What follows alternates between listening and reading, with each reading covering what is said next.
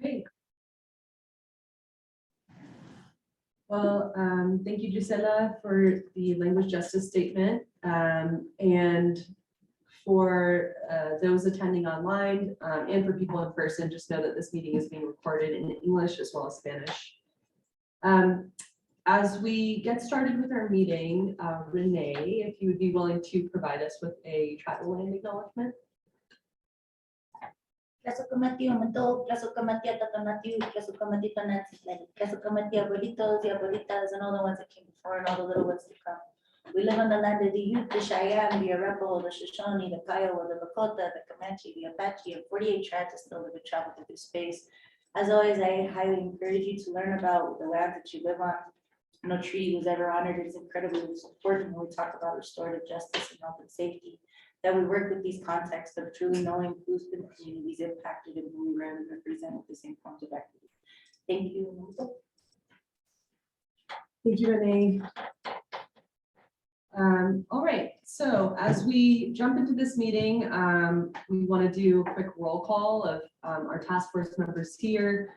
Just so people know, we only have 2 absences, so we're hoping for about a turnout of 20 task force members, which is excellent. And so Tyson, if you could just walk us through a roll call, and if you could just say that you're here.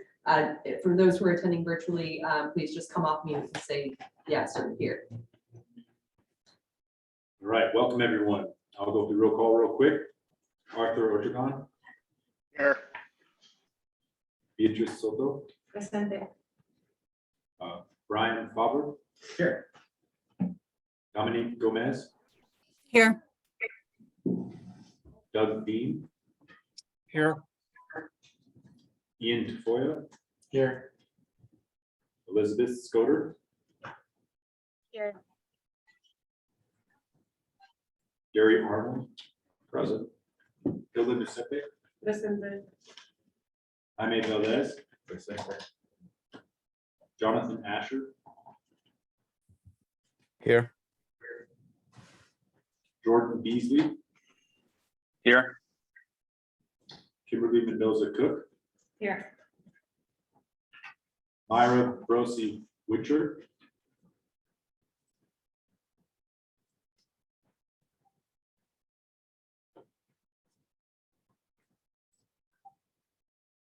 Don't see, I Myra. don't see Mara on either. Thank you, God. Mira Figley. Yeah, is absent today. Michael Sapp. Present. Renee Millard Cachon. Robin Wiley. Here. Sheila Davis. Here. Trisha Oak will be absent today, I believe. And Uni Blake. Here.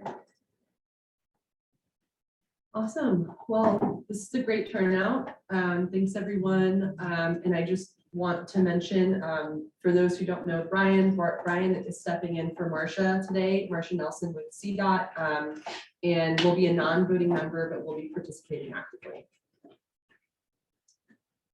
Okay, so I do want to just do a quick overview of the agenda, and we'll get a screen share up in just a moment. For those attending in person, feel free to flip to the first page of your board book. Just open up the board book and you'll see the full agenda in front of you. So as you all know, this is the 5th meeting of the EJ Action Task Force, or 5th full meeting, definitely not the 5th time that we were meeting. We've had so many subcommittee meetings. But I do just want to walk through the agenda for today. We'll start off with a bit of intro and grounding, and then we will then get into reviewing the draft 2 recommendations. You'll see that this agenda probably looks very repetitive and that the majority of the day is dedicated to looking at the draft 2 recommendations. We will be going through it section by section. And so you can see, and if we could have the Also, the other agenda linked in the chat, just so people can see the more detailed agenda. This is kind of a high level agenda. But you can see that we will be going through it section by section, starting with the best practices for community engagement. Then we will get into the section on supplemental environmental projects. We will then talk about the definition of disproportionately impacted communities, followed by data and reducing environmental health disparities.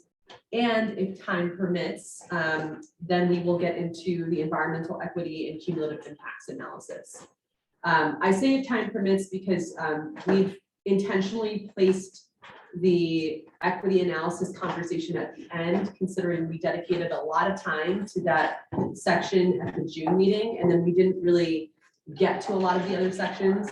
So we're actually starting with kind of the sections that are the most fleshed out that we feel really confident about. Thank you to Natalie and Ilda for being very diligent and meeting every single month with your subcommittee.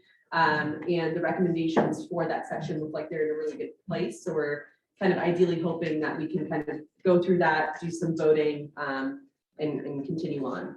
I will say for the equity analysis, that's not to say that we are not going to have those conversations. We may just need to schedule another meeting to talk about specifically that section because it is one of the most complex.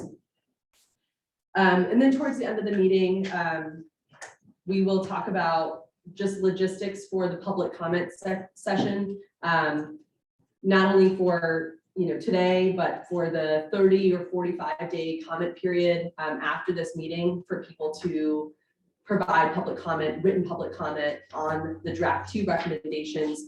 Those public comments will go into what will be the final draft of recommendations, which we'll be reviewing at a subsequent meeting.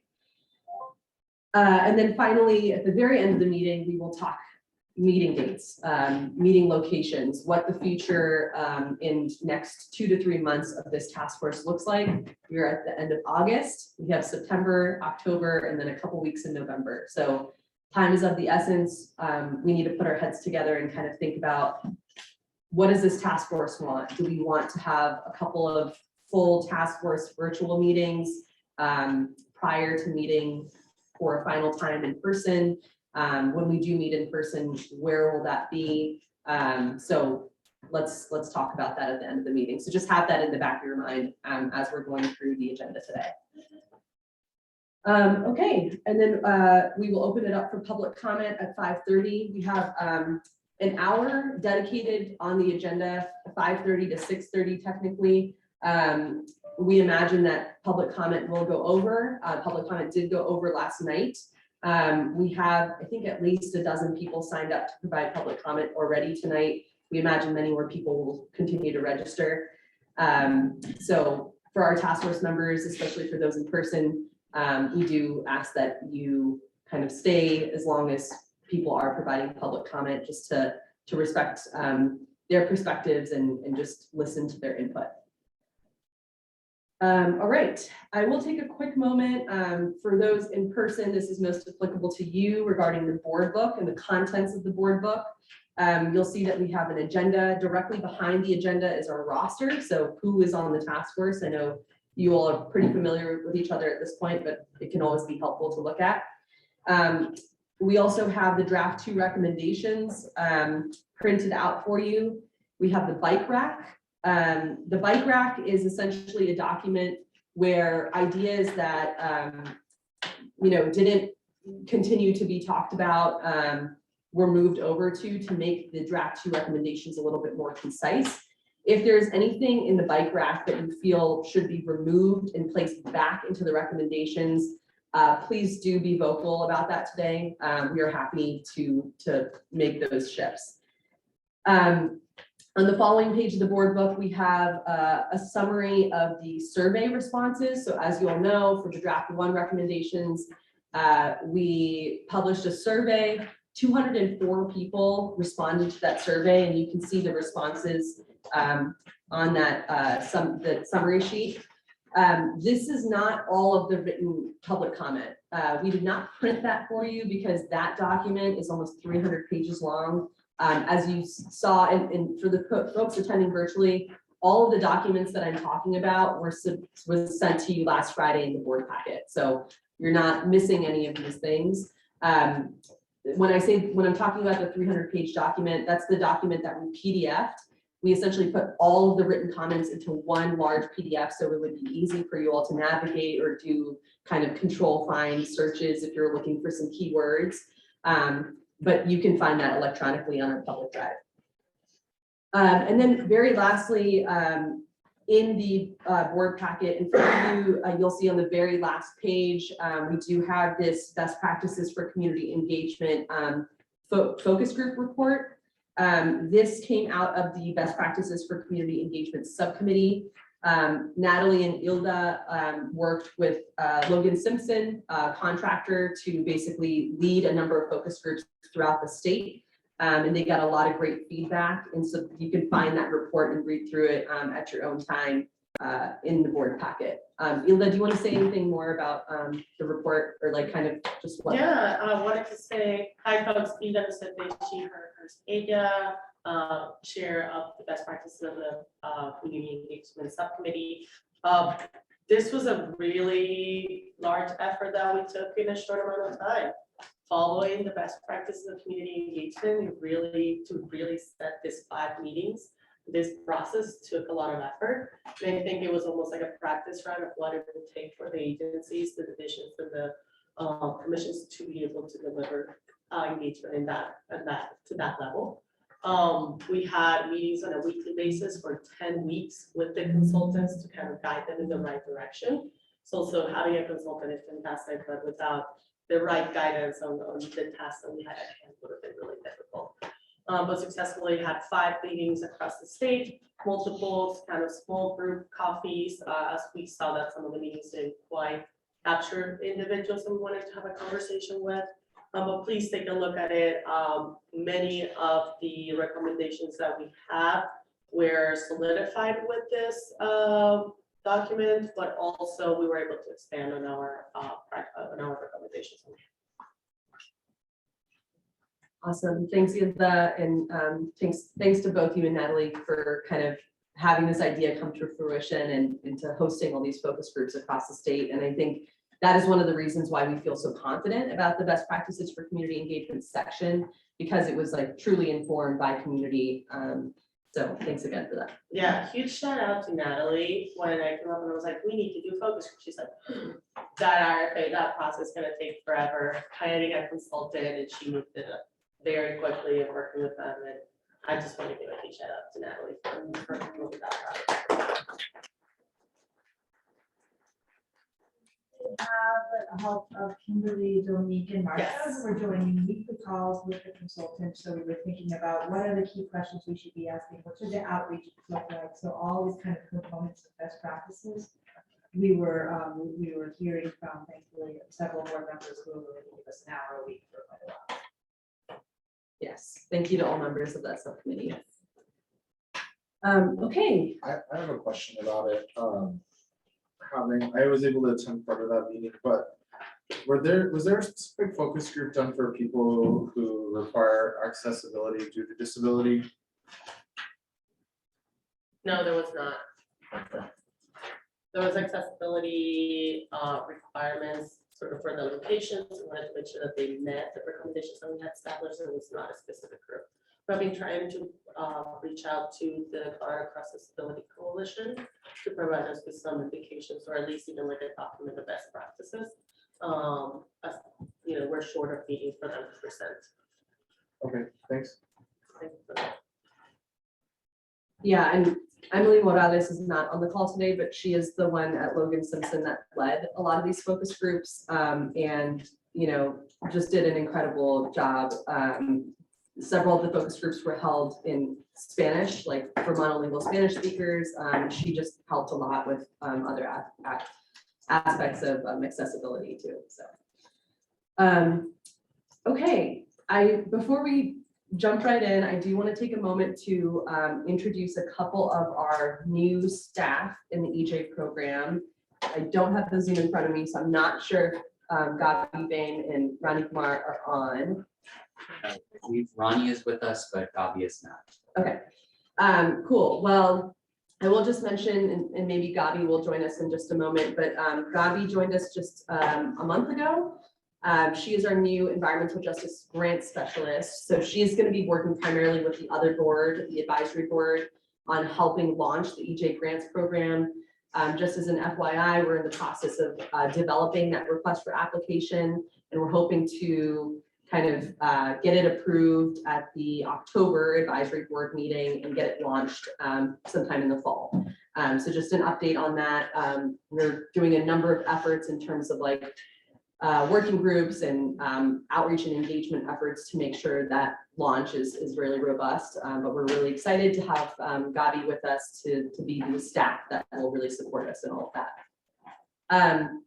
Next, I want to turn it over to Ronnie, who just joined our team 2 weeks ago.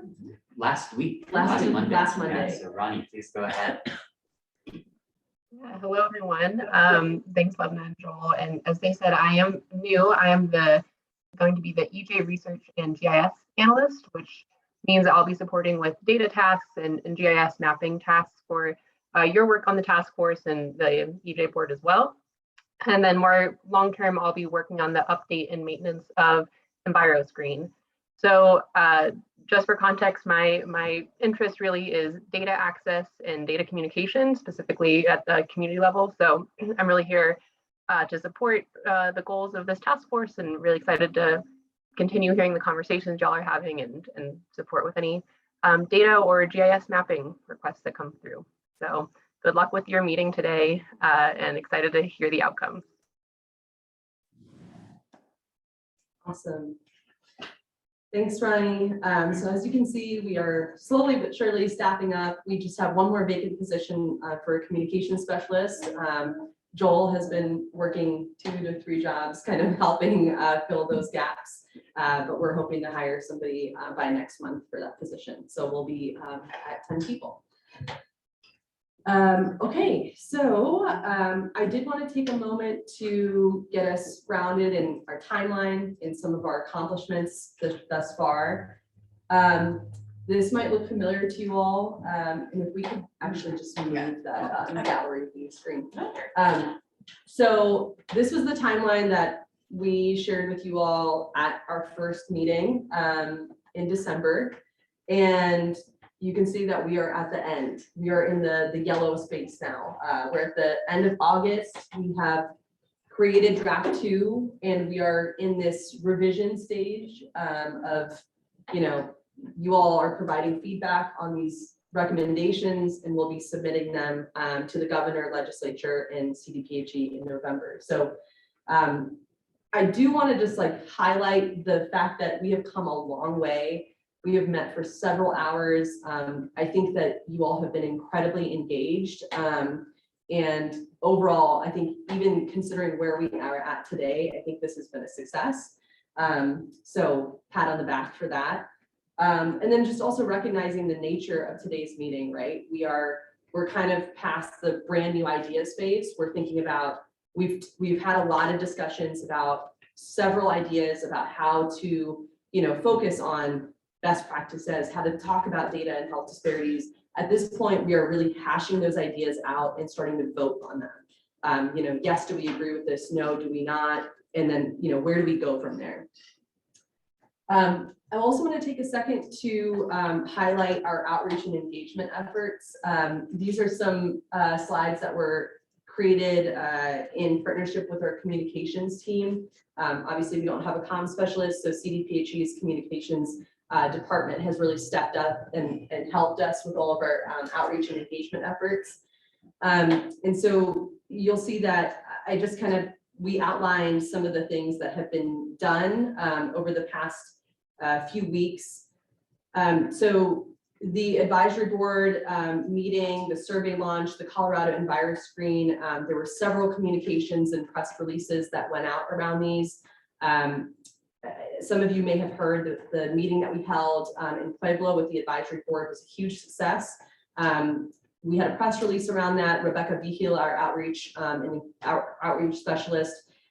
engagement specialist, really helped with the turnout of people that came for public comment. The last round of public comment that we got on the draft 1 recommendations from June 25th to July 25th, we had over 236 public comments. And a lot of that was because of our comms department. They helped, push out the survey. They had these press releases. And so we had a lot of great engagement there. We had the EnviroScreen launch, now available for public use, and that was made very well known. We also had a number of social media posts. Apologies that the screenshots do not appear in Spanish, but the posts were also created in Spanish. These were posted on Facebook. And then, as you all might have seen in the communications toolkit, it was one of the many things that I sent you in the email on Friday, but the comms department has been working on, social media posts for you task force members to repost on the Facebook, Twitter, LinkedIn, in both English and in Spanish. And so they've been doing a lot to really help us out. As I mentioned, and I won't go into detail here, but there was an online survey that received 204 responses. That was also promoted on social media. It was on the front page of the CDPHE website. And then there was an event, Eco Fiesta, that took place in mid-July in partnership with Cultivando. Well, it was their event and we helped promote some materials, but we printed flyers in English and in Spanish. All of the flyers got taken and then people were taking pictures of the QR code. So lots of great outreach there as well. And then we had our newsletters go out in June and July that promoted the June task force meeting. The July newsletter promoted the survey. It talked about our subcommittee meetings, provided people links on when the meetings were happening, how to join. And so we just wanted to highlight some of these really, the robust engagement and the efforts through communications. And lastly, and especially thanks to Joel, we had a lot of agency coordination. The Colorado Energy Office posted on their social media. The Water Quality Control Division posted to their listservs.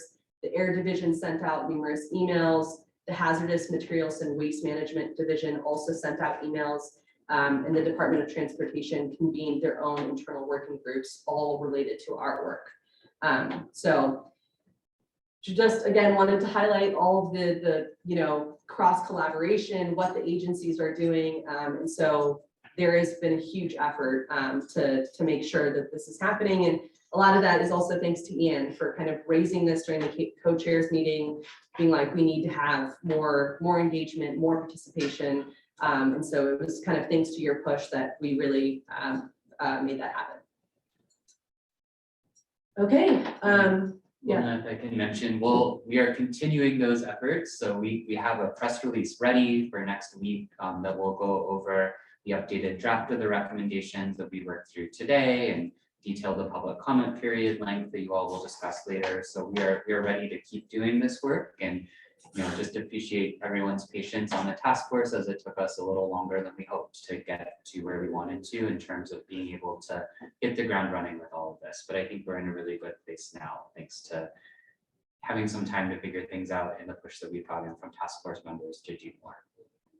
Yeah, I want to acknowledge that, and also Tyson had agreed that we wanted to push and ask the governor's administration and the interagency cooperation. I still think there are more agencies. This is a great start, right? The Department of Ag, PUC, hope to get their buy-in before the end.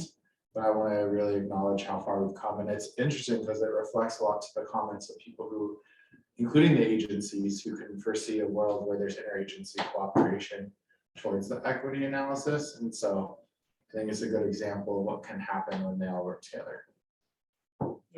Absolutely. It was a really wonderful cooperative effort. All the agencies we reached out to, the question was always, what can we do?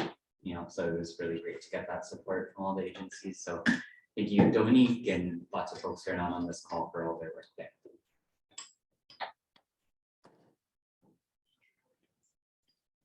Right, so as we come into today's meeting, Oh, can I add, sorry? yeah, I just want to note that there was a bunch of Air Division staff that put links on their own social media, so on LinkedIn and stuff like that, to try to not, through our agency, we have more limitations on how we can reach out, but there were a lot of folks that tried through their own personal Twitters and social media and LinkedIn and stuff, so. Cool. Yeah.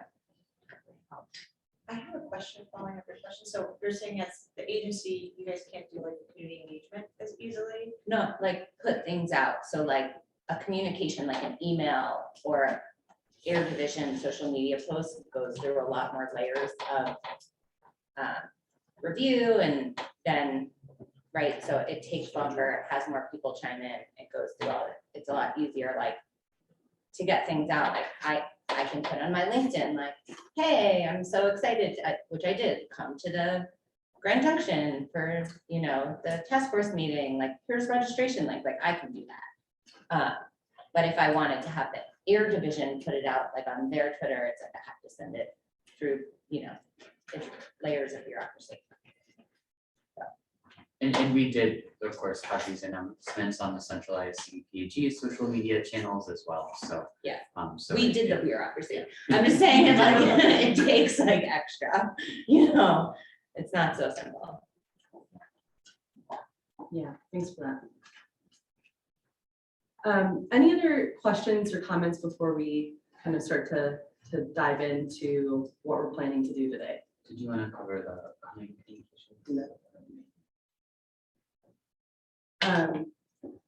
All right, so coming into this meeting, I know that I sent you a lot of information in the electronic board packet on Friday, sent you a reminder on Tuesday or Wednesday, really asking everybody to have read through the draft 2 recommendations. We know it's 29 pages long, but really imperative that everybody has read it to be able to participate actively in today's meeting and to make it as efficient as possible. Unlike our past meetings, we will not be redlining and going through each sentence of the recommendations. The task force, again, received over 236 public comments in written form and as survey responses. As the EJ program staff, we did our best to incorporate those public comments into this updated version.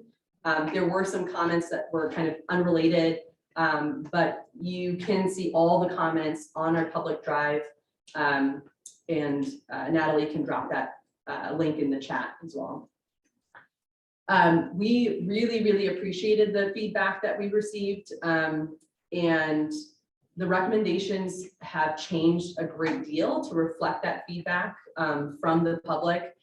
And one thing to note is that because we have brought in ideas from so many commenters, there now are ideas in the recommendations that originated from public comment, like especially places where we kept seeing members of the public talk about the same thing over and over again.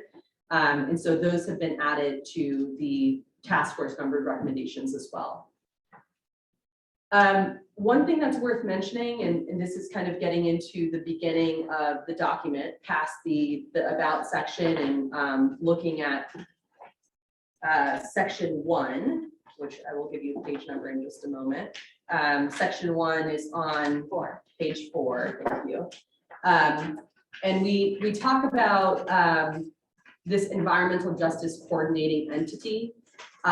This is one major concept that was added based on the feedback from commenters and what we were also hearing from the task force members of a like centralized environmental justice entity. We can possibly call it something else like a office of environmental justice in the future, but just to keep it, I guess, vague and kind of think about all of the things that it could be. We've called it a centralized environmental justice entity for now.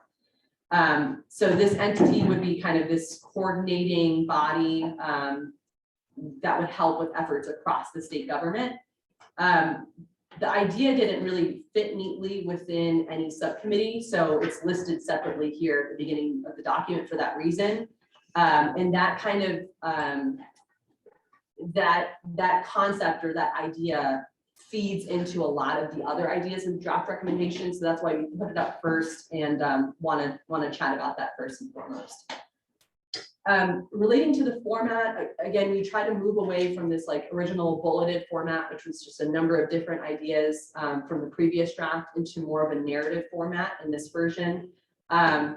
Please keep in mind that there's still room to shape the recommendations during this meeting, and even after this meeting, we will have another public comment period.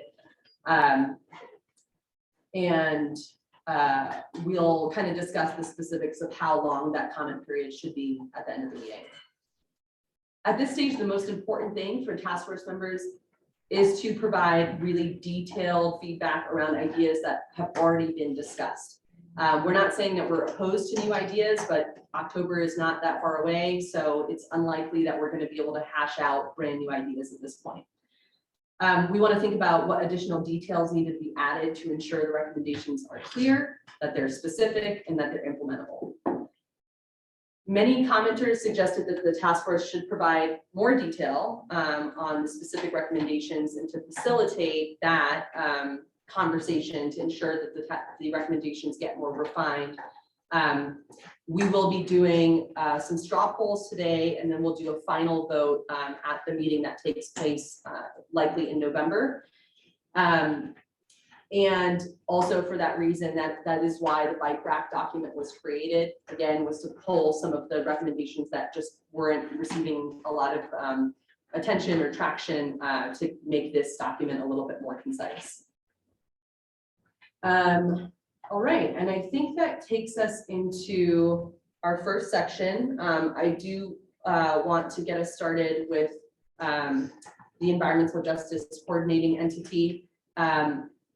And especially for the people in person, before we start, I think one of the ways that we want to kind of streamline this is to do some straw polls throughout this meeting. And you know, we ask for everybody's patience because this is the first time we're trying this using all the hybrid technology. I did ask for task force members to bring like a laptop or a mobile device. It would be ideal if all the task force members, all the voting task force members in the room could log on to the Zoom. What we will try to do with the straw polls is we'll launch the polls on the Zoom. And if everybody could vote at the same time, we feel that this might save time as opposed to doing a hand raise, counting the hands here, counting the hands on the Zoom itself, especially if we're gonna have to like page over to a second page, then hands go down, we don't get the right count. Instead, we're thinking we'll launch a poll, you answer, and straw polls will be yes, no, or abstain. We ask that you try not to abstain if you can, because we do want to make some decisions here. Alternatively, there are some sections of the recommendations that go through options. So option 1, 2, 3, for example. So that's kind of what the polls will look like, and we might launch them as we're talking. So does that sound good to folks in the room to be able to like log on to the Zoom, mainly for the purposes of just using the poll feature? Yeah, Tyson. Okay, the poll feature does have all three options in. Yeah, I just wanted to make sure that- so basically, as we're talking, Natalie will craft the poll and launch it. So it won't have a lot of details about the question. We're verbally going to talk about the question, and what will appear in front of you will be yes, no, abstain, or option 1, 2, 3, and then you would vote. We would, you know, write down the results and then move on to the next question. Does that make sense to folks? Do people have any questions or like hesitations about that? And just one more reminder, a straw poll is not a final vote, right? So this is not your final, like, this is absolutely what you think about this recommendation at the end. You can change your mind in the future. It's not binding. This is just for us to be able to understand what ideas have, you know, a decent amount of consensus, what ideas like maybe don't have a decent amount of consensus, where do we need more discussion? It's not your final decision. So does everyone kind of understand that? It makes sense. Do we have a Wi-Fi password maybe? Yes.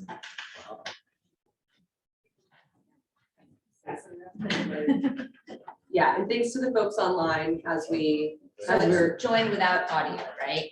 yes, please join without audio. It's gonna be like really good morning. Yeah, probably video too, because Yeah, we want the Wi-Fi to Yeah. concentrate on the how. Very important details. When you do join the Zoom, join without audio. Please mute your device. And also, you do not need to have your video on because that's the purpose of the OWL. The only reason that you are on, if I was in this meeting, I would probably have the recommendations in front of me and then join on my mobile device so that whenever the poll launches, I can just like click it on my phone. That's how I would do it. But do it however you would like. For the folks online, just please bear with us as we kind of work through this hybrid technical stuff for the next minute or so. I just want to make sure for the people who are watching that they don't vote also, and it doesn't end up in the count. Yeah, that's an important decision. Yeah, and so, well, everyone watching at home who is not a member of the task force, you don't get to vote. Some of these folks like Brian or Kelly, who kind of help out as a support for an agency, do not have a vote. So it is only members of the task force who are appointed by the governor or the legislature that can vote. And Natalie, do you have a way to verify that on the back end? I think we do. I think that'll be kind of hard because the, Okay. Can we set it so only co-hosts can vote? We'll work on that in the Zoom, so. yeah, If not a Zoom, like another tool, like they have like online ones like Mentimeter or something, just about. Yeah. That could be shared only the task force members. Can we open a different Zoom? Oh, never mind, the other task force members. yeah. The issue with Mentimeter is that you need to have the questions pre-populated. Oh. And so that would, like, this conversation is gonna be so fluid that we were trying to think of something that we can like just pop up on the screen, get a quick straw poll and then keep moving. So yes, this system is imperfect, but we have 19 people, I believe, that said they were present. So we can also just like look at the number of votes and just, gauge. If it is imperfect, I mean, this is really to get it's not a set in stone, right? It's to get a gauge of where the task force is leaning towards. So, yeah. And so, Could we share a separate Zoom link that everybody who's like at home can log on with their phone and everybody who's here can log? That way, only the We voting is guarantee happening it's on us. that Zoom link, and only that Zoom link only goes out to us. So there's two parallel Zoom links, just one for voting and one for the actual meeting. But I don't know if people online, like folks who are on the Zoom, I don't know if it would be easy for them to be in two Zooms on their computer. No, Oh, yeah. Use their phone. They could use their phone and they'd have to use their phone. That's assuming everybody has like all the devices. yeah, I think if we had prepared it differently before the meeting, it would be okay. I'm not sure we can pivot at this point.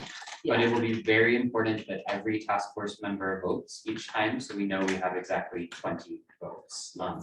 And we can obviously redo the vote if we don't. So let's see how that works for now. We can try a pivot at the break, but I don't want us, we have so much to get through today. I'm really hesitant to try to change that up at this time. So, and we do have 20 Michael during this. So let's see how it works. If you're getting the wrong number, we will have to pivot at the break. Who's more of it? Oh, sorry. Um, Thank you. Sorry. Yeah. Thank you. Okay, yeah, any other questions before we get started? No, I have a substantive question. Yeah. About the entity, so should that wait till we discuss? Yeah, just 1 second, just to see if everybody's Yep. good with the Zoom. We able to log on, internet connection is good. Cool. All right, so thanks, Robin, for kind of kicking us off with this conversation. So we can kind of talk about, and right now we are in section 1, page 4, talking about the environmental justice coordinating entity.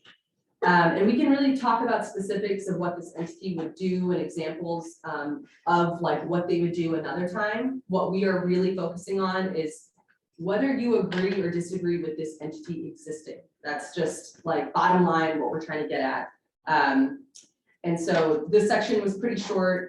We talked about kind of the potential role of this entity. So I'll give folks just a few minutes to discuss if there's like anything that they want to hash out before we jump into a straw poll.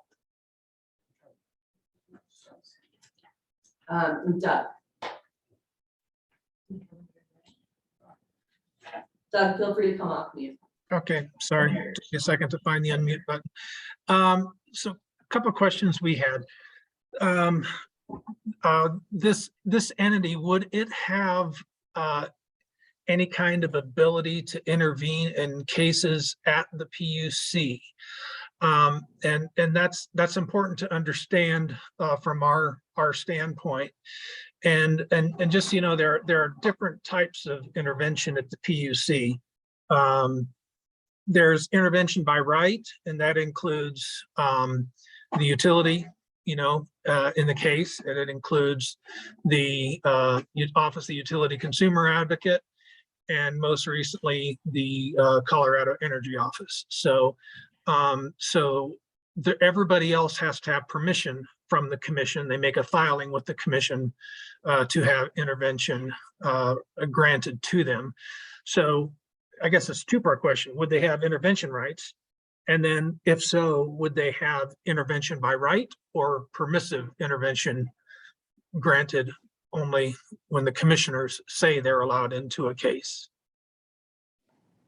And then I guess we also have to think about, you know, obviously the other interveners by right, like the Utility Consumer Advocate and the Colorado Energy Office, have their own EJ goals and mandates as well. So, you know, how do those mesh together, and what if they don't sync? You know, how is that resolved? You know, so I don't know if that's the kind of office that you're looking to create here, that's going to be active in live cases in front of the PUC, or if it's just something that works more behind the scenes with the agencies. Yeah, yeah. Go ahead. Doug, if it's all right, and Dominique, if this is all right with you, I might turn the question back to Dominique. This idea, one of the sort of most clear articulations of it we saw in public comments or agency feedback was from the Colorado Energy Office comments. So Dominique, did you have a thought on that specific question? Yeah, it's a good question. And thank you, Doug, for bringing up the PUC, because, you know, that is an important part of it. I would imagine that, you know, that would take some additional hurdles to make sure that they do have intervener by right, you know, status. But I think that we just see that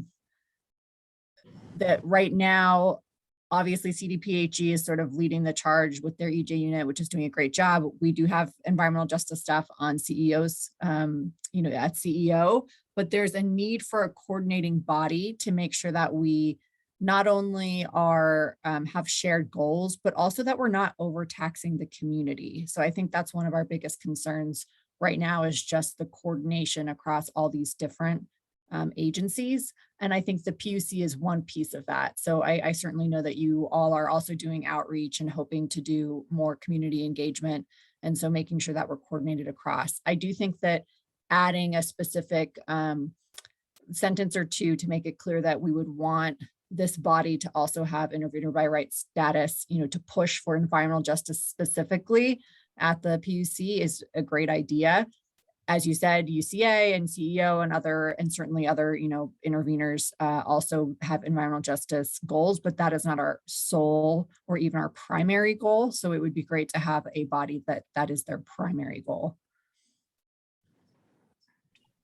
Thanks, Dominique. And I'm gonna just quickly, before Doug comes back, there are going to be so many acronyms as we talk about agencies today, but just if you can say the full name of the agency for our interpreters, that will make a big difference. So thanks. Go ahead. Yes. Sorry, Joel. All right.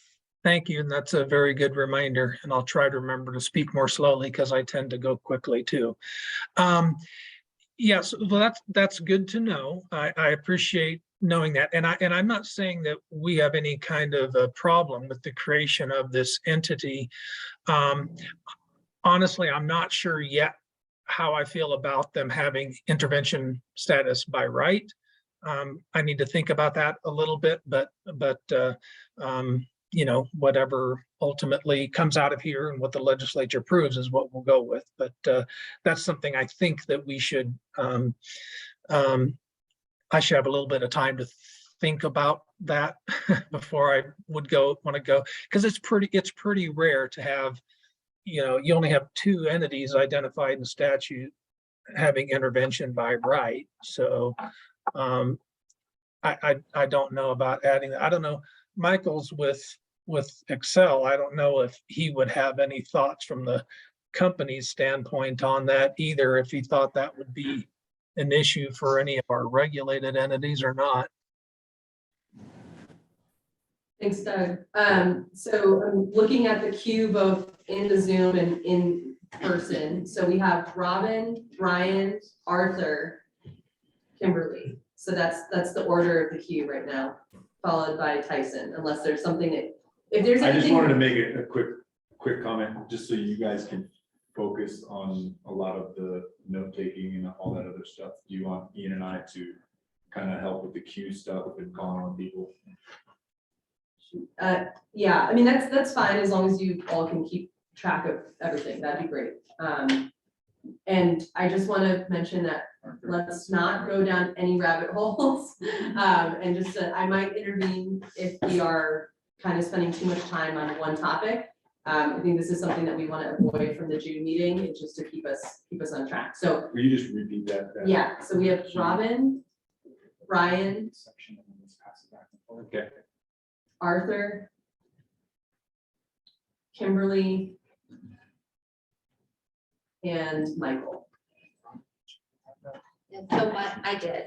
So my first point was gonna be that talking about whether this entity that we don't even know what it is or where it is, whether it has intervener as rights at the PUC feels like a little in the weeds for first, like, let's talk about what this entity, like, do we support something like it before we talk about what its specific rights and obligations are? That feels like a better space. And then to Dominique's point, I mean, I think I fully appreciate the need for there to be coordinating, especially to her point as it pertains to engagement because of the exhaustion and the amount of engagement that we're trying to do.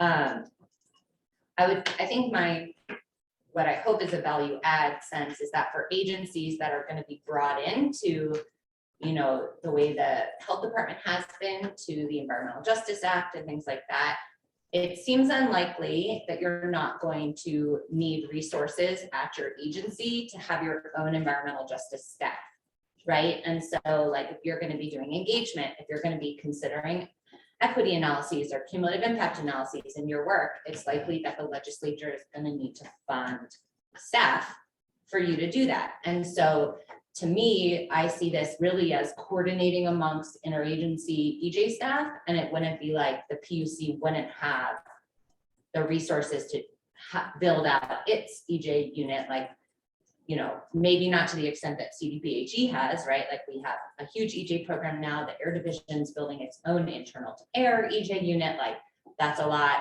But you know, it seems like it's really coordinating the interagency actions, not a like position taking sort of body. But like I said, if exactly the rights and obligations feels like the next step of conversation. And first is like, do we all agree that the state needs to coordinate its EJ activities at a higher level and in a better way than it's been doing, right? So that feels like the conversation to me that we should be having in this first step.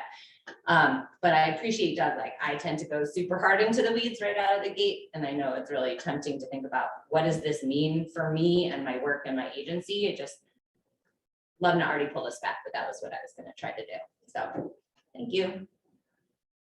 Make another quick suggestion. Yeah. Since everybody is logged on anyways for the voting purposes, can we just use the hand raise because it does keep it in order? And I'll keep track of it for now since we didn't do that right off the bat, but Sure. it seemed very easy. Just use hand raise because that way we're going in order. Sure.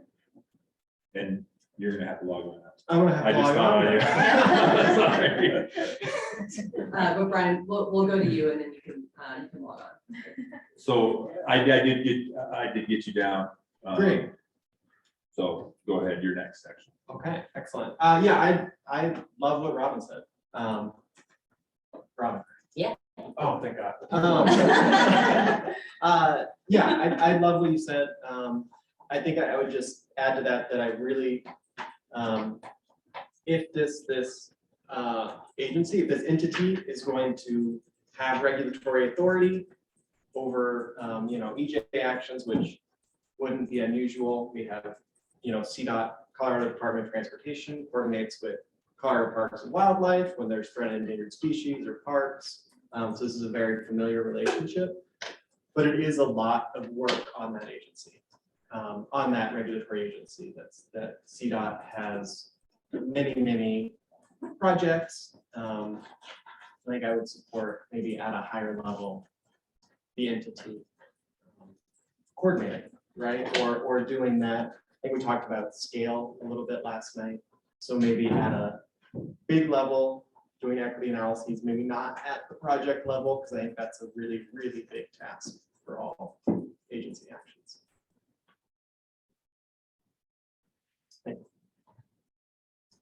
And I think next up we had. Okay, Arthur, yes. Yeah, and I certainly appreciate what Robin's saying.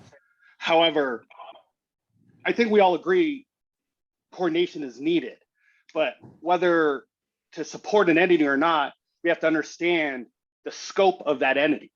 And what I keep hearing is coordination, and I could support that, but you know, they're talking about, you're now saying regulatory authority and intervener rights, and those require I forgot the last person who spoke, that requires a real subject matter expertise and understanding and a budget to accomplish those things. To say it generally in concept, like, is good, but that is creating a whole huge entity. And if we're talking about coordination, that's something different than an entity getting these rights and obligations and authority over others. And I want to keep that clear, because we need to understand that is needed to understand if we're going to support this entity or not. We don't need all the details and all the wonky stuff, but we need to understand the scope before we support an entity just and grant it godlike abilities.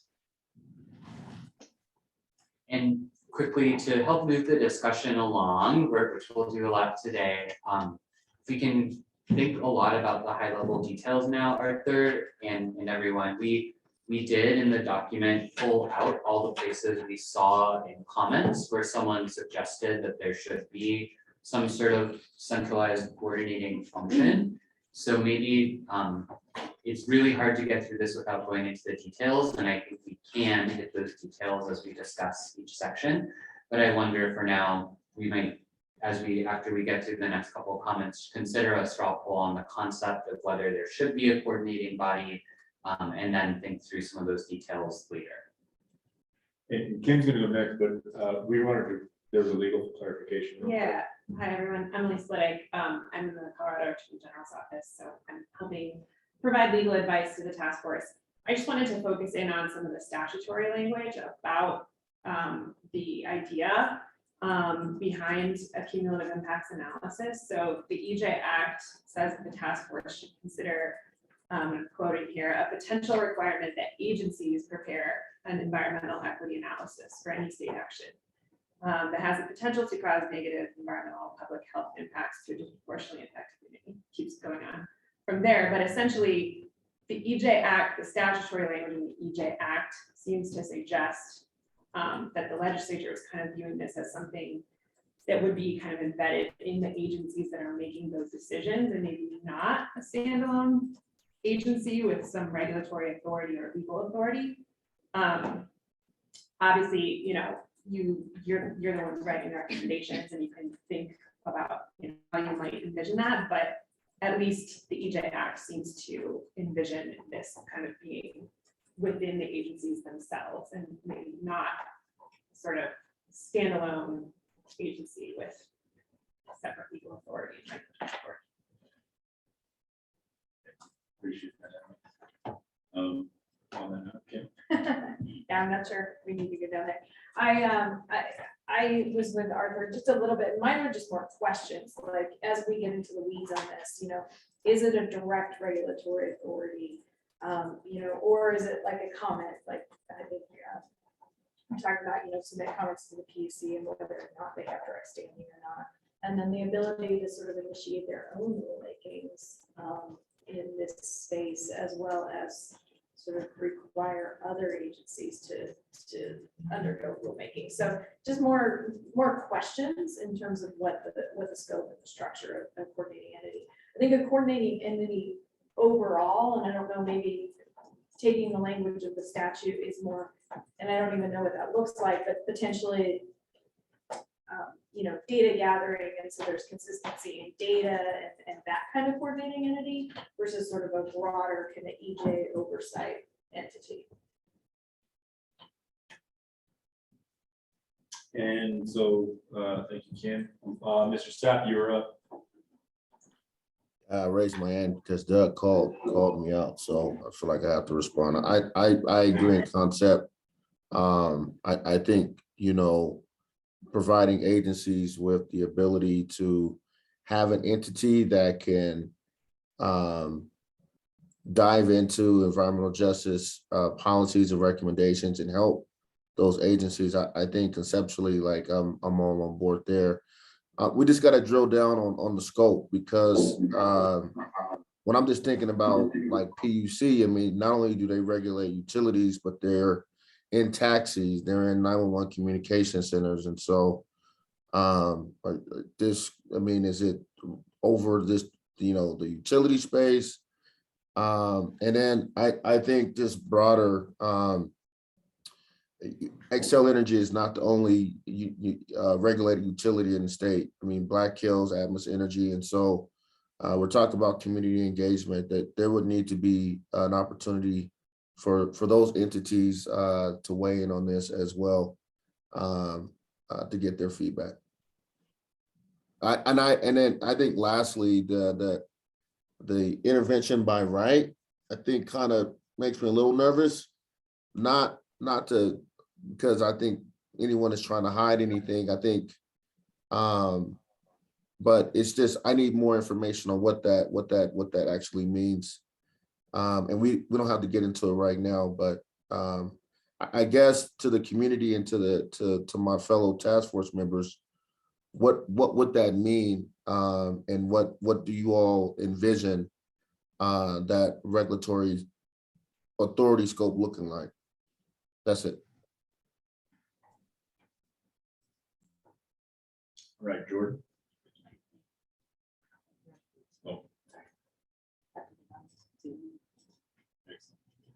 I think we're in order now once Michael puts his hand down, so we will just go with Jordan next. And let's try to wrap this up as far as getting to the point where we can make a quick straw poll, but I do want to clarify for the straw poll. So that's fine. Go ahead, Jordan. Great. So yeah, I guess my comment on it too is that I think before kind of voting to support something like this, need to again clarify the scope of it, because the language in the recommendation is a coordinating entity, but is that helping agent staff implement some of these things? And are they support services for the agency staff? Or are they entering into rulemaking in potentially an adversarial position with staff and advocating on behalf of certain environmental justice issues that they would have kind of oversight over? And so for me, I think there's a lot of clarity that needs to be added to this, before we vote on it, in my opinion. So I'll just leave it at that. So I'd like to make two comments that I think help us move forward with a lot of these things. And one is, I think we need to vote on first if we even need something like this in a coordinating fashion. The other piece that I wanted to talk about is most of us here were used to dealing with legal documents. The document can be titled Big Blue Bird, and that doesn't have any effect on the actual language of the document. But in this effort to be more communicative with people outside make sure people understand what we're doing, make sure people understand what their rights are, make sure they understand how things are going. I think we should be very, very, very conscious of how we title this stuff. Because when it comes to this, you know, coordinating in my mind doesn't say anything about being a party to something. That is, coordinating is coordinating. But if somebody's going to be a party, then we should say, you know, whatever it is, board or committee or something that sounds like it's making a decision, so people understand what that is. We have that same issue on a couple other parts of this, that we need to make sure we are being very explicit in what we're saying. And you know, regarding this itself, coordinating to me would mean connecting data, extending networks, multi-agency feedback, and helping fill agency gaps that would be missing while an agency is implementing its own EJ unit, or if they don't have the means to implement their EJ unit, helping them fulfill their. So that's what coordinating would be in my mind. I think we should. Robin, do you have anything to add to that before we go? Yeah, I would just say that's it. You know, what we're talking about here in my mind is based on what's in the recommendations, which is a coordination entity. We're not talking about like a separate structural agency that's going to need tens, if not, you know, hundreds of millions of dollars in budget to like run a whole separate agency. Like, you know, we have Marcus, we have an ombudsman, you know, for oversight. We, to me, this is like the way this administration has really focused on connectivity through communications, right? Building out like climate communications where agencies work together and come together in groups. This is sort of the same sort of thing on the environmental justice side. And so I think my support of this is limited to the bullet points that are in the draft recommendations, right? That's what I was going off of. There's nothing in here about regulatory authority, oversight authority. We're not setting up conflicts of interest between agencies, right? And so that to me is a whole separate conversation. But based on the bullet points here, where we're talking about coordinating, like things that are more efficient to be done at an interagency level, like some of the development of these cumulative equity analyses or scheduling meetings. So multiple agencies aren't trying to schedule meetings at the same time for that conflict with community members, right? The data lake that we've talked about, those sorts of things like that is coordination. And that's, so I just want to, sorry, Tyson, to echo and use time to basically echo what you're saying, but this is called a coordinating entity. None of the bullet points are separate regulatory authority. I think we should straw poll on what's in the draft recommendations. Yes, and I just want to point out like the language, you know, what we're talking about here in terms of like, we're already kind of parsing out what this entity is going to do. Whereas the language in here, for example, what we've just been talking about for the last 10 minutes, each agency has different missions, processes, objectives and authorities, and takes different types of actions. The centralized environmental justice coordinating entity should not take decision-making authority away from existing state agencies. Rather, it should help coordinate efforts to integrate environmental justice across agencies and provide all state agencies with access to data and information about the cumulative impacts on disproportionately impacted communities. So I feel like the language is pretty clear on like what the recommendation is from members of the public, as well as what the task force has suggested so far. We have not detailed what the entity would do. I don't think, frankly, we have time to do that, not just during this meeting, but between now and November. That's not the purpose of this recommendation, right? It's whether or not there should be coordination between agencies on environmental justice efforts. That's what we're talking about here, right? Yeah, and so, yeah, if folks still want to continue hashing this out, I know Renee and Ian are next in the queue, so. Honestly, from my opinion, communities already called for it. So it's recognizing that we still have to have state and federal agencies get on board with what is environmental justice. This entity also helps coordinate that. That's their main focus. And it's making sure that they stay there long-term, because that's fine that they're able to coordinate with outreach and a number of ways to recommend different spaces, but we do need some form of protections as well, or else it falls against the community. They can legally protect themselves. We've had to bring lawsuits before for PUC. We've had to bring legal proceedings, and all of that falls onto community. So being able to still have some form of litigation that is also represented in that space too, does need to still be in, at least to some degree, represented for DIC in that space, in my opinion.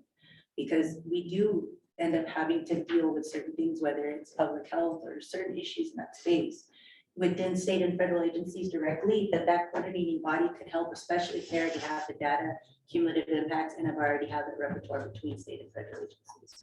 So I would highlight some form of a political protection there, or some form of enforceable protection there that can help at least with litigation once it does get to that level in some communities, because it's still not going with certain sensitivity that state and federal agencies also created some problems in these spaces.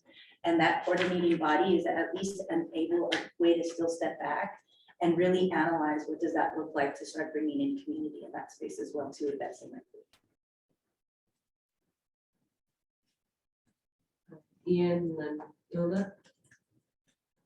Yeah, I want to say that having worked on and worked with the groups that were fighting for the creation of this in the first place, I don't think the agency, we were intent on creating a one-stop agency, perhaps like CUQ, that gives a final yes or no from the governor on whether something passes an environmental justice test. I think it's about, again, coordinating the efforts for language justice, outreach, ensuring that other agencies are communicating to help overcome barriers when they feel like things are too hard or they don't know how to work through what they're working on.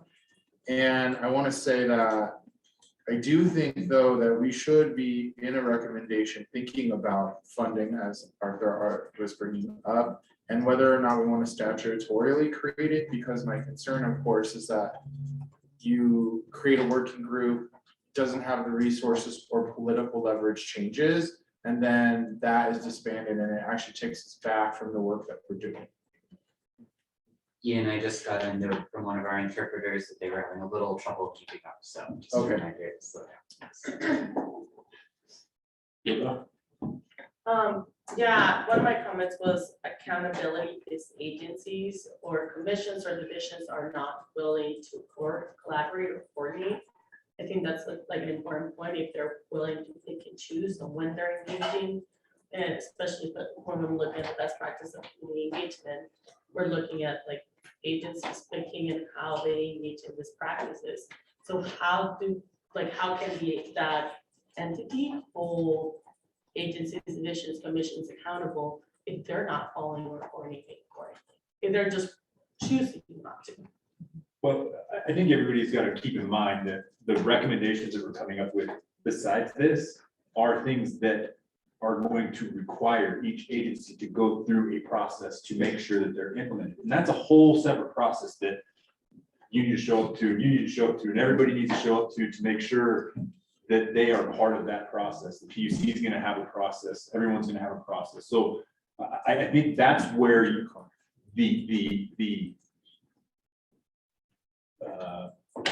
the permanent etching of this is done, is from our recommendation. So again, I think we need to really focus on this for what it is, and that is a coordinating venture to make sure that there's better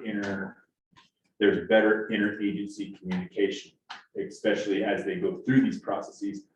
PUC's process may take 2 years just because there's so much to do, but most entities such as, even COGCC did an effort to kind of get ahead of their upcoming rules and started looking at things and asking for things from operators before the rules were actually passed, because they wanted to start showing that they were doing something about it, right? So having an agency that can help them and say, all these other agencies have done this, here's what you can use in the interim while you guys come up with your final plan or whatever. If it's within their legal rights to do so, they can do that. And show to the public that they're trying to participate. So I think we need to just look at this for what it is and not dig too deep on where it goes, because our other recommendations are going to set those legal ramifications for these agencies to implement this stuff. And then there is going to be litigation accountability within the process that each agency holds to implement this stuff. And if they don't implement it to what the length they're supposed to, then there's going to be recourse. So Thanks, Jason. Yeah, and I want to echo that there is more detail about what the entity would do in each of the different sections. Like we talk about the entity, it comes up multiple times, which is why we put it at the top and want to do a straw poll and like, should there be a coordinating entity, yes or no? Not the details of exactly how that entity would operate and litigate. So we're gonna go uni and then we're gonna jump into the straw poll and we can give people maybe a minute to like read the paragraph that's on the page and be really clear about just the language on the page. But if that makes them feel better, if that makes you all feel better about voting yes, no, uni. So I've been raising my hand and putting it down and raising it for the past 5 minutes because everything I want to say, somebody else says it. But I just wanted to add to what Tyson just said. In our subcommittee on the data conversation, this was very important, that there was a way for the agencies to coordinate, and I use the word coordinate, the data and how the data looks and the data that needs to be shared, and have that conversation around the data. And there was also the need for an agency that, or not an agency, an entity that oversees the research that's taking place within the state and kind of see what's going on. But from the health and data subcommittee, yeah, we definitely see a coordination needed. And it was one of the asks that we were, that we were asked to find out how can the agencies coordinate better, and having this entity would definitely kind of fill that recommendation. So. Thank you. That's actually an extremely important point that I think we kind of missed in some of the conversation, but where this kind of originated and what's made it possible. And I may just quickly add, we'll maybe do a better job as we get into the next sections of running through where did the ideas on the page come from. So, a lot of the bullet points that outline the functions are directly from last week's data subcommittee discussion as about like how should agencies coordinate on data. So we'll try to provide that clarity as we go into the next section. So thank you for providing that. Okay, I'm gonna take a pause. Let's get like 30 seconds. Let's do a minute. Why don't folks take a minute to read page 4, and then we're gonna go ahead and launch the straw poll.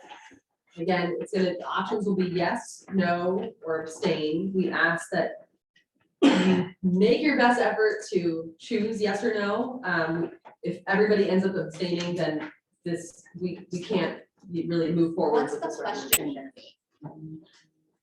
If I will go ahead and formulate the question. The question is, do you support the creation of a environmental justice coordinating entity to conduct interagency coordination on environmental justice, which I realize is a little circular. Again, you're not voting on the specific functions of that entity, but just whether that is a good concept, right? Basically, you're voting on should a section that looks like section 1 appear in the next draft of your recommendations. And more time committed to working it out. Yeah, absolutely. That's right, the biggest part. Our question is, do we bring this idea forward to the public for the next round of public comment to get feedback on this idea? So yeah, yes, no on that question. Natalie, are you good to launch the poll? Are you ready? Yeah, and we can give people like a minute to like read through, vote how you want. But yeah, if you could go ahead and launch. And again, members of the public who just joined, this is only members of the task force. If we have a different number than 19 votes, we will have to do a recount.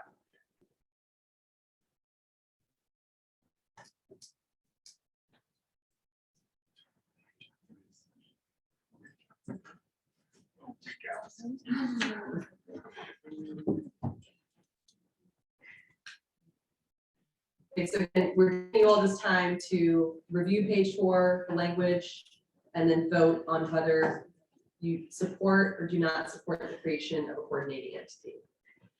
And feel free to vote on the Zoom. You can select, make your selection there. The poll has been launched. Yes, 18. Yeah, sorry, we just realized actually the correct number is 18 votes because we counted Brian earlier. Looks like we're at 16. There are 2 task force members who still need to vote.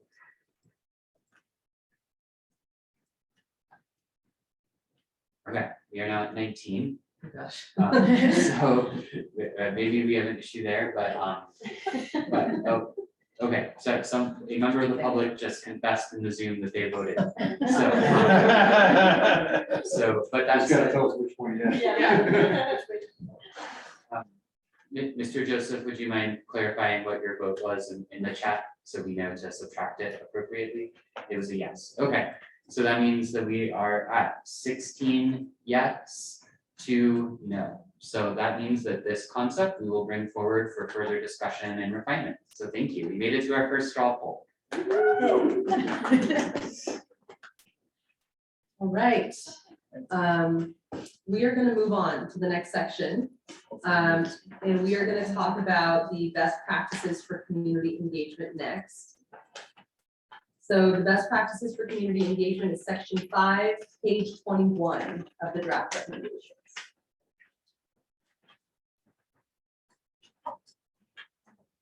So we are starting with this section of the recommendations. Again, considering we did not get to it at the June meeting, it's also worth noting that the subcommittee has met monthly. They've had several focus groups, and the recommendations are in a pretty good place. At the last best practices subcommittee meeting, the draft recommendations were discussed in a lot of detail. And there was a great deal of consensus, especially around section E, which is kind of gets into the details of, you'll see like on page 25, there's like timing of the meetings, notice, outreach methods. So essentially recommendations that were already in the statute that were further elaborated on. I think these were really well informed by the focus groups, have been discussed in a lot of detail. So we won't be discussing each individual concept from section E today. Instead, we're going to be focusing on kind of the 3 major umbrella concerns that involve how agencies should apply best practices. So those are sections A, B, and C on pages 21 and 22. And so we'll start off with the section 5A. So when should best practices apply? Again, we're coming to the space with the assumption that everybody has read these recommendations word for word. So I'll open it up now for section A on if there's any commentary on what should be changed in when the best practices should apply.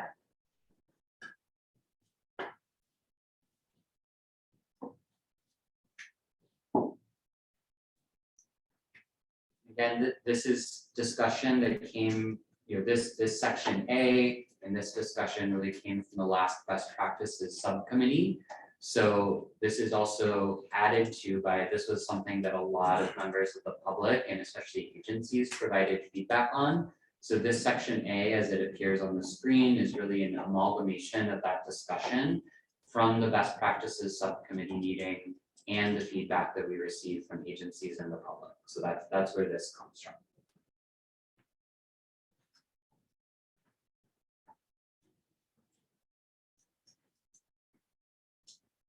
I'd like to make just one comment as we get into this that I think may help as well.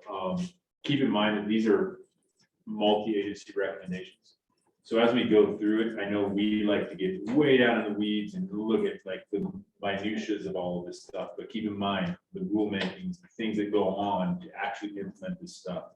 And it may be good to start thinking of this more as we're creating a baseline here. Some agencies, their notification requirements will way exceed this. Other agencies will have to catch up to this. So don't get lost in the details and make sure you're understanding where is that baseline that we're creating so that the agencies can go through their respective rulemakings and meet or exceed that baseline. That's a great point. Thank you, Tyson. Right? Yeah, I think following up on that, and I don't know if this is the level of advice that you want, but the last sentence of the middle paragraph in the screen says Environmental Justice Advisory Board can advise CDPHE. And,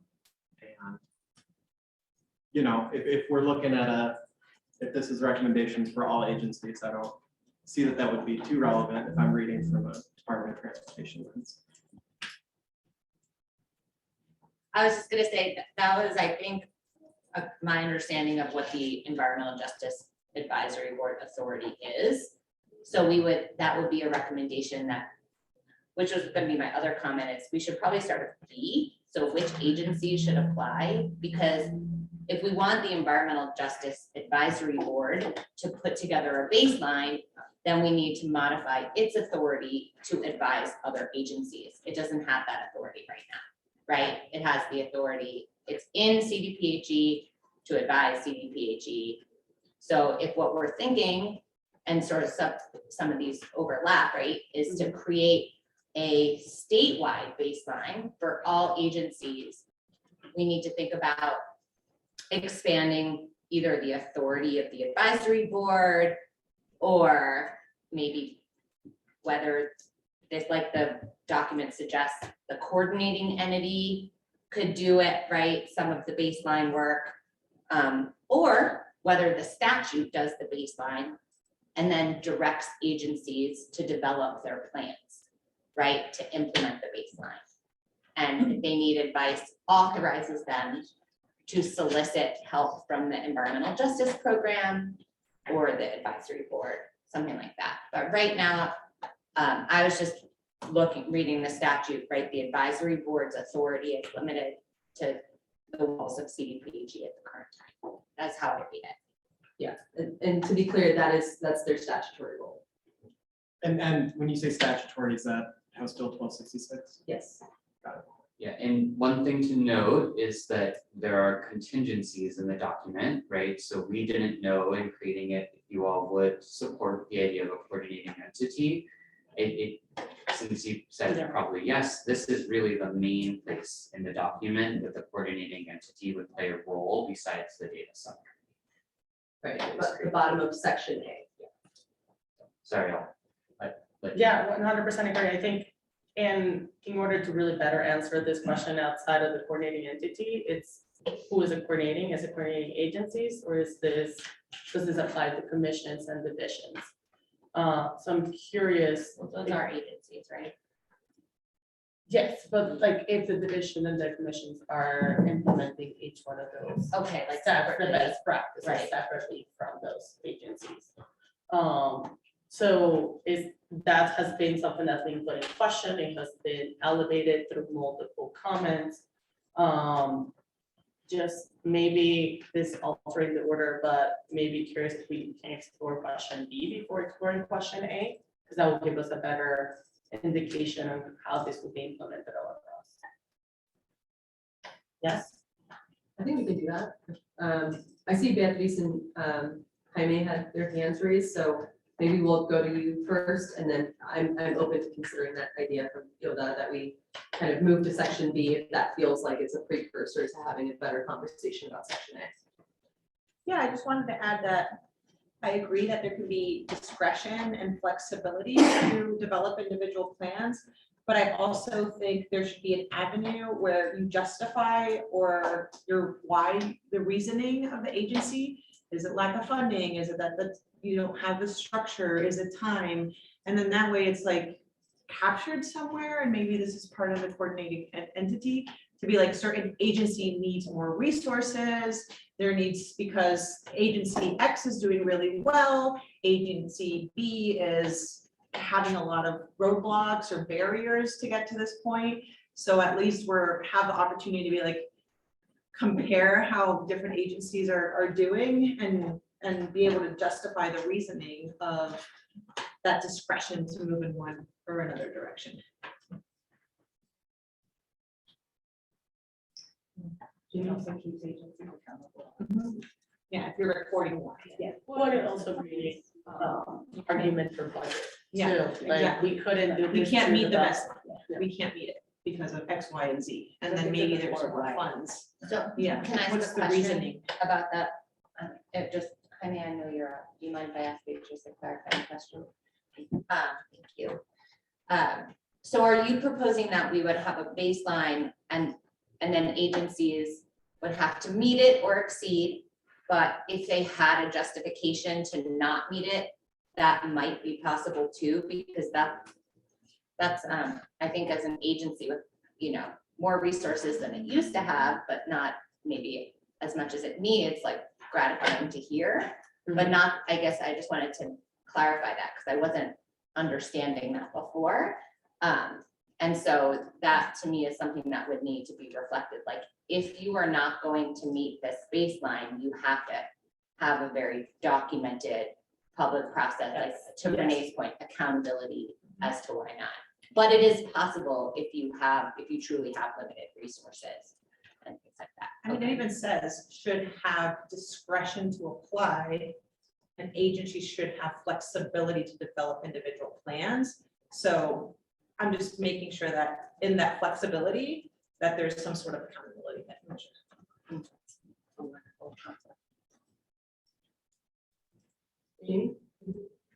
Yeah,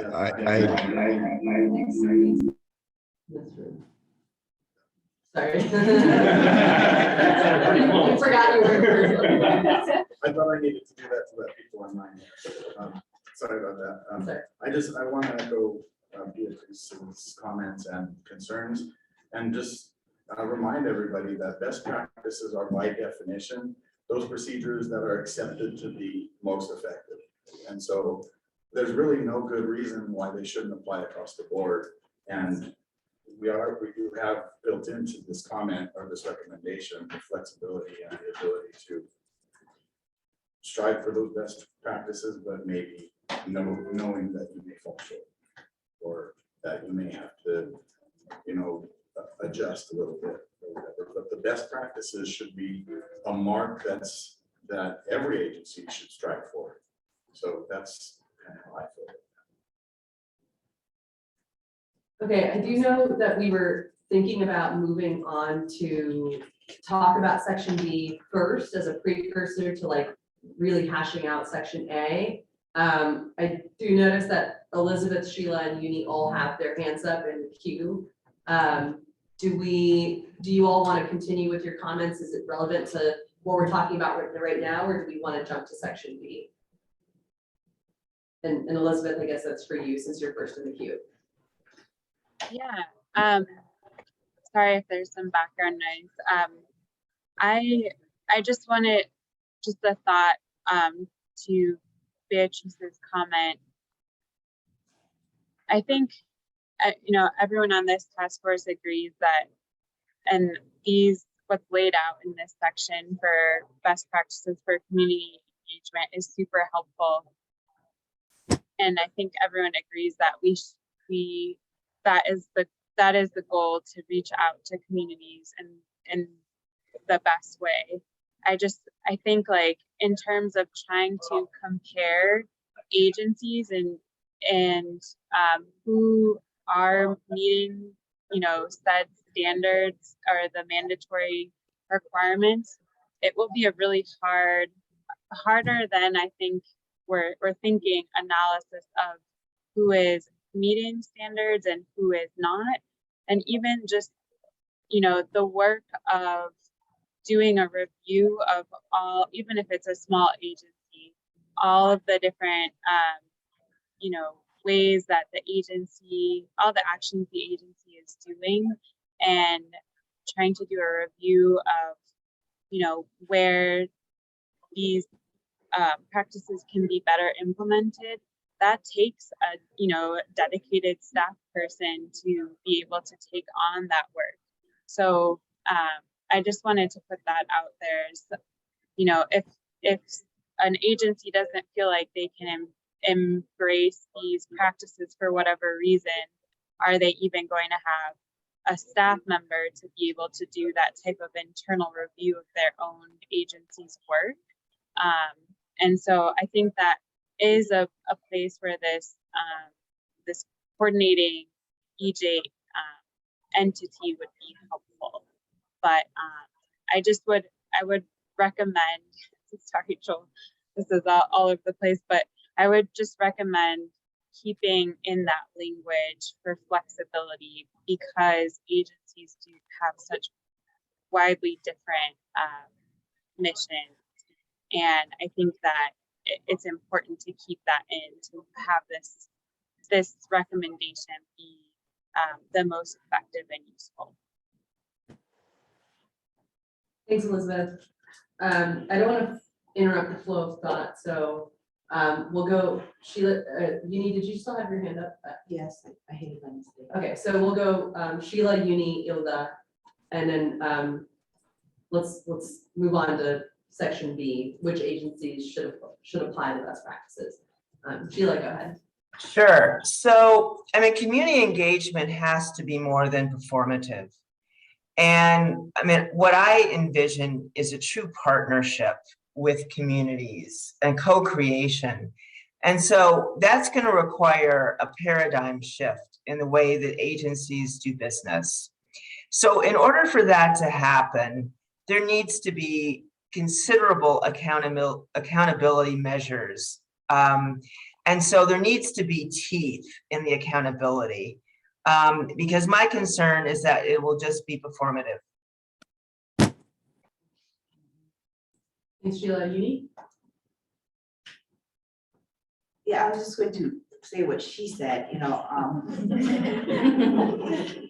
but add on something else, it's not a checklist, we have to recognize that. And I like the idea of having that flexibility, because one thing that I heard yesterday a lot of was this idea that we have to make something that's fit for purpose. And we have to allow the agency to have that room to move around in a plan that is fit for purpose. So if they don't do everything that's a part of that process, there has to be, they have to have that flexibility to do that, because the community might not hit all the touch points that are within this best practices. That's how we work on these issues, like on an industry perspective. We have the framework, and our expectation is that the framework will be utilized in the right setting. And there's an expectation that you will meet certain parts of it, develop a plan according to the different parts of the framework, and then but at the same time also include why you didn't do this based on the specific community that you were engaged in. Thank you. So I just want to summarize that we've had several comments about accountability, there being this baseline, and if the baseline is not met, there should be some form of accountability as to why that baseline wasn't met, right, through a community process. So just want to capture that's Joel has captured that, and Morgan has captured that very well in the notes. And I just want to lift those up, because sometimes I feel like as task force members, we're like, you're here, yes, we agree, we're here. So like, let's continue the conversation and keep moving on. Ilda, and then we're gonna make sure that we jump into which agencies should apply the best practices. Yeah, and last comment on the baseline, I think we know that it's gonna take agencies a timeline to be able to meet all of those best practices. But what is that timeline? Like, are we putting some teeth into it? Is it 2 years after this is implemented that they need to have a plan on how those school requirements will be met? At the, obviously being flexible that some individual processes might not be recommended to include all the recommendations, but what is the timeline to have that plan for implementation? Because first couple of years, they're gonna have to put express, we don't have staff, we don't have funding, whatever it is, but how do they get to expand their funding and that engagement and outreach is putting into a plan. Gilda, I want to just give you a huge kudos for coming back to the guiding questions on pages 2 and 3, which include that timeline question. So thank you for keeping that in mind. Do you have a suggestion on timelines that you would view as reasonable? 2 years, I have seen it for some agencies. especially for planning processes and to be able to create that education across the department.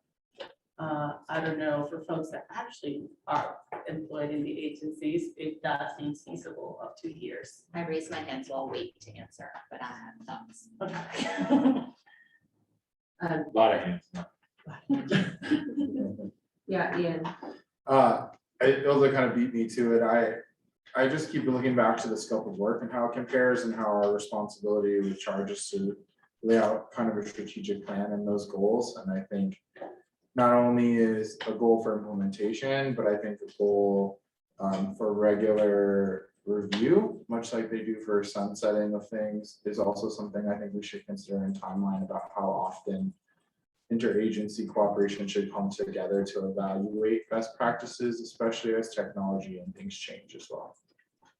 Yeah, thanks, Robin. Yeah, so my thoughts on timing, and I'm just, I'm going into like my very practical brain space here, right, is let's think this through. Recommendations are going to the legislature. Those are, if they're adopted, are going to be effective in July, right, of next summer. Do we want agencies to have a rulemaking? So how enforceable do we want these procedures at the agency to be, right?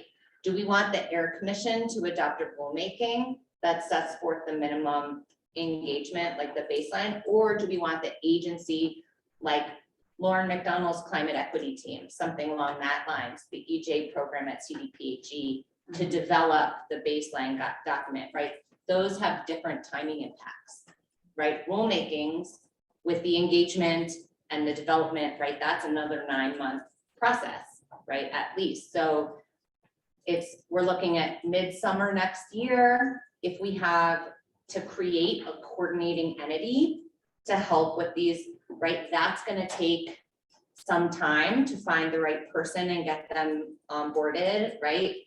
And then some time for the baseline. So like, and then we're going to want to do engagement on the baseline document, right? We're going to want to go to communities. How do you feel about this? Does this meet the spirit, the letter, the mission of the recommendations, right? So we're going to need to, so that this is how my brain is working, right? So it feels like 6 months for the legislature to adopt this, 6 months to have either the agent, get the coordinating entity or whatever, like agencies to get the resources, right? Some agencies don't have EJ people yet, right? So if we're gonna, each agency is gonna develop their own plan, they're gonna need to get those people in place. Then we're gonna need some time to develop the baseline. 6 months is aggressive. And then we're gonna need some time to stakeholder, right? Engage with communities on it. And so like 2 years feels like that's when we would be ready to have agencies implement it if you don't want rulemaking, right? If you just want it to be agency guidance and agency plans and things like that. Could we think 2 years after it's being passed by the legislature? So 2 years after that. Yeah, I think that's what I'm saying. Yeah, and then certainly, I think in the meantime, the recommendations should say that agencies out front, like CDPHE, who are like, we're not gonna wait. Yeah. Right? CDPHE doesn't have to wait all that extra time. Like we will coordinate with the new entities, but we're already out in front on this. So, some sort of like agencies who are already doing practices should continue to improve and strive, right, in the meantime. But for those agencies that don't have EJ staff, or if we're going with a coordinating entity to put together this baseline, we'll need to build in the time for them. Does that? Could we say 2 years for agencies to have a completed plan and a possibility for extension for smaller agencies with smaller budgets to have it? Yeah, it's whether like, are you guys envisioning, so this is how we get into question B for me, right? Is every agency that undertakes agency action under the Administrative Procedure Act going to be part of the engagement in the statute?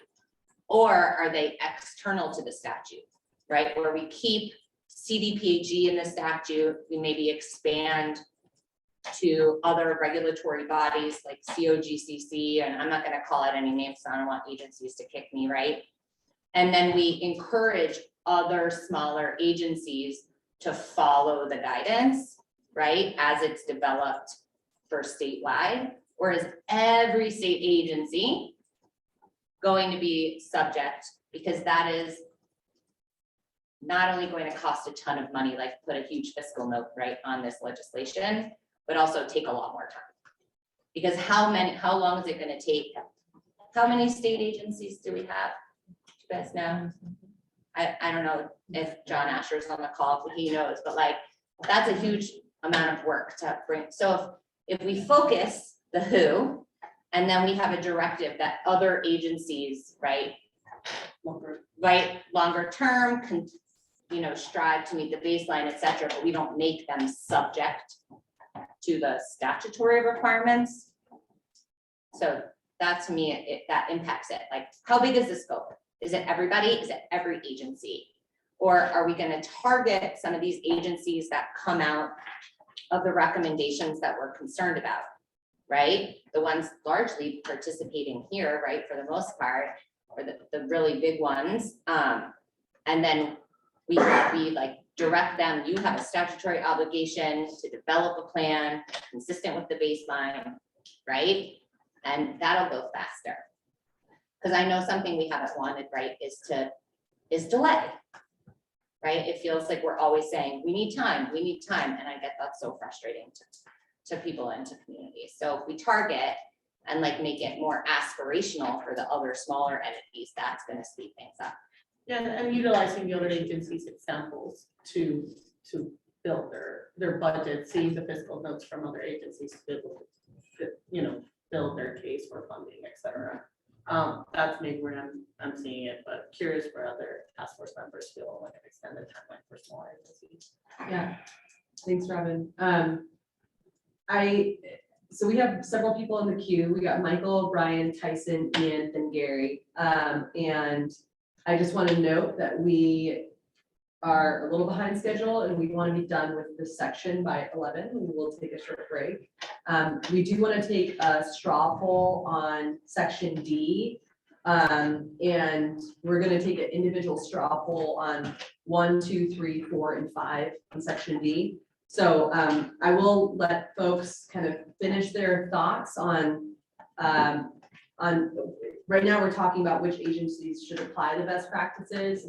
If folks have thoughts on what types of decisions should best practices be applied in, that would be great as well. But then I'm going to move us into a straw poll on section D. And I know that this is rushed and I know there's a lot of perspectives.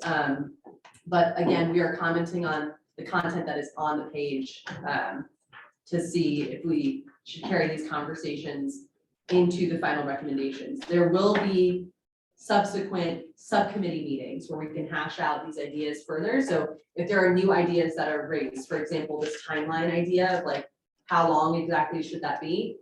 Let's table that for a best practices subcommittee and talk about it there. Let's focus on what's on the page here. So Michael and then Brian. Well, no, I'm gonna take your recommendation and we'll table my comments for later. Okay, Brian? I think 2 years after implementation of this is something that the Department of Transportation can commit to because a lot of this is written for us, right? When we do our agency guidance. I do want to say though that you know, I would appreciate some sort of discretion as to when we use all of these. You know, if we're repaving a road and there are no detours, we might not have as robust a community engagement effort as when we're doing Project 270, which is an enormous project. Thanks. Tyson? I just wanted to reiterate the existence of all of the other entities, and in some of these entities, for instance, I knew there was a language justice piece to the COGCC notification, which actually reads that any language spoken by 5% or more of the population in the census block group must be provided that written documentation when you send out your notifications. I will say though that I've been through multiple rulemakings for years and years with the COGCC, and the notification always changes based on feedback received from the notifications used. This is not a stagnant thing. I worry in saying, hey, we've done this research over a 5-month period, and this is how you should do all of the notifications, because inevitably we're gonna have something right, and we're gonna have something wrong. And we're gonna have gaps, and we're gonna have things that need to be improved. So I throw that out there, just understanding, like, are there things that can be done more efficiently, such as making the recommendation that all state agencies go through a language justice audit and incorporate the necessary things into their public notification stuff as a general thing. Is that right? That's something that's kind of general, and each entity can take what they want to do and say, okay, let's take a look at this. This is where it applies to us. This is where it doesn't apply to us. And to speed up the implementation of things that do need to go through rulemaking and don't, because some things do and some things don't. I think if you get too, I understand all the work that was put into this, but if you get to, hey, follow this transcript, follow these rules, you run the risk of two things. One, not being able to transform as feedback comes in, and you also run the risk of making it so complex that it's going to take 3 or 4 years to actually get something done. So I do urge everyone to think through. Maybe there are other options, and I don't have the answers for that right now, but maybe there are options to say, hey, we want language justice and we want, a review done, using this as a baseline for review, so that each state agency can look at how they can better their public communication. Thanks, Mason. We're gonna go, Ian, Gary, and it looks like Ilda and Kimberly have their hands up too. I'll put it down, it was just a response. Yeah, mine was. Yeah, I was just gonna say, it's a baseline, like, like top 3 languages spoken in a community, doesn't matter what the percentage is, because you might have a bunch of communities that have like 5% in like so many different languages, but the top 3 languages, that's more. I would stop there. Yeah. It was just my response. Communication, transparency, and accessibility, that's the baseline, and then all agencies should have to do that, and then you get into the details of the rest of it. Yeah. I just wanted to put something for the subcommittee to talk about, and that's just to look at last year's legislation that passed regarding the Water Quality Control Commission, where they set a timeline. I can't remember what it is right now for the implementation of improved practices. I think the Air Division is a good example of proactively already beginning to implement ideas that were in 1266. And I think to your point with CDOT, like say 270, when the Water Quality Control Commission, when that law was passed, it set a longer timeline, but there was a project in specific for North Denver and the South Platte River that the representative Benavides wanted to be ensured was applicable to. So it was like a way that the legislature said, like, take your time in implementing this, but this is the first thing you should work on. And so I think it's kind of a combination of what you're all talking about. I think it's something you all could discuss further in your subcommittee.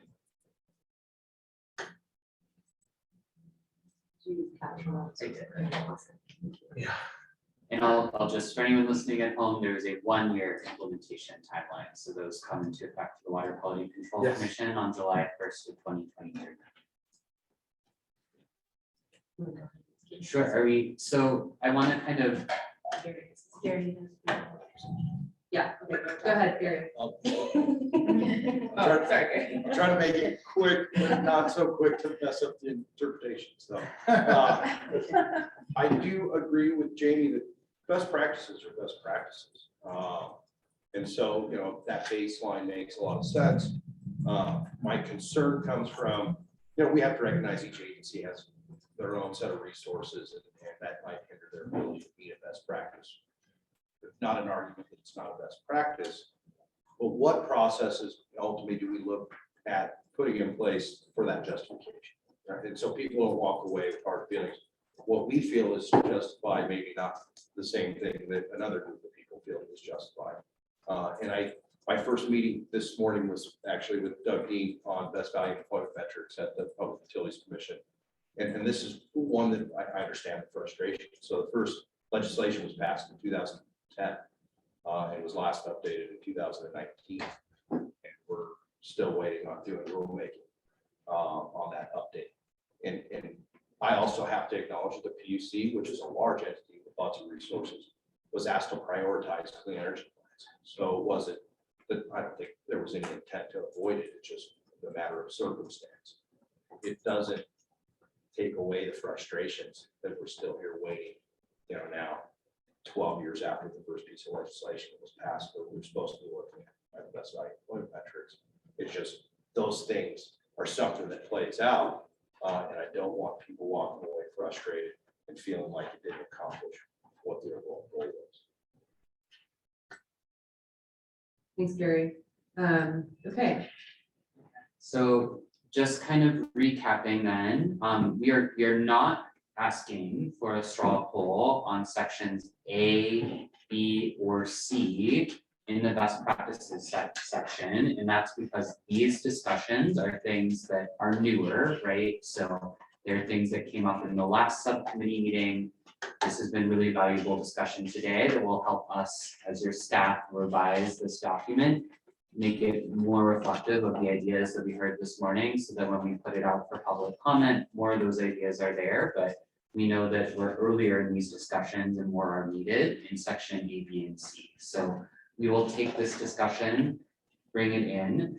I think we had some discussion of A and B, right? When should these apply? Which agency should they apply to? We haven't discussed C, and that's okay. I will also, in the spirit of explaining where these recommendations come from, you've often heard us say these are not our ideas as your staff throughout this process. We haven't until now put our own ideas in the document. Section C is an idea from us as your staff. So this is a topic that has come up a lot in subcommittee discussions, in task force discussions. No one has really had an answer for it yet. And so we just put something on the page to get all of the ideas flowing. We don't necessarily think it's the best idea, but it is an idea. So this is something that came from us as your staff for you to contemplate. We don't have to discuss it right now because we are overdue for our break. But just want to put out there that this high level concept didn't come from a specific public commenter. There were similar ideas in some public comments, didn't come from the subcommittee. We just made something up to have a starting place for the discussion because it has been so hard to get that conversation going so far. So when we come back from the break, I think we will be going to section D.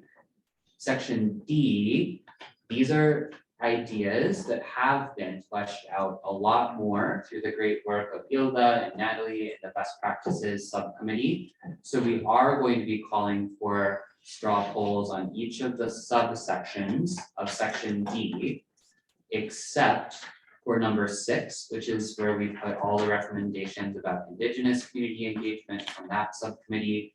That subcommittee has not met as much, so it's probably not, you'll see it's still in a more of a bullet point format. We know that we might not be ready for a straw poll on all those ideas, so that's going to be more of a discussion section. We will call for a straw poll on the entirety of section E, as well as a straw poll on option 1 and 2 that are listed under section 1A of section E. So though, again, that section E of the actual specific best practices, those are things that the subcommittee has done such a good job of really fleshing out. They're informed by the focus groups. It seems like there's been a great deal of consensus around those practices. So again, the discussion we just had is when would those practices be applied and by who? It's a different question, but in terms of the practices themselves, we think we're in a good enough shape to just call the straw poll there. So that's our plan. We can discuss it more, but wanted to tee that up so everyone can be thinking about, what are we going to talk about after the break? So Lubna, anything else you want to add there? No, just that we are gonna go ahead and break for 10 minutes. If you want to use that 10 minutes to kind of reread section D, because we will be doing 5 straw polls on 1, 2, 3, 4, and 5. And then we'll be doing a straw poll on E, and then more specifically, a straw poll on E1A, where it's the options, the 2 different options there. So 10-minute break, we will return at 11:14. And if you want to utilize that time to kind of review the language, because we're going to jump right into the straw polls and then go into the supplemental environmental project section.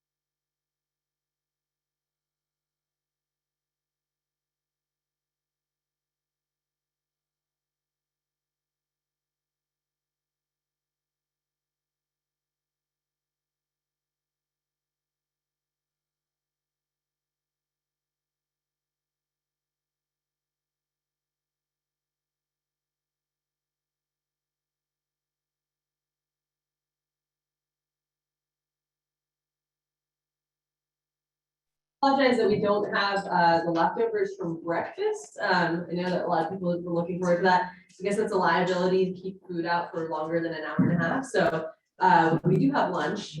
Feel free to, when you go up for seconds. Order. Yes. Okay, are we unmuted here? Okay.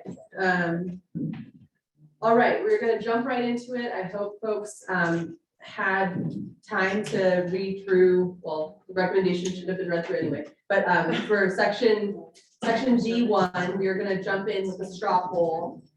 So this is the section on page 22 of the best practices of for community engagement. These are the cross-cutting recommendations about community engagement. And we are voting on the capacity building to conduct meaningful community engagement. Just the words that are on the page. Do you agree, disagree, or would you, if you have to, abstain? Natalie is going to go ahead and launch that poll. And just a reminder for the members of the public who have joined or are not on the task force, please do not vote in this poll. It is only task force members. We have more than 18 votes. We will have to figure out which member of the public voted. So please only vote if you are on the task force. A voting member of the task force. Boy, if I were voting.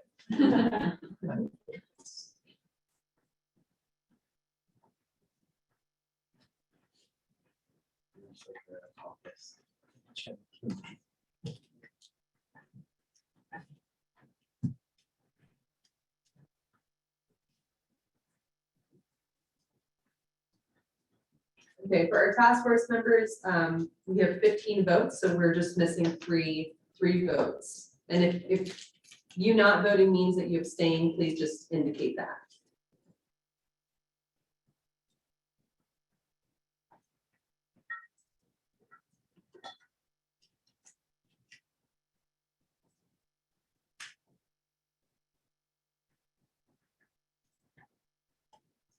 Okay, for any task force members that might be virtually on or returned from the break a minute or two late, please note that we are voting on section D1 on page 22, capacity building to conduct meaningful community engagement. Yeah. Okay, we have 16 votes for yes, and so we're going to go ahead and close the poll. Just for the sake of time. So that was a unanimous yes in support.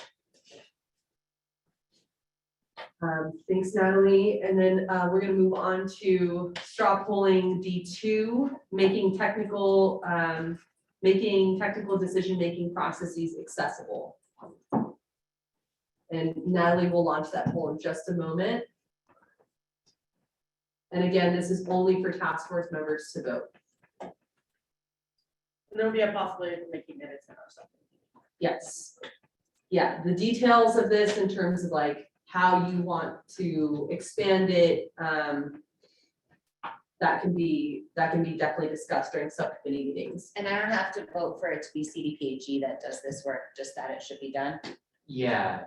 So I think, for this isn't, I think what we're trying to gauge with the straw polls are, do you support this concept enough that it should continue being in the recommendations? If anything gets a majority no vote, we'll move it to the bike rack, right? So we're trying to gauge, like, is most of the task force on board with this concept? And then details can continue to be hashed out in subcommittees through public comment, wordsmithing at our final meeting.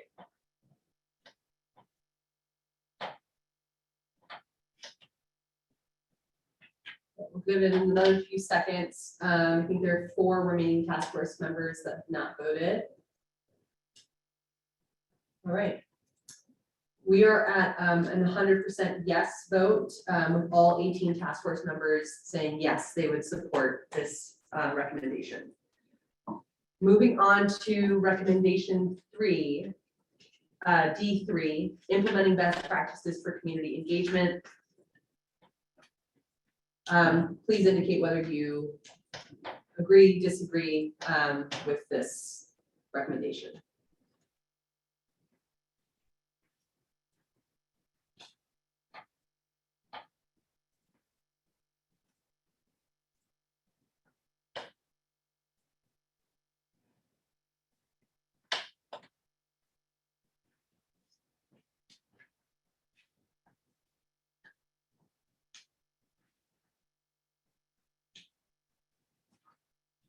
Okay, we'll give it a few seconds for our remaining 2 task force members to submit their votes.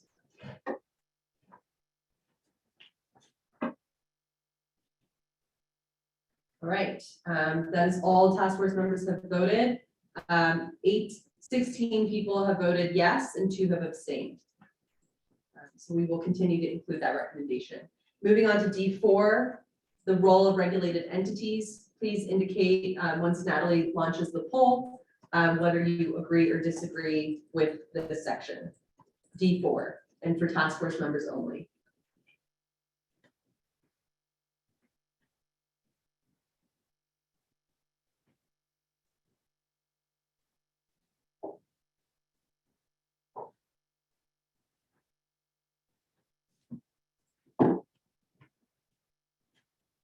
I have an example of a regulated entity.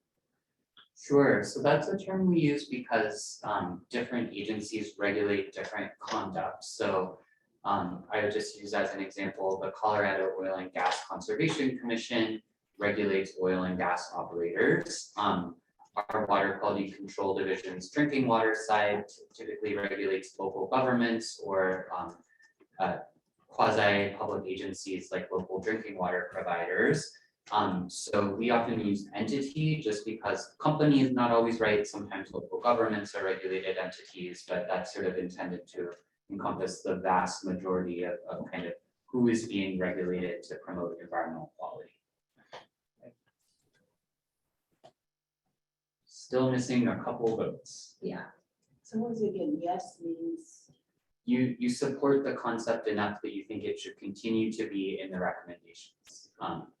Anything that doesn't have that support will move to the bike rack. Okay. They'll have a chance to change the language.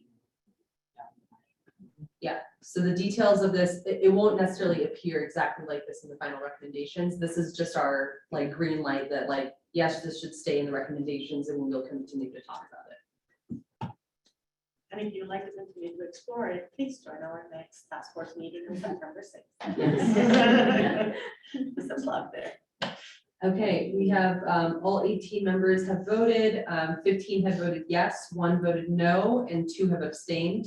So that is majority yes. So this recommendation will remain in the recommendations. Michael, I see you have your hand up, so I'll let you go before we jump into voting on D5. I just want to commend Hilda and Natalie for your work on this community engagement. Job well done. And really excited about these recommendations.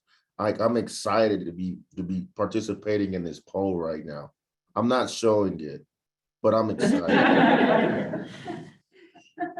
Thank you so much, Michael. It was definitely a team effort. Full subcommittee here.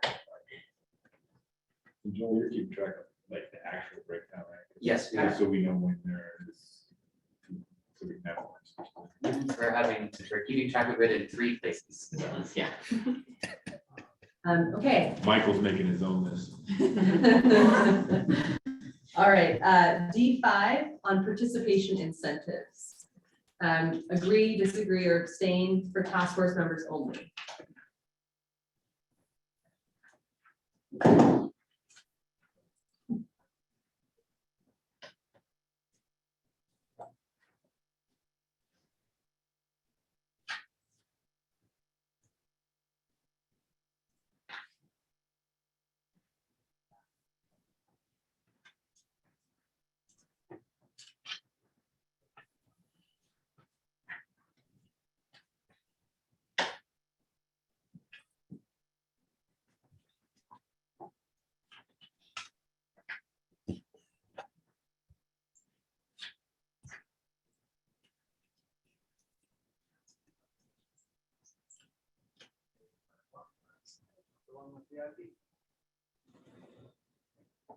Yes, we have all 18 folks that have voted, 11 voted yes, 6 have voted no, and 1's voted to abstain. So that said, I think this is something that requires a bit more discussion at the next subcommittee meeting. We'll keep it in the recommendations, but we do want to talk through this and kind of see where where there might be any sort of hesitations or desires to change the language. As Ilda mentioned, there will be a subcommittee meeting taking place, you said September 6th. September 6th. And Morgan has gotten into the practice of sending all of the subcommittee invitations to all of the task force members. This is something intentionally done after the June meeting because we don't want to have just the same voices, because otherwise, if other folks outside of the subcommittee don't show up to that meeting, we won't get those other perspectives. So if you have like strong opinions and you're like, oh man, I really want to explain myself about why I said no to this section, come to the subcommittee because we will be talking about it then. Okay. Like, why? If you said, yeah, and that would be super helpful, or if you can't come, like, provide some feedback as to, because I think that Yeah. subcommittee was pretty consistent. Yeah. Yes. Especially from the agency, so like, what are the barriers to make that happen, or like, because, from members of the community or community organizing perspectives, this is the no-brainer in so many aspects, but like, what? Yeah, I know that, yeah, this is really difficult to just hold our tongues and not continue down this path. Even me, I'm like, I want to hear all the perspectives.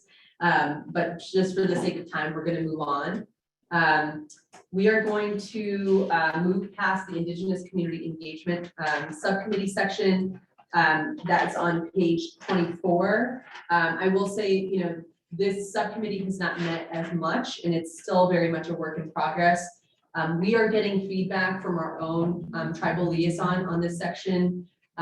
There is a Colorado Commission of Indian Affairs meeting coming up on September 8th, taking place in Durango. Ian and Renee are the task force members that will be presenting information about the task force at that Colorado Commission of Indian Affairs meeting. So I think a lot of dialogue might happen during that meeting, and these recommendations will get further fleshed out there, as well as the subcommittee meeting that follows that meeting where we can kind of talk about what happened at CCIA. And so just want to make note, we're not going over this because it's not important. It's just we have some milestones to hit before we can really get into the meat of it. So. And again, we welcome all task force members, even if you haven't come to that subcommittee before. If you have strong opinions, ideas, please come or send your ideas to us as staff in writing so we can make sure that discussion happens. So again, we're not talking about it today, not because it's not important, but because we know it's a section that just hasn't had as much chance for fleshing out yet.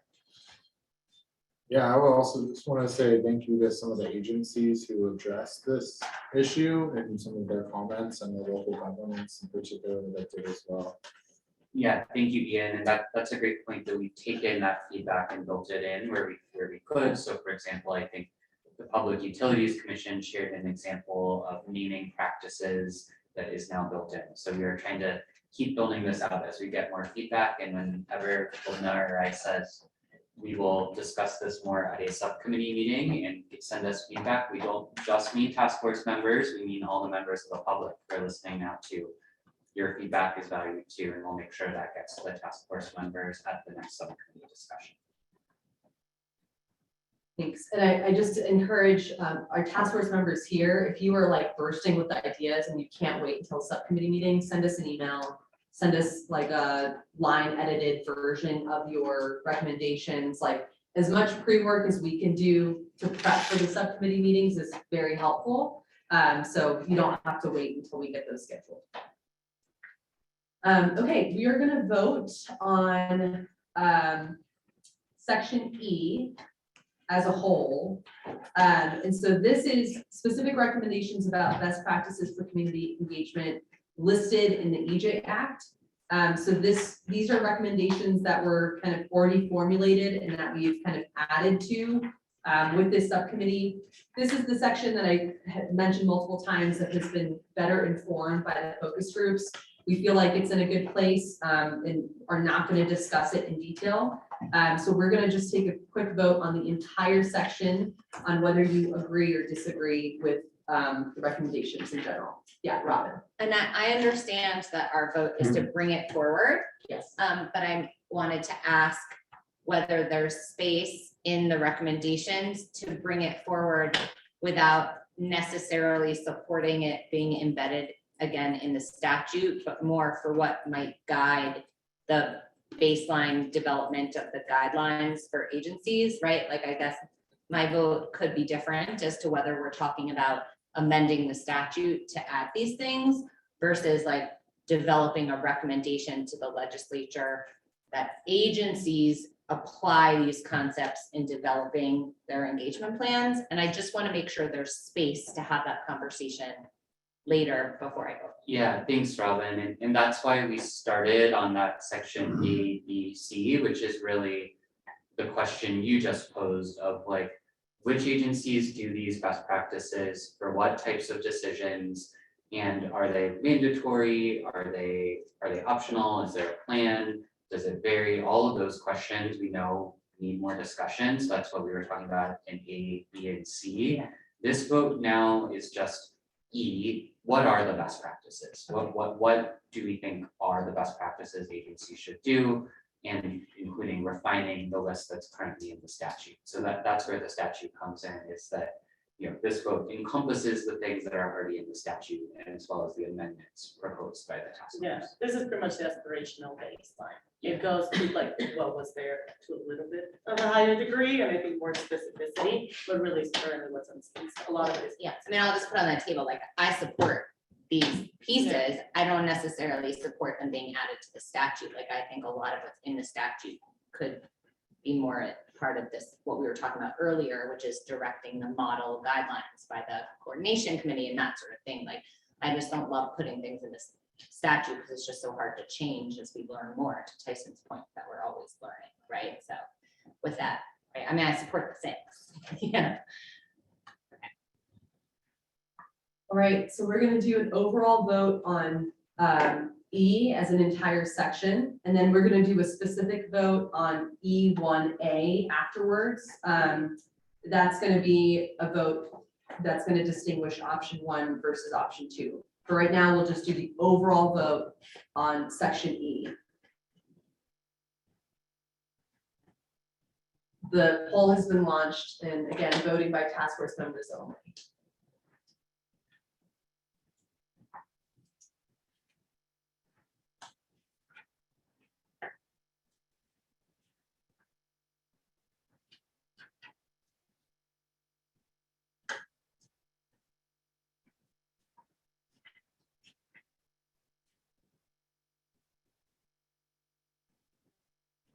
Okay, we'll give it a few more seconds. We have 2 more task force members that still need to vote.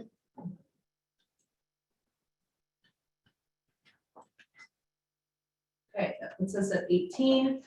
We have 15 yeses, 1 no, and 2 people abstaining. So for the purposes of moving forward, this section will remain and we will discuss it further. Okay. I just want to make a comment and just reiterate what I brought up earlier about accessibility. And seeing how that can fit into this section of the recommendations as well, both for outreach and how the actual websites are developed on the government side to make them accessible for information.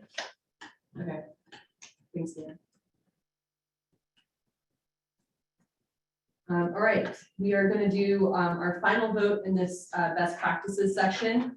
So we are voting on option 1 or option 2. And this is for section E1A. Not to, Can you show the poll? Sorry. not to throw a wrench in anything, but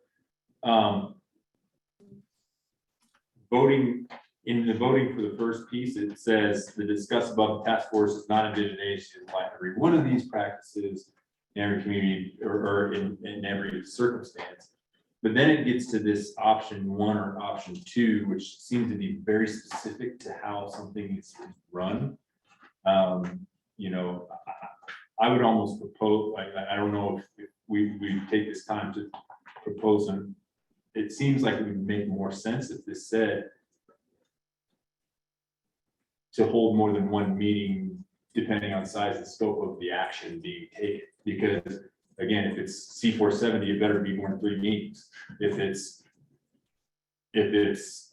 repaving of a single street, it probably doesn't need 3 full meetings. So again, we're putting these specifics on this thing. Should it be just, hey, you should consider the size and scope of your action when considering the number of meetings and increase the meetings based on the size and scope of your actions taken? That seems to me like something that would be a better best practice. It's kind of like, if you're used to doing stormwater or any other best practice type of action, it's different for every circumstance. And you're not going to create a culvert and fast moving water and put straw wattles in there. It's not going to work, but you may put check dams with rocks and things that are more stable since you got fast moving water. So I just put that lens on when thinking of best practices. This seems very specific for best practice. So I'm sorry to interrupt. yeah, So- Tyson, I wonder, since we are so behind schedule already, I wonder if we could ask Natalie to very quickly take this poll down and amend the question to add a third option. So option 3, which would be what Tyson just said. So option 1 is the best practice is holding 2 meetings about each action. Option 2 is 3 meetings about each action. Option 3 is a context dependent number of meetings. So not specified number, and then of course abstain. Would that work for the group? Yeah, and I just want to make a clarification, option 1, option 2 is a minimum of 2 meetings, a minimum of 3 meetings. Doesn't mean it's only 2 meetings, only 3 meetings. So I think the third option is a minimum of 1 meeting. So I guess that's, I think like that. The only thing I was gonna say is to try to keep it simple. Can the question just be, should we leave the statutory language as it is, or should we change it? So option 2 is leaving the statutory language Which as is it is. But instead of trying to keep, option 1 that's here, create a new option, it's either we leave the statutory language alone or we try to change it. So I think that's been discussed in the subcommittee about, whether they want to keep it the same, and there's been a strong push for making the minimum, as Ela was saying, to be 3 meetings. Or other way. 2 meetings, because of From the 3 meetings to 2 meetings, sorry. But the survey did indicate that 29.1% of the people wanted to do 3+, and about 28.8, something like that, said, yeah, so that's just, it's like a couple points difference, who wants 3 versus 2, that's why we're debating it so much. But again, Gary, to answer your specific question, option 2 is don't change the current statute. Absolutely, yeah.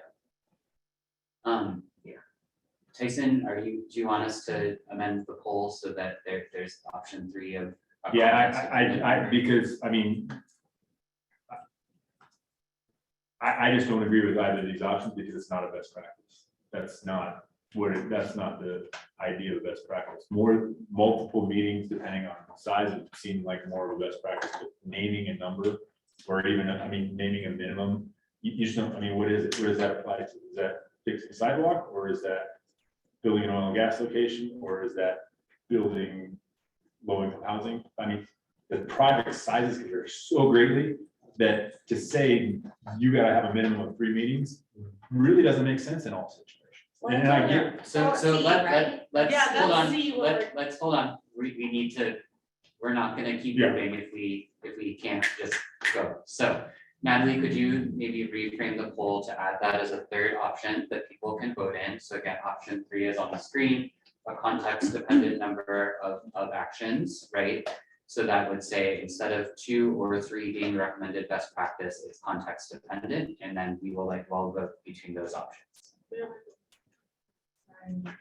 And we'll give Natalie a second, but yeah, we are, we really have to keep going or we will not get to a lot of things today. and when I say that, the context dependent, the details of what is minimum baseline, but Also, the purpose of the 2 meetings, so you have 2 different times, so you just don't have one afternoon and a Tuesday. and I do. Rather think than it should having be- like a Tuesday afternoon and another time. That's also the purpose of the minimum 2 meetings, so you have a variety of times and availability. Also, wasn't it about counter sensitivity too? Okay, It's not the so same meetings or I'm really sorry. There's like multiple people raising their hands in the Zoom as well. I just want to recognize that because of the sake of time, we're gonna table this conversation for the subcommittee meeting. It's super nuanced and it'll take at least 10 minutes for us to discuss, which is 10 minutes that we do not have. So sorry to be the rude facilitator, but we will be cutting this off and we're gonna launch the poll, we'll have people vote, and then based on the reflection of the vote, we will continue the conversation in the subcommittee meeting. Okay, good, that's all right. I think because I had launched it, I couldn't. And I don't think you're being rude. Yeah. You're structured. Okay, there we go. So again, yes, okay, thanks for explaining that in the poll, Natalie. I think that's a really good point, Tyson.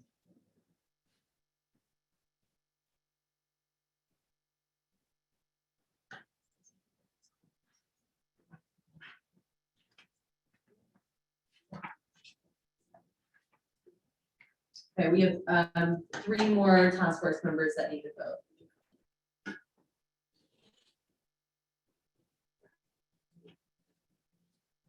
All right, and that puts us at 18 with 3 people voting option 1 to change the statute language to be a minimum of 2 meetings.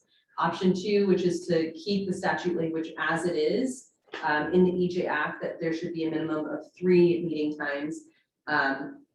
The majority, 11 task force members voted for Tyson's new option of context-specific number of meetings, and then 3 voted to abstain. So thanks for proposing that. I think there's a lot more discussion. And the details of that can go pretty much anywhere, but yeah, I think that idea when used in best practices needs to be. I would just also want to point out that under the bylaws we have for this, 11 would pass because we set a high threshold. So I just want to make people aware that, like, even though 11 people agree with you, it wouldn't pass as a recommendation. It could be a minority recommendation. Right, and to I be just want clear. to, I want to these are send straw people, polls. I just Yeah. want to send people in that. Yeah, reminder. and to be clear, the conclusion here is that we are continuing this conversation into the subcommittee based on the way people voted. That does not change the way the recommendations are appearing yet. Okay, let's take a big deep breath and flip to page 28. We are going to start on the supplemental environmental project section. Okay, page 28, section 6, supplemental environmental projects. So these recommendations are based on, really started off during our April task force meeting. It was informed by, they were kind of hashed out a little bit further and informed by feedback directly from the supplemental environmental project or SEP program staff at CDPHE. We also got feedback from community folks that were involved in the former SEP community process. Just for context, we gathered feedback from community members that were involved in the Suncor SEP, in particular during a focus group that we held in person in Commerce City 2 weeks ago. And so, you know, we had some familiar faces there, Lucy Molina, Maria Zubia, folks that provided us 2 hours of their comment on this section in particular. So it's been hashed out pretty well. I would say the section that we do want to focus on is section BA. And one thing to flag and to make clear is that as we're talking about these kind of 2 pools of funding, right? Funding that goes to the SEPs and then funding that goes into the Community Impact Cash Fund. One thing to flag is that, or just make clear, is that money that goes into the Community Impact Cash Fund, unlike the SEPs, does not necessarily go directly to the community that was impacted. The Community Impact Cash Fund is a pool of funding, right? So there's all these violations happening and we can't trace that money back to the community where the violation happened. So those projects, which will fund the EJ Grants Program, the Community Impact Cash Fund will, those projects, and we're still setting the parameters of that with the advisory board, but they will fund environmental justice projects generally, right? Whereas the SEP projects, a violation happens, that money goes directly back to the community where the violation occurred. So I just want to make that very clear. The section BA1, that came from the advisory board. That's a recommendation that came from the advisory board and we're still talking with them about about the SEP process. We're still talking about this recommendation in particular with SEP staff from CDPHE, as well as our fiscal teams, to really dive into the implications of what this recommendation would, what the implications would actually be.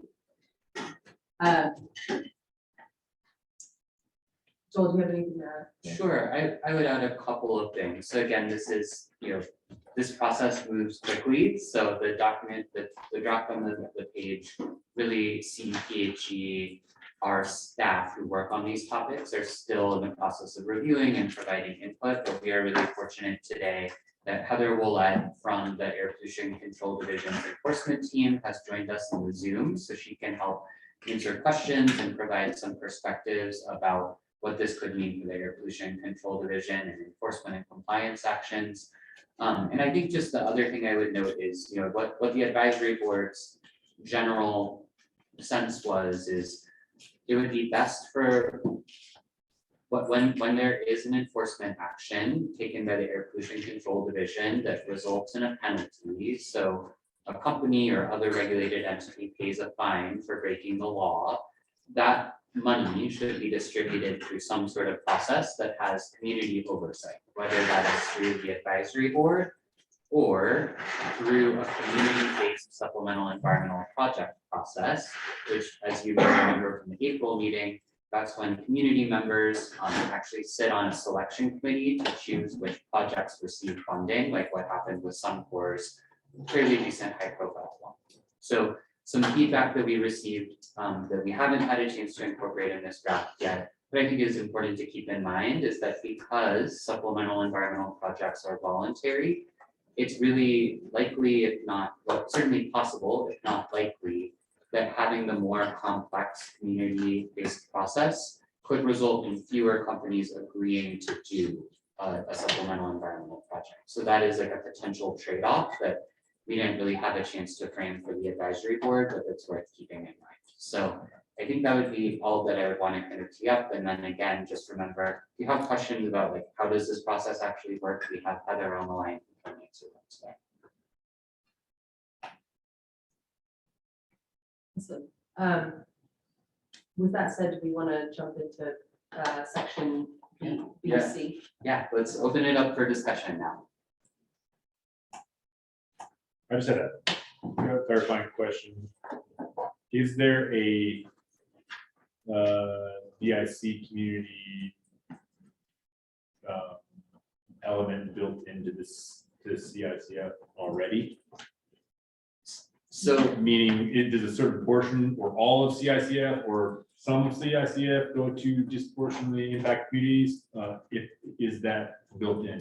Yeah, so that's a great question, Tyson.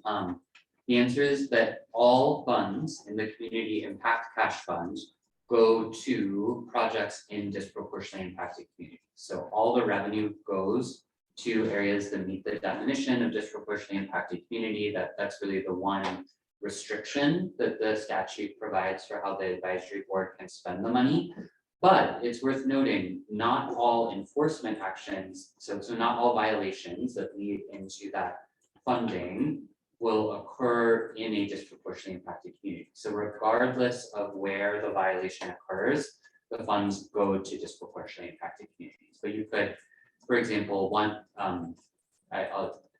area that does not meet the definition, I was looking at this map the other day. So the eastern and western parts of Cheyenne County do not meet the definition, the central part does. So there could be a violation in the eastern part of Cheyenne County that leads to revenue going into that fund.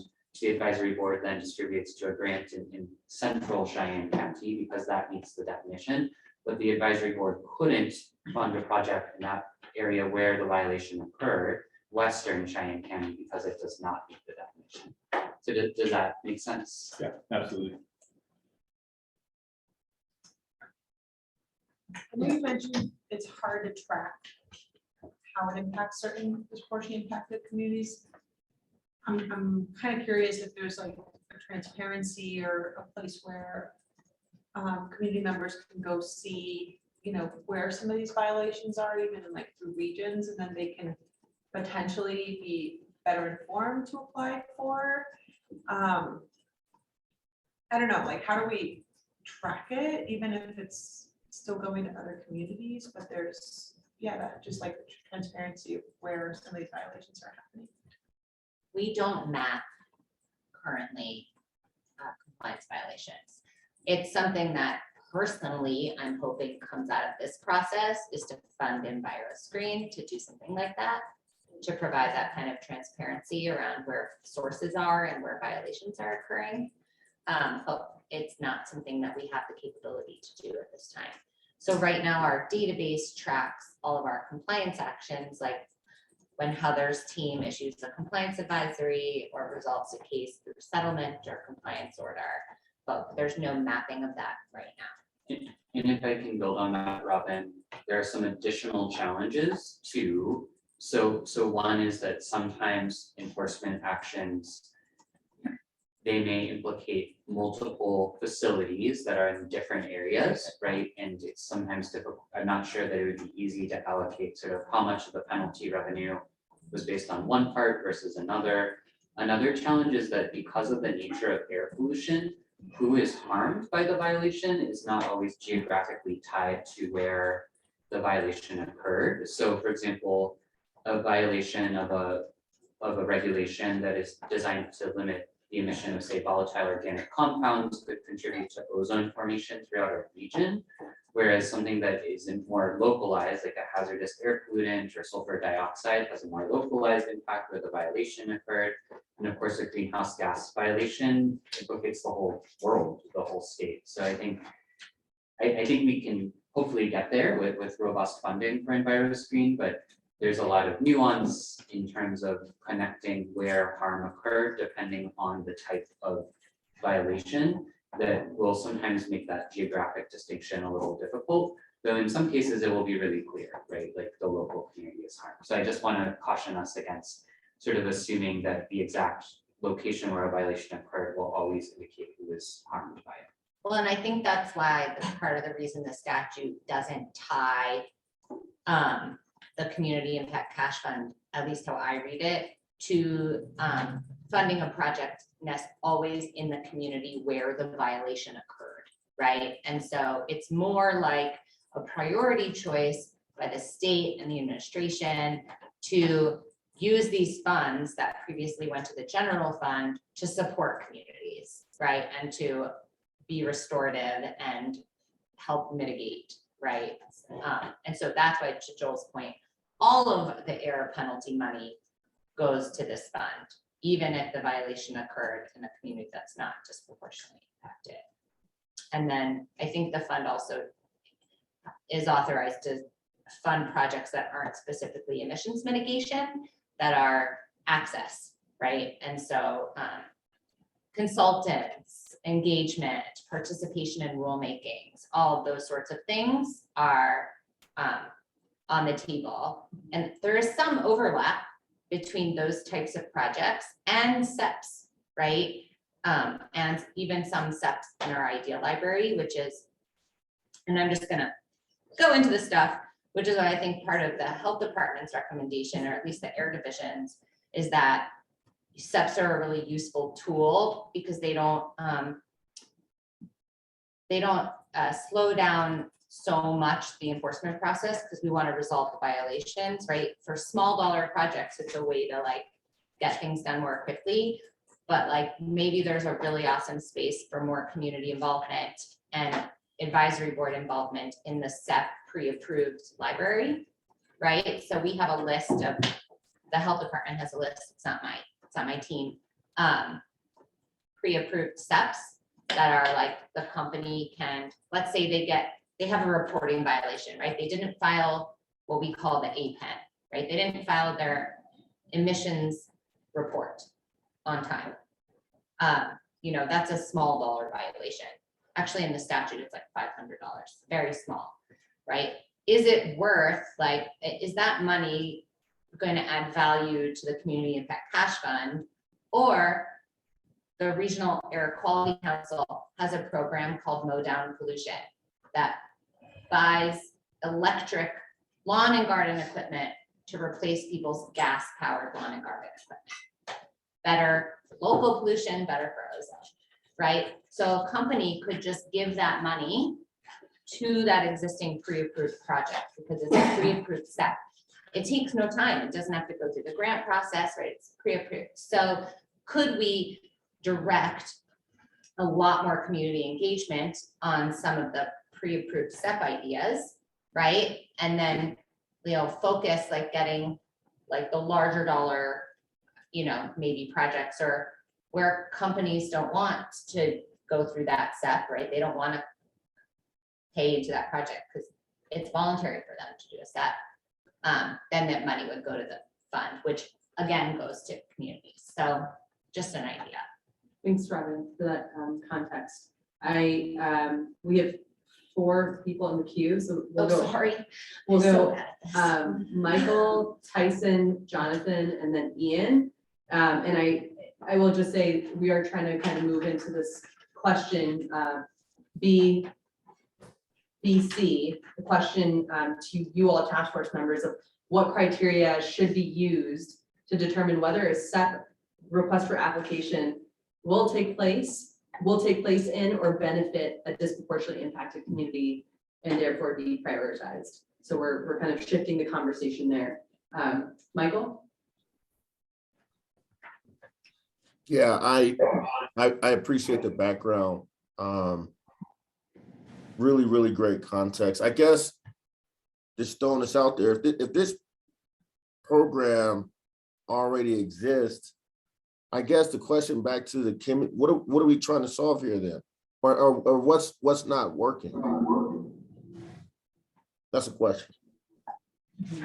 So maybe we can all think back to the scope of work, and sort of what does the Environmental Justice Act tell you all to look at? So I'm going to just go ahead and read that out loud. So why are we talking about this? So you are all supposed to consider recommendations about a potential requirement that all environmental projects developed as part of a settlement relating to violations in a disproportionately impacted community are developed in consultation with and through meaningful participation of individuals in the disproportionately impacted community and result in improvement to the health and environment of the affected disproportionately impacted community. Sorry for the slow reading, but that is very important for our interpreters. It's a reminder for everyone. So what the law tells you to think about is really this question B, or section B, of should there be a requirement that all supplemental environmental projects in a disproportionately impacted community go through some sort of community selection process and result in improvement to public health and the environment in that community. So, you know, some of the recommendations and concepts that we've talked about in the April meeting and through the focus group have kind of gone a little beyond that scope. So that's a good point, Michael. And it's really that core question of how can we ensure that supplemental environmental projects benefit disproportionately impacted communities in some way that you all are tasked with addressing. Thanks, Michael. Tyson? So I had a couple questions in regards to how how the Community Impact Cash Fund is funded. Is it only through SEPs or are regular violations that are just paid? Let's say you get a $500 violation and it pays it. Does that money go into CICF as well, or? So the Community Impact Cash Fund? The Community Impact Cash Fund is only funded by operators or regulated entities paying penalty revenue.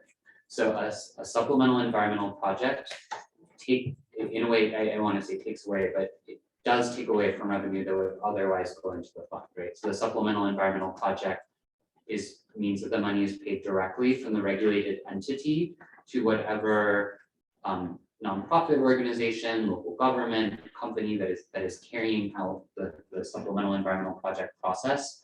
We at CDPHE don't ever actually touch that money. So it's essentially a trade-off of two ways to get money back to communities. One way is through a supplemental environmental project. The other alternative is going through the Community Impact Cash Fund for distribution by the Environmental Justice Advisory Board through a grant-making process.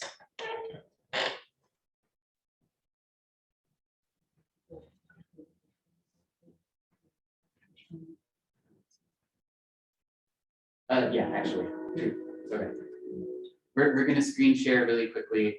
One nuance to what I just said is that the Environmental Justice Act ramps up the amount or the percentage of funds from enforcement revenue, so enforcement penalties that are paid out to the Air Pollution Control Division year by year. So in year one, 20%, so last fiscal year, 20% of revenue that was paid in Air Pollution Control Division penalties went to the Community Impact Cash Fund, and 80% went to the Legislative General Fund. So just back to the legislature to spend on whatever projects are necessary.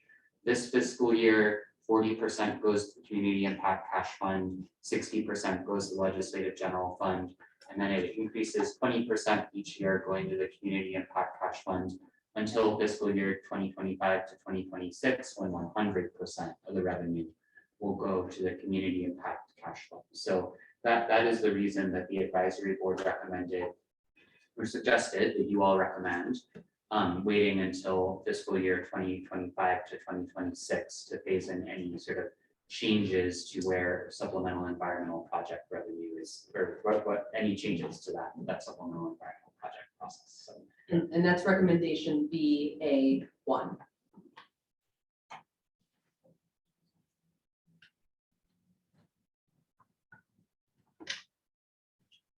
Jonathan, you want to go ahead? Sure, happy to.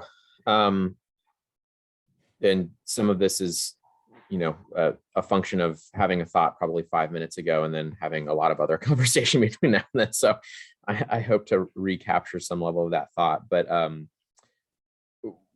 one, curious, like, you know, it seems like some level of the initial conversation here, right, with B is maybe more a question of like, we should be looking at creating a system or suggesting a system where those funds will be prioritized, but maybe to some of the points that were raised earlier, like this is a level of complexity and kind of nuance and prescriptiveness that to some degree is hard for us to kind of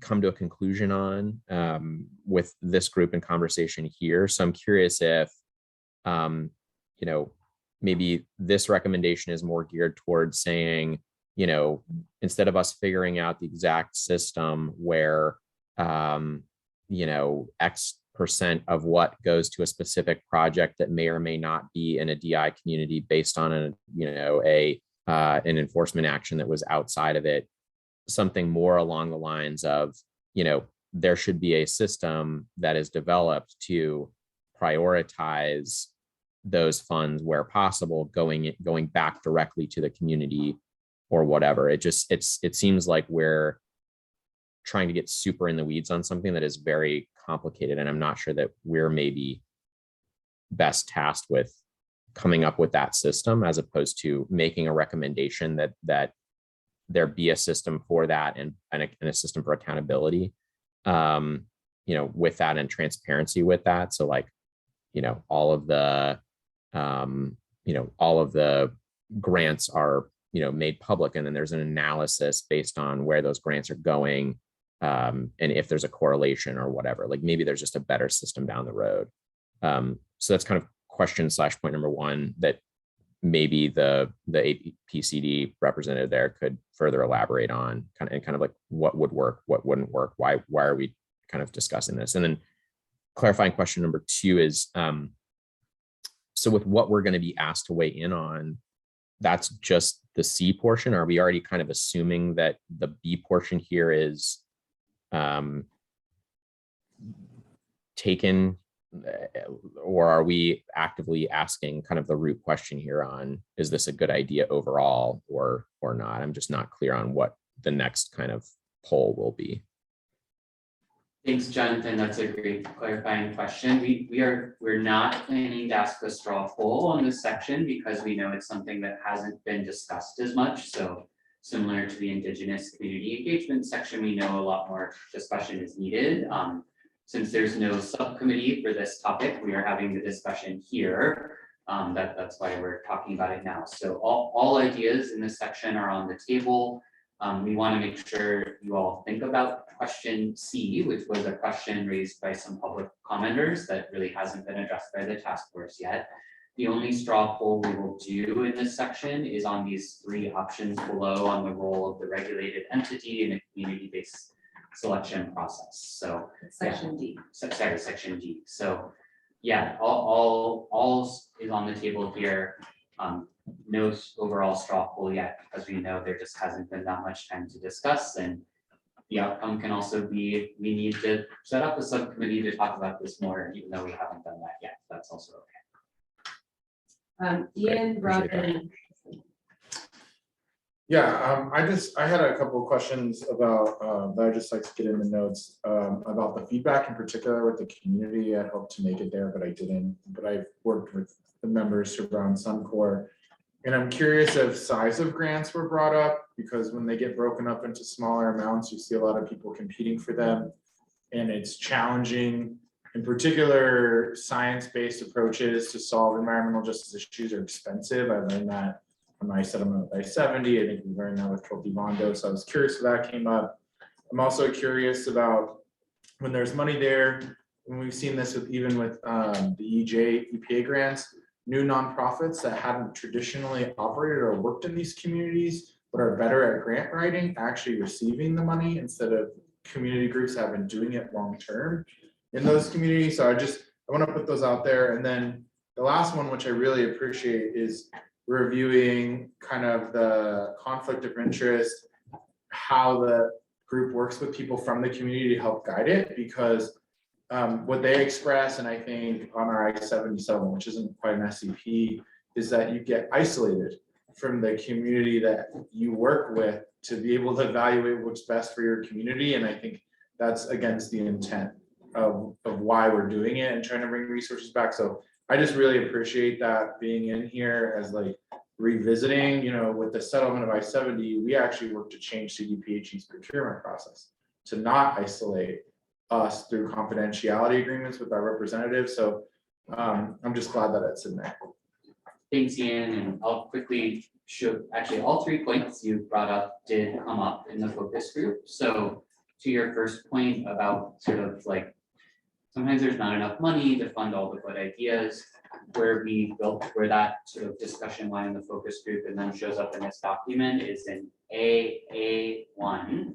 So the idea that even if there are some really good ideas that couldn't be funded through a community selection process, great, so people submitted applications that didn't end up getting funding, those ideas should automatically be added to the supplemental environmental project idea library, which would make them essentially shovel-ready projects to be funded by another supplemental environmental project in the future.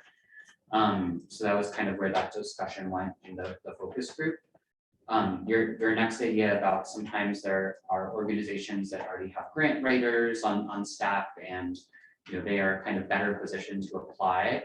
The way that discussion played out in the focus group is we added this recommendation EA, which is that we need more staff on our supplemental environmental projects teams that actually provide administrative support to those smaller community groups that don't have experience with grant writing, so that they can essentially have help to get on that level playing field. And then the sort of procedural requirements around the conflict of interest and making sure that that's both explained and appropriately revisited was already in the draft recommendations, and there was support for that from the folks who attended the focus group. So we didn't make changes, but there was strong support in the focus group for section C. Okay, thanks. Thanks, Ian. Robin? Yeah, thank you. I guess I just wanted to offer that I think the Air Division wants to put on the table that steps occur right when we're negotiating a settlement with a violator. right? And one of our primary goals is to get that source back into compliance as quickly as possible, right? To stop the violation. And so when we talk about doing things like having a community set process for every step, right? That's gonna slow it down. That takes months. And so there's a lot of value for us in getting the violations stopped as quickly as possible by having this pre-approved list of steps that we do community engagement on in advance. So I didn't feel like I had brought that point out in my earlier comments. And so I just wanted to remind folks that our enforcement process can be slow. It's slower than we like sometimes. And we would really, love to not slow it down further if there's a way to thread the needle by still including more community engagement and step ideas, still making sure that these projects benefit communities, but not adding layers of process and things that'll delay the source coming back into compliance. So I just wanted to put that out there. Thanks, Robin. Tyson and then Uni. So, I mean, there's obviously a couple of different things. I mean, how it's funded and how it's distributed are two of the main points of this, I think, that we're trying to get to. One of the, and for my further clarification on how this is funded, if someone bows out of SEPs and doesn't do a SEP, then that's not going to that fund at all. There's No, the other way. So if SEPs are negotiated as part of the resolution of the compliance action, and so companies can choose to, instead of paying a monetary penalty, pay actually more than the penalty amount or offset like a portion of their penalty by funding a SEP. Yeah. If they choose not to do that, the entirety of their penalty payment goes to the Community Impact Cash Fund, according to that schedule that Joel showed, right? 20% last year, 40% this year. So the value of it, the money is going to go to communities sort of regardless, especially if we can dial in the SEP projects in a more effective way, right? So it's just the Community Impact Cash Fund. From the Air Division's perspective, the Community Impact Cash Fund has a lot of barriers to access right now, right? It's complicated. The process isn't fully set up yet. So SEPs right now are a way to get money into a community quickly, right? It's money that can be spent right now that goes back into the community right now. It's much more fast acting than the Community Impact Cash Fund, which is being built over time to do some of these more structural things, if that makes sense. And I feel like from the perspective of somebody who would be receiving a fine, right? To go to a SEP, there's got to be some sort of incentive, right? And that, rather than just pay. And that incentive, in my mind, would be to be able to do something in the area that directly impacted it. However, now I'm taking that hat off and I'm putting my environmental justice hat on. Now I'm saying, okay, well, every SEP that's done is just going to take money out of these funds that are really being directed towards GI communities. So a potential solution could be to ensure that even when SEPs are done, a minimum portion is spent in a GI community, meaning if it's not, then that portion would be given to that fund. Well, so that's, I think, what Joel was saying, back to the scope of work, is it could be the recommendation of this task force that the health department still use SEPs, but SEPs for violations that occur in DI communities be used if for SEPs, right, it's the choice of the company, for SEPs that benefit that community because that disproportionately impacted community, right? So SEPs have usually a closer connection to the community in Yeah. which the violation occurred than the community impact cash fund would. Yeah. So that could be the recommendation that, you know, that be reinforced and that more projects in DI communities be added to the SEP idea library, right? So those two things build more structure into the SEP process. And then it's been our experience, and I'm now totally stealing from Heather, who is probably better to talk about this, but that SEPs do result sometimes in operators having to go into their communities to find and recommend SEPs, right? And so there does end up being like some conversation opening that happens between the company and the community in the SEP process, even if it's not through the formal community SEP. Whereas with the community impact cash fund, right, the operator company pays the money, it goes through the process, there's not a lot of access. So, but there's exactly to your point, like that could be a recommendation, which is that if the violation is in a DI community, that it, you know, it fund a SEP in its community, right? To be clear, that is in fact the recommendation you all came up with in April, that is on the page. Right. See, we know what we're doing. Well, yeah, and I guess what my point was, is there a way to allow those steps, because the incentive for a company to do a step is that it goes in the community where they're operating or working, or where probably where the violation happened in the first place. To ensure that there's still funding going into the community impact cash fund, though the more I hear about the community impact cash fund, the less I like it. It sounds like it's not Well, very good. Yeah, I just want to be clear that all of the money in the community impact cash fund has to go to disproportionately impacted communities. So No, it's- I get that, but like, you know, I get that it has to go to disproportionately impact, but I'm also hearing that it's not very effective, and it's not. I didn't say that. Started. Yeah, let's- The EJ grants program has not even been launched Yeah. yet. The Oh, advisory. so that's what goes through the EJ grants. program. Yes, That's the what I was grants asking. program will be originally. funded by the community impact cash fund. The advisory board, just like you all, is figuring out the parameters of how the grant funding will be distributed. You know, there's like so much unknown. So I don't want to cast like a bad omen on this thing that doesn't even exist yet. Like No, it's. No, that's a good point, but I guess what I'm trying to do is I'm trying to find a way to not take away that incentive of doing a set, because the incentive is that you get to distribute cash and make an impact on the community you work in immediately. But also like, hey, if you do it in a DI community, it could be more valuable to you.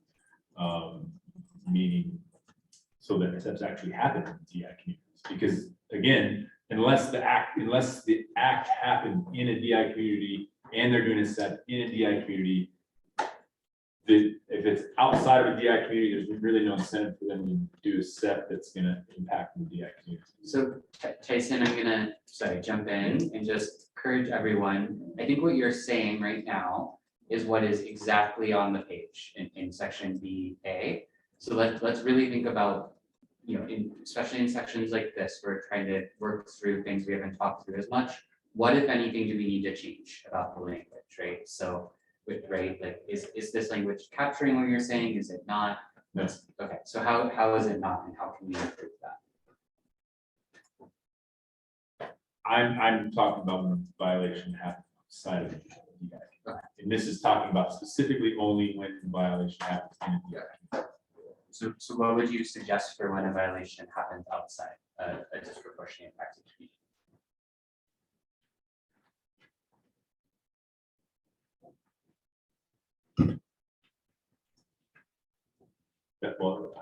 I'm not making the suggestion. That's what I'm bringing the question.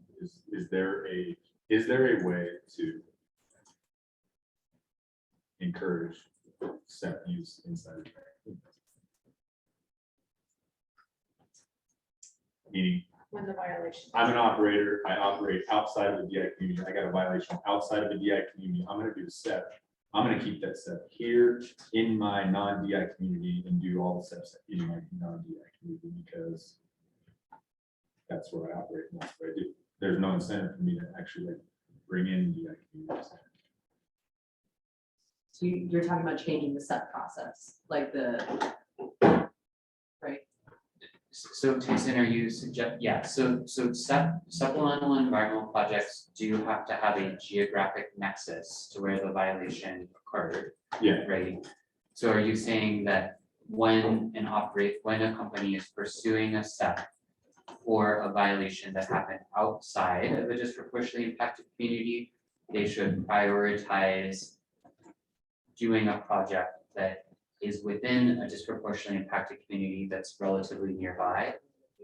No, I'm asking, is there a way to make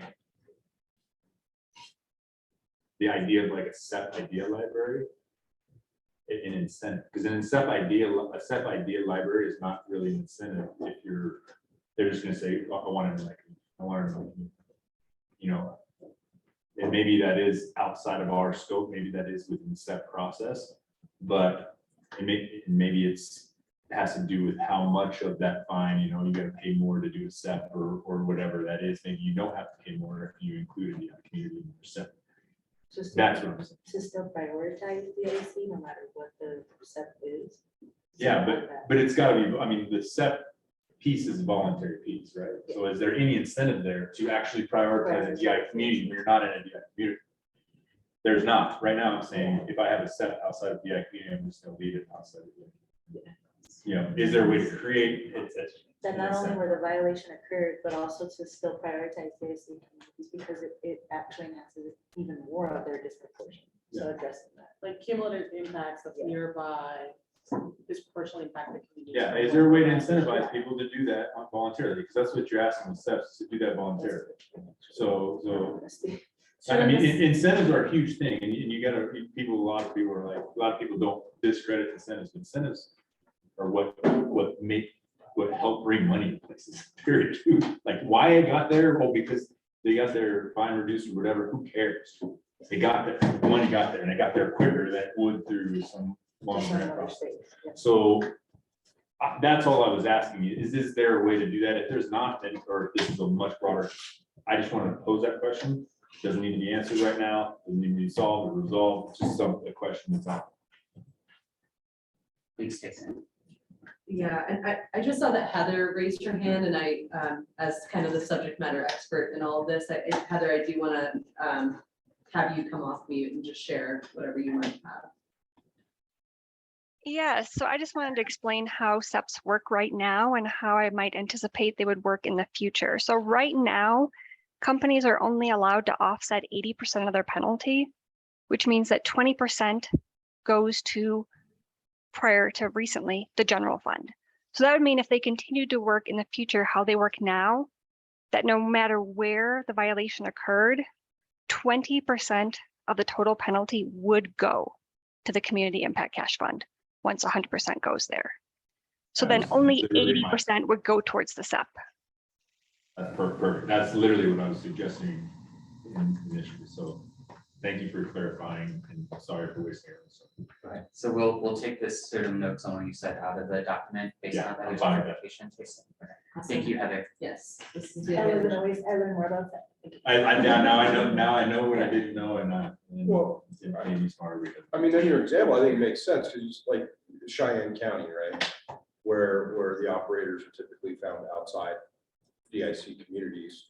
So if you have an operator that has a violation in eastern Cheyenne County, but the DI community is central, how could you incentivize that SEP being? It literally in central Cheyenne County. My initial thought was, can 20% of that go to. Yeah, so that's already built Yeah, in. that's already built in. Yeah. I just didn't know that. Yeah. Well, thank you, and My that's why lack we of had Heather communication. join, because she's the expert on steps. in Thank you, Europe. Heather. So, okay, Uni had her hand raised for a very long time. I saw you just lowered it, but I know you've been waiting for like 15 minutes, so, Uni, do you have anything that you want to share? So I just had a couple of like broad questions. I mean, it just kind of going to what Tyson was talking about. Number one, I support the idea of building the library and, you know, having all that information available and encouraging the communities to come up with ideas, you know, kind of thinking through that, and so that when the funds are available, there's not that lengthy process. That's the first thing. My second question was, and I know this at the federal level is different. Is there a link between the SEP and the violation? Oh, you mean like emissions wise? If I have an emission violation, let's say, does the SEP have to relate to specifically like something to do with something? I don't think it has to, but in my experience working with Air Division on enforcement matters, we usually try, right? But it's not like a mandate, right? So for example, if there's a violation of a reporting requirement, there's no emissions nexus, period.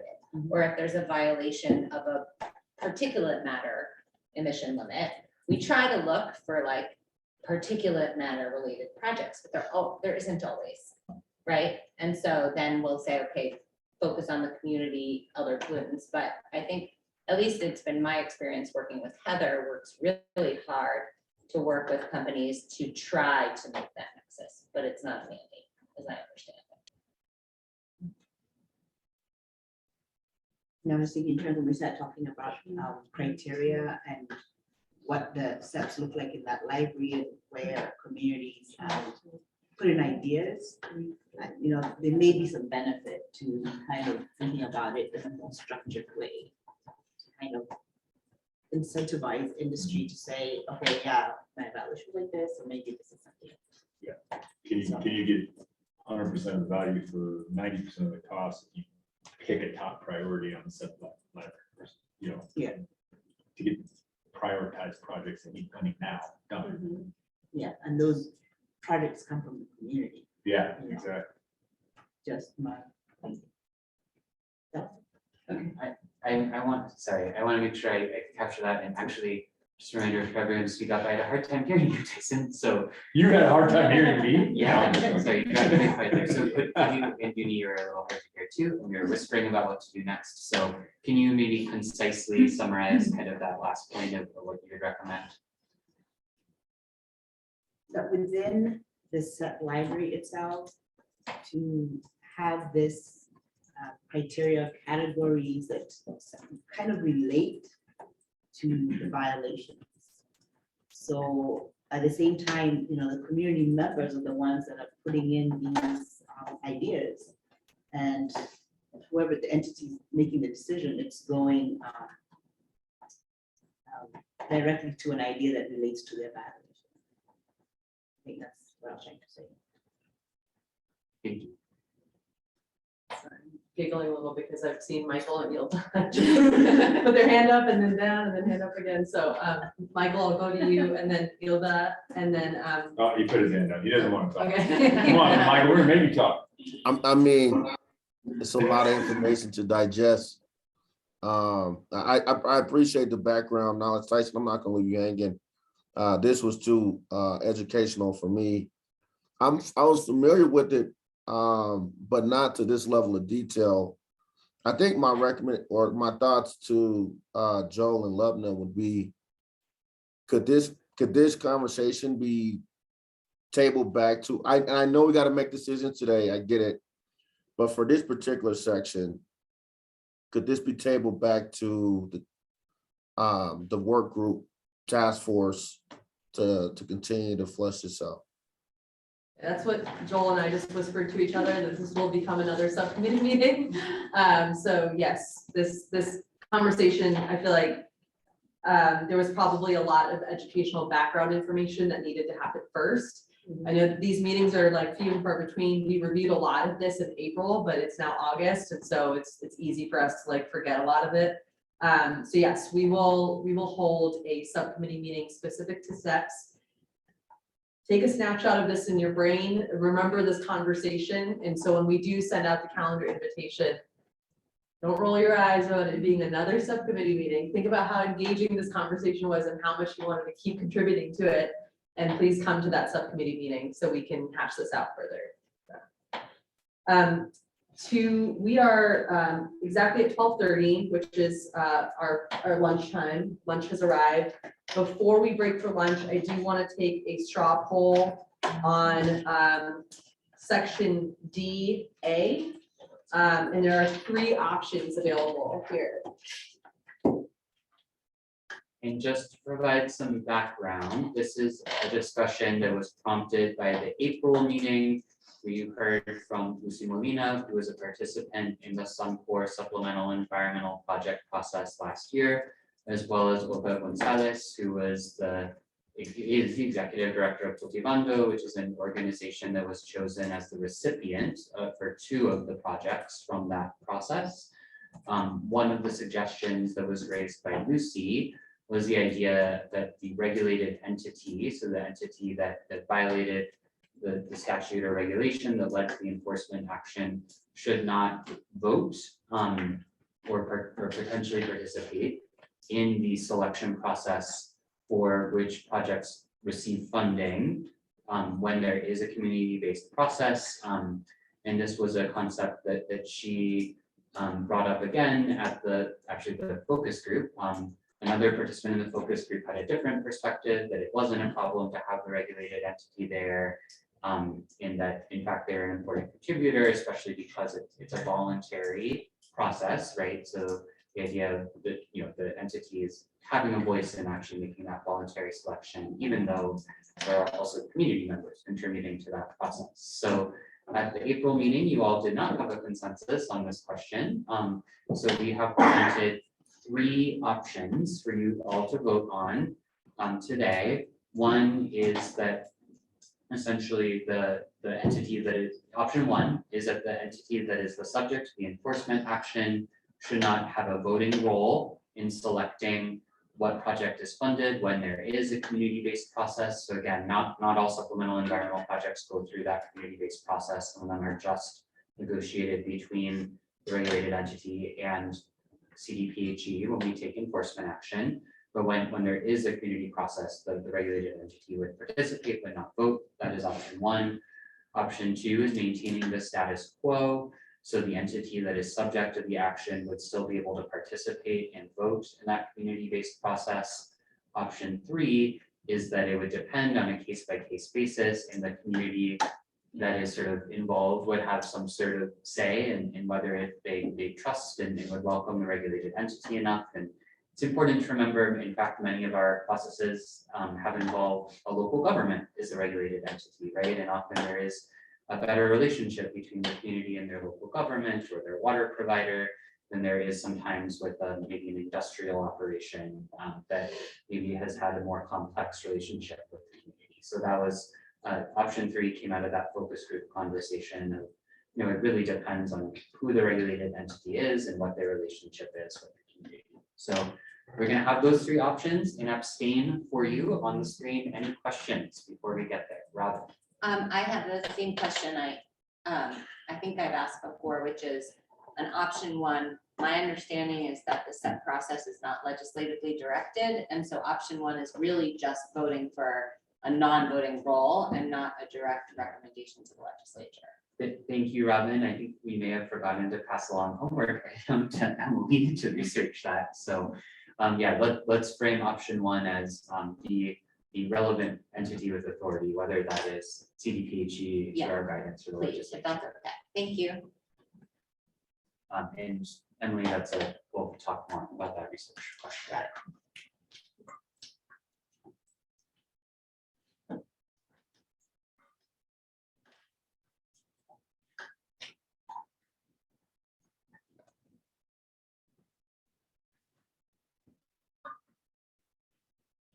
All right, we are waiting on 5 task force members to vote on option 1, 2, or 3.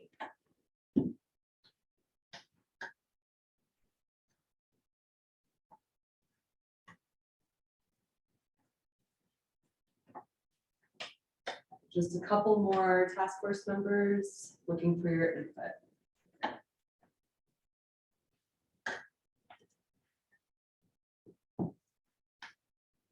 Okay, that's all 18. We have 1 vote for option 1, meaning that the violating entity would have a non-voting role. Option 2, meaning the status quo, that they would stay with a voluntary role. And then option 3, option 2 had the most votes, 7 votes. So the status quo that the violating entity would have a voting role. And then option 3 was kind of in second place with 6 votes, that it's going to be on a case-by-case basis, depending on what the community would like to decide. And 4 people abstained. So that it's kind of across the board. So that gives us a lot to talk about at our next subcommittee meeting. All right, with that said, we are going to go and break for lunch. We will return at 1:30 to talk about the definition of disproportionately impacted community section. Please be ready to chat about that. That is section 4, page 28 of the draft recommendations. That's the first section that we'll dive into as soon as we get back at 1:30. We'll take a little less than an hour lunch break. And please review the data section, data and health disparities as well. We will also be reviewing that hopefully before our next break.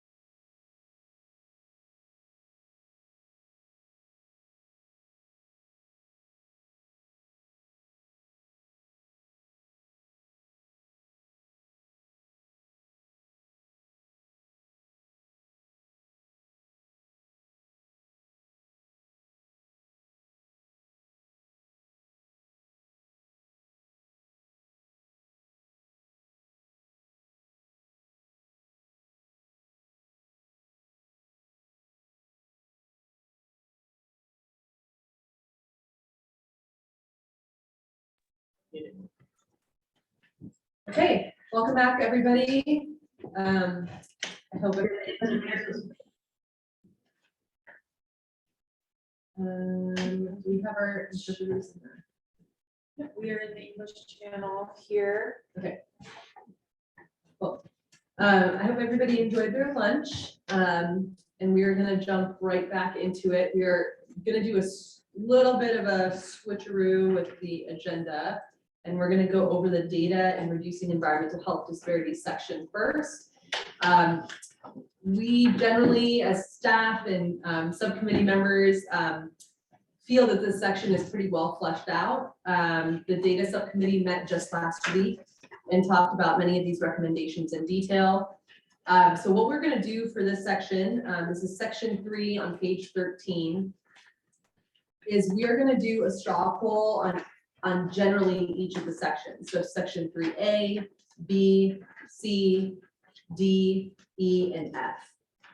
I am not going to read through the recommendations in detail just for the sake of time. Again, with the assumption that all of our task force members have read through the recommendations. Uni is the chair of this subcommittee, so I've invited her to go ahead and kind of insert whatever she thinks might be helpful at any time. So she's not going to be raising her hand during this portion of the meeting. So you have some authority here, Uni. Feel free to exercise it. But the data and reducing environmental health disparities section, as you can see, is twofold. And we're gonna start talking about well, not really talking about, we're gonna do a straw poll on the participatory science aspect of the recommendations.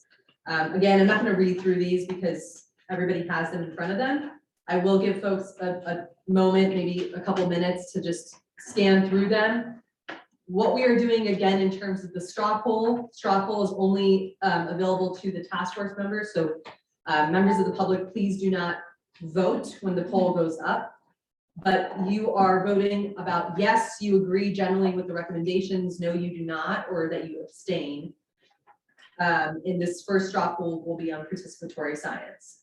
And before we go into that straw poll, just in the interest of how did we get here from earlier, I want to note there are a lot of public comments about participatory science, which was wonderful. There is a lot of specific feedback we also got from folks who filled out our survey. There are also a lot of questions about participatory science we got from the public. So we presented all of those questions that people raised in their comments to the data subcommittee last week. And the subcommittee was actually able to work out answers to all of those questions, which is great. So, you know, this reflects in some ways the data subcommittee was able to meet after we had already processed all the public comments, which meant that we're in some ways a step ahead with this participatory science section, and that it's already kind of had public comment integrated, outstanding questions vetted and answered, and then integrated into this document. So just want to kind of put that on the table. If you read a lot of public comments and you're like, is that in here? The answer is hopefully yes, that we are able to get those concepts in this section. Any other questions before we start the straw polls?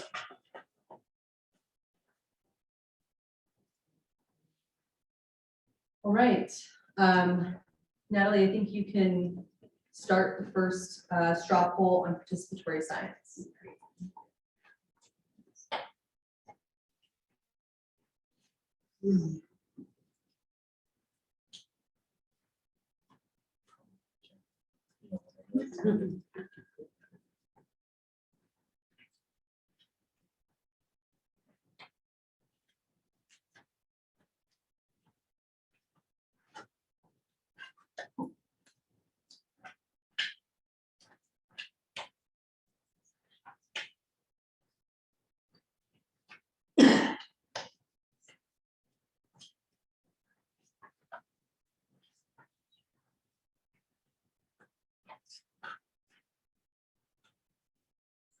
Okay, we have half the task force members have voted.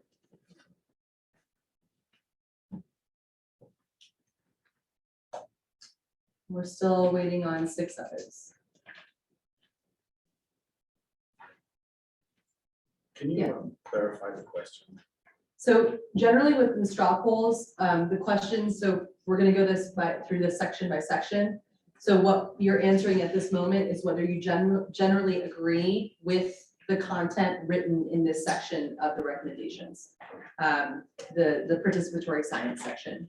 And if you disagree or feel that, the content should be significantly changed or removed, then you would vote no. If you generally agree, and when I say agree, I mean agree very like, these words are not set in stone. They're still up for discussion. But so you're kind of just having a general vote. What we're really looking for here is like, if there's anybody that's like, absolutely not, then we would remove this section. Say 18 people voted no, we would remove this section and put it into the bike rack.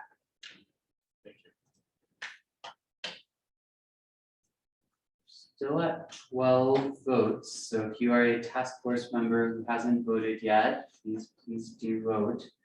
I know that Robin is not here, so we should have 17 total. 17, and I think Gary just joined. And Gary, for context, we are voting on the data and reducing environmental health disparities. We're going to go over the definition of DI communities in the next session in about an hour. But right now we're focusing on data and reducing health disparities, which is on page 13, section 3. And we're voting on whether task force members are in agreement generally with the language under the participatory science section. Thank you. It just kicked me off soon when we went to lunch, so I'll be trying to log back in.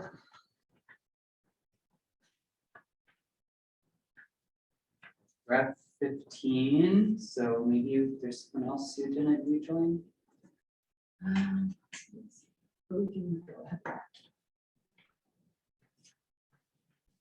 Okay, for the sake of time, we're going to go ahead and close this poll. So we have the majority of folks with 10 votes voting yes, that they generally would like to keep this section in and generally like the recommendations. 2 people voting no and 3 people abstaining. So we will go on to the next poll. And please do keep in mind,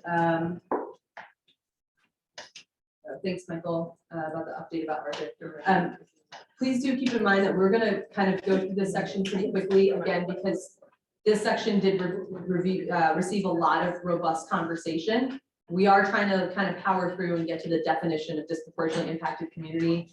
So I feel like there'll be a lot of conversation there. So we're going to keep going. We're on to section B now on Colorado and VirusScreen. And yeah, again, feel free to take a moment to kind of skim through the language if you need to refamiliarize yourself. But voting yes, no, or abstain. We're on page 15 now, section B, Colorado and VirusScreen. So at what point are we gonna get into like actual method discussions and stuff? Because that's a big part of whether. During the subcommittee meetings. Okay, so that will all take place in subcommittee. And how are we ensure that, I mean, obviously you have to try to make it to all those subcommittees, all those meetings sometimes. Okay, how do we make sure that all those things are encapsulated in that? Can we start the subcommittee meetings with written comments or email comments or something to make sure that everybody's discussing the right things? Yeah, and just to the point I was making earlier, if you have like immediate thoughts on like, this is why I voted like no, or I abstained, we do encourage you to share that with us as soon as you would like. If you have, any thought that, okay, maybe I won't be able to make it to this meeting or the meeting's scheduled and you realize that you can't come, please do send us your feedback, because we can incorporate that into the agenda and make sure those points are discussed during the meeting. And the reason that we're doing these straw polls on data without like a ton of discussion is that the subcommittee itself was pretty much at consensus, when we discussed these topics, right? So this is a chance for the full task force to weigh in on ideas that seem to have consensus support from that subcommittee. Areas where subcommittees haven't reached consensus, we're trying to discuss with the whole task force as much as possible. So. which is why we're gonna be spending a lot of time on the definition, because that's gonna shape a lot of the other recommendations. Okay, so we're at 12 people. We need 5 more task force members.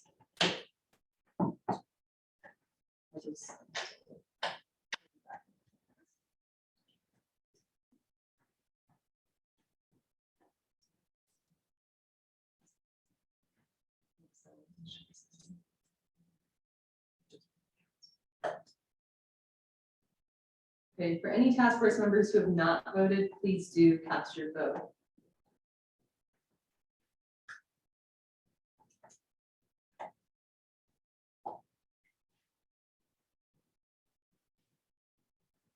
Okay, for the sake of time, we're going to go ahead and call it. For section B on Colorado EnviroScreen, we had the majority of folks, 13 people out of 14, say yes, they agree with the general recommendations in this section, and 1 saying they do not agree. Okay, moving on to the complaint data. Section C, 3C. And our plan is to just do a straw poll for all of section C. Is there any task force member who feels differently enough about section 1 in terms of, or Romanet 1 of communicating with complainants versus subsection 2 of communicating with the general public that you would want to vote separately?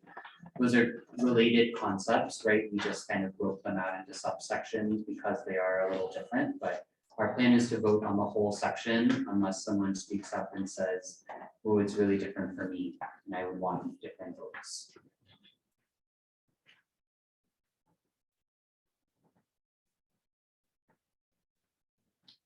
Nobody has raised their hand, so I think we can assume that we can vote on all of section C.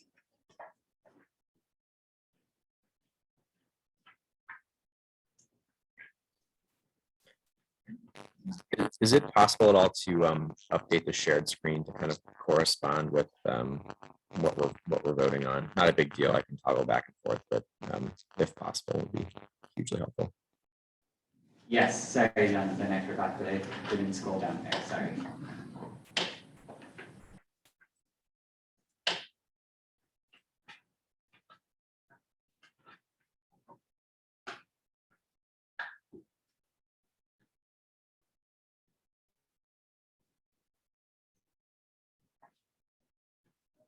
For those that attending virtually, would it be helpful for us to zoom out, or are you okay with the current, the screen the way it looks right now? I'm fine the way it is. Okay.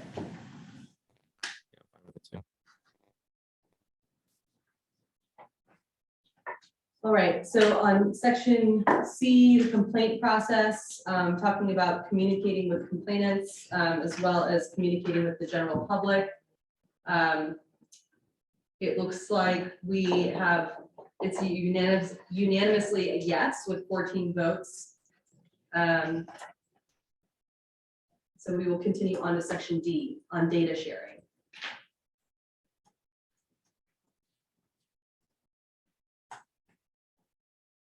So a bit of a shorter section on just sharing data across agencies. And we will go ahead and launch that poll in just a moment.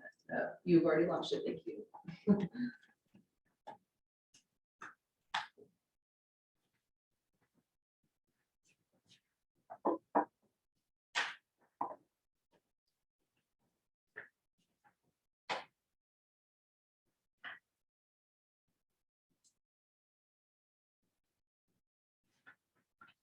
Okay, this is a voting on the section about data sharing, section D. And we have about 5 more task force members that need to place their vote.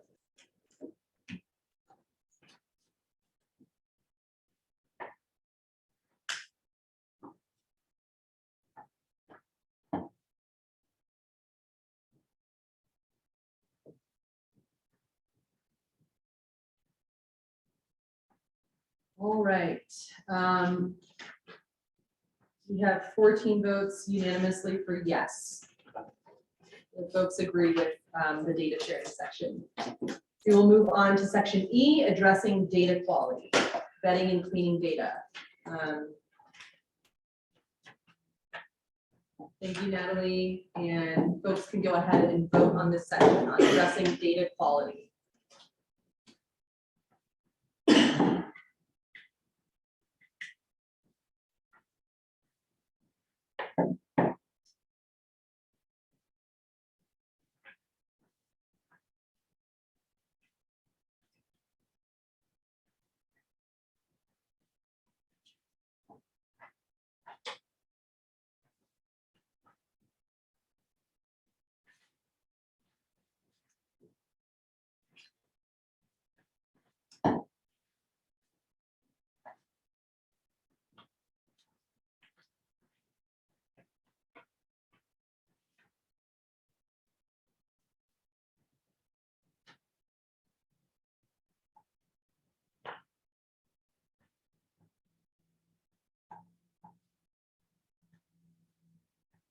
This is should this section stay in.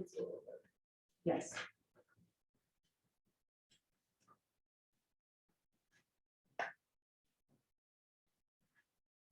Should the section stay in, and do you generally agree with the content? If you feel that it should be taken out or the content should be significantly changed, then you would vote no. I think we recognize this couple of challenges in that paragraph, so just to let you know that, you know, we're aware of it.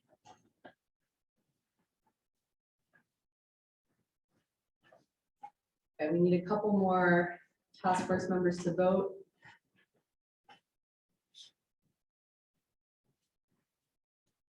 I know which one it is.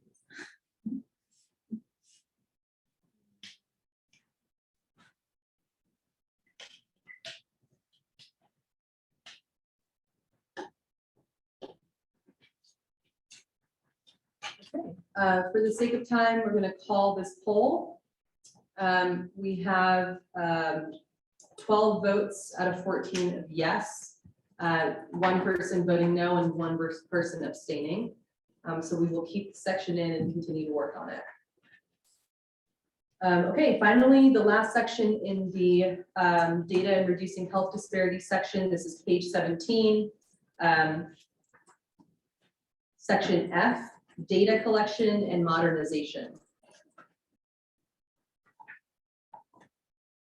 So section F, Natalie will go ahead and launch that poll in just a moment.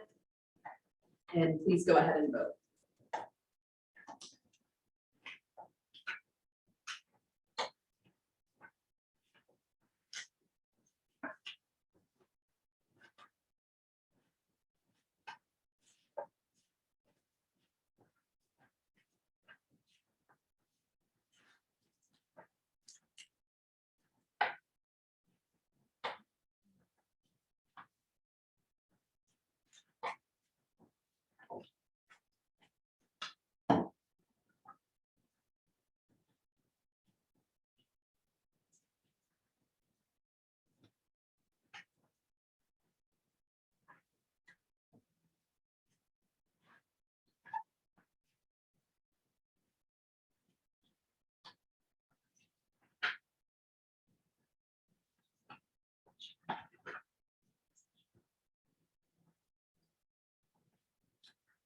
Okay, still waiting on one more person.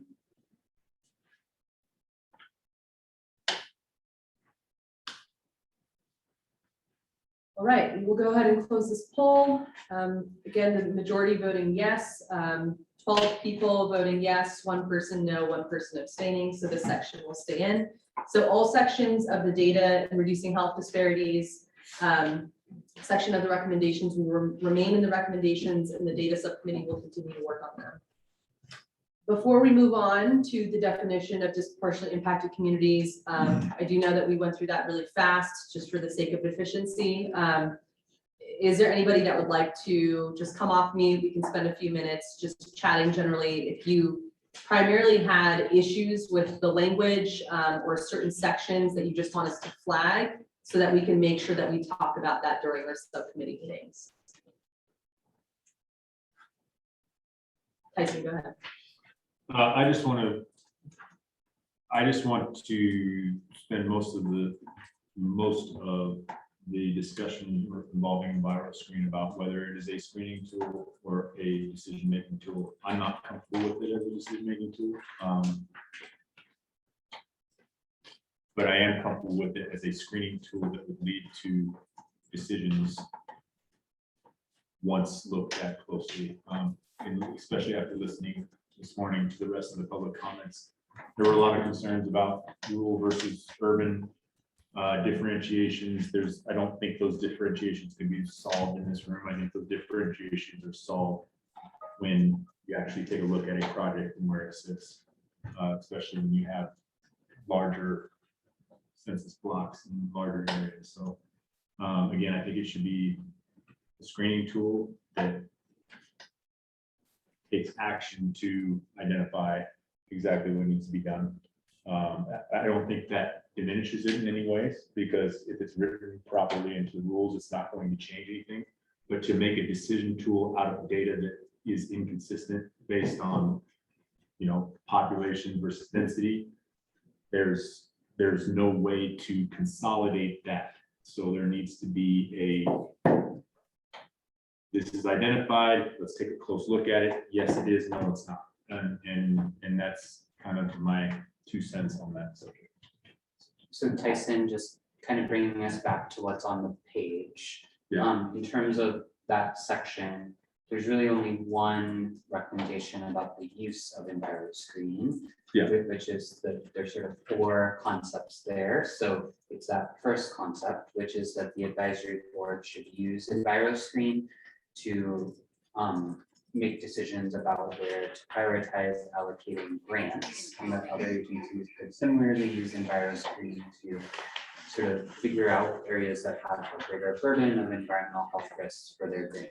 So are you concerned about that use specifically or other uses of it? I mean, really just taking make decisions, you should make decisions on EnviroScreen, understanding the differentiation between population density, size of blocks. It should be used as a screening tool to initiate the process of whether there's effect on the DI community or not. Meaning, it's in the map. The map's got some color to it. Let's take a look at it. Does it have a direct impact or not? And what is that impact? And I think every agency has a different way of handling those rules based on what their agency does. For instance, COGCC has very specific things about distances from houses, distances from schools, distances from high density populated areas, so on and so forth. So they do have a very detailed breakdown of how you get granular on that. I don't think all the agencies do, so that may be something that needs to be suggested to those agencies to actually go through and make their sub process. But the initial process is making sure it's a screening tool and not. So Tyson, sorry, I just want to come back to what's on the page so that we know what to talk about in the subcommittee. Are you saying you don't support the idea of using EnviroScreen, like what's on the page now, of using EnviroScreen to prioritize where funding should be allocated by the advisory board? Or are you saying we need like a different recommendation in the document that says EnviroScreen should only be used as a screening tool? So are you saying you disagree with what's there now? Or are you saying we need more added discussing the uses of EnviroScreen? Yeah, I just think the language should be changed from decision. It should be used as a guide to help direct where they should look into making grant funds. But again, where they should be making grant funds would be, for instance, you can look at Commerce City. Oh, Commerce City is a high impacted area. They're not just going to throw grant funds at it. You got to look at, then you got to dig into what is going to make the best impact in that area for those funds. So I think just the make decisions piece of it needs to be changed to it's more of a guidance document than a pinpoint placement document. Is it like something like supporting the decision-making process or act as a first step in the decision-making? Yeah, it's an initial step. It's a Yeah. screen, right? I mean, Along those lines, yeah. that's kind of what I always thought of with the name of it anyways, was an enviro screen. It's a screen to filter out and get you more narrowly focused, but you can't just use that as your primary focus. It gets you 50% of the way there. The other 50% is really looking at it up close and in detail. Yeah, thank you. Yeah, I just, the deeper. It's hard to- we go, the it's more hard to I'm gonna push explain. people to say like, what is the wording Yeah. that's causing this, so we know where to focus. Yeah, we need the feedback to be as specific as possible. So in kind of formulating your thoughts, be very specific regarding the language on the page. That would be helpful. So, yeah, so I would say the board should use Color Enviro screen as the initial, as the initial screening tool to help prioritize. I think that implies that there's going to be additional screening done thereafter. Okay, we have Beatrice, then Brian, then Sheila, and I just want to note that folks do not necessarily need to comment, like, we don't need to have this whole conversation be about EnviroScreen. It can be about anything in this section. We're talking broadly about what you want to bring to the data subcommittee that needs to be discussed further, anything that you want changed in terms of the language. So Beatrice? Yeah, I'm just kind of building on what Tyson said. My concern is if we're investing in having a more robust data set, and we're even suggesting allocating funding to modernize and improving our data quality, wouldn't it live in the EnviroScreen? So then the EnviroScreen becomes a more powerful tool for decision-making. Maybe it isn't there right now, but as we're doing these investments, as all the agencies are feeding into it and making it more robust, I would assume it's also starting to take more power over decision-making, because we know, because we've done all these extra steps to make sure that that data is accurate. And we're doing that so we can all use it as a decision-making.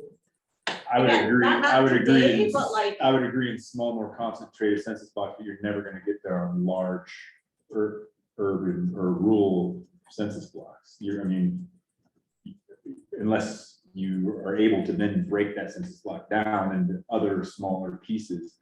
But again, the basis of a lot of this data is going to be that census block. And so therefore, the associated data that's gonna go into that is going to be derived off of this one piece, right?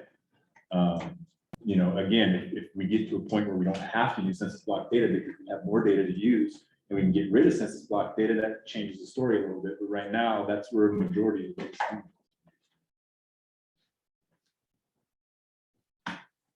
I just don't want to lock us into something when this is going to be a much better tool with the funding and everything that all the agencies, that maybe there's a rule-making process that triggers an equity analysis in a neighborhood that goes beyond the census data, and now we have the information. But keep in mind this way, it's the initial screening tool, right? So it's the initial screening tool. So if you take a closer look at it, in the case you're saying, nothing should change, right? It's still going to be an equity analysis. It's not going to, you're not going to take a closer look and be like, oh, we don't need an equity analysis because, well, it's in an area, lots of impacts. Something in conversation never going to come out of that equity analysis round. Where it's going to make a difference is out here in the rural areas where maybe the whole census block is colored as something, and then when you get out there, you realize, okay, there's nothing within 25 miles, there's no rivers, there's one landowners in support of it. Do we really need an equity analysis in that stuff? Right, so that's where, again, it's impossible to make these one size fits all, but by making it the initial screening tool, you're going to go back and dig into it. And it's not going to change if it needs it, right? Anything that needs an equity analysis. Maybe I can, jump in, because I think now we're talking about how the equity analysis works, which we're going to do later. So I'm just going to pull us back to what's on the page, which is using EnviroScreen to inform funding decisions. Where do we allocate money? as an agency. And if where you're going with this tasting of B3s is we should add more discussion about uses of EnviroScreen in this section, we can, but otherwise it's just a question of like, how should we use EnviroScreen to inform advisory board or other funding decisions, right? So I just want to center us on what's on the page. So the other, I guess, an example along those lines would be funding is allocated to a large census block that is considered DI. And when you actually get into that census block and you look, the DI community is this really tiny piece of the census block. That way that funding goes to that tiny piece. That way that disadvantaged community actually gets the funding they deserve rather than it being maybe spread out somewhere else just because it was colored. Okay, I'm gonna table this conversation, and Tyson, highly encourage you to come to the next data subcommittee meeting. I will do my best. Awesome. Okay, I'm gonna go to Sheila. Yeah, just sticking with the language on the page, I would just recommend using the word informing decision-making, because then it provides the flexibility and it's not, a declaration that EnviroScreen is the only, tool. So I just like using the language inform. Thanks, Sheila. Michael?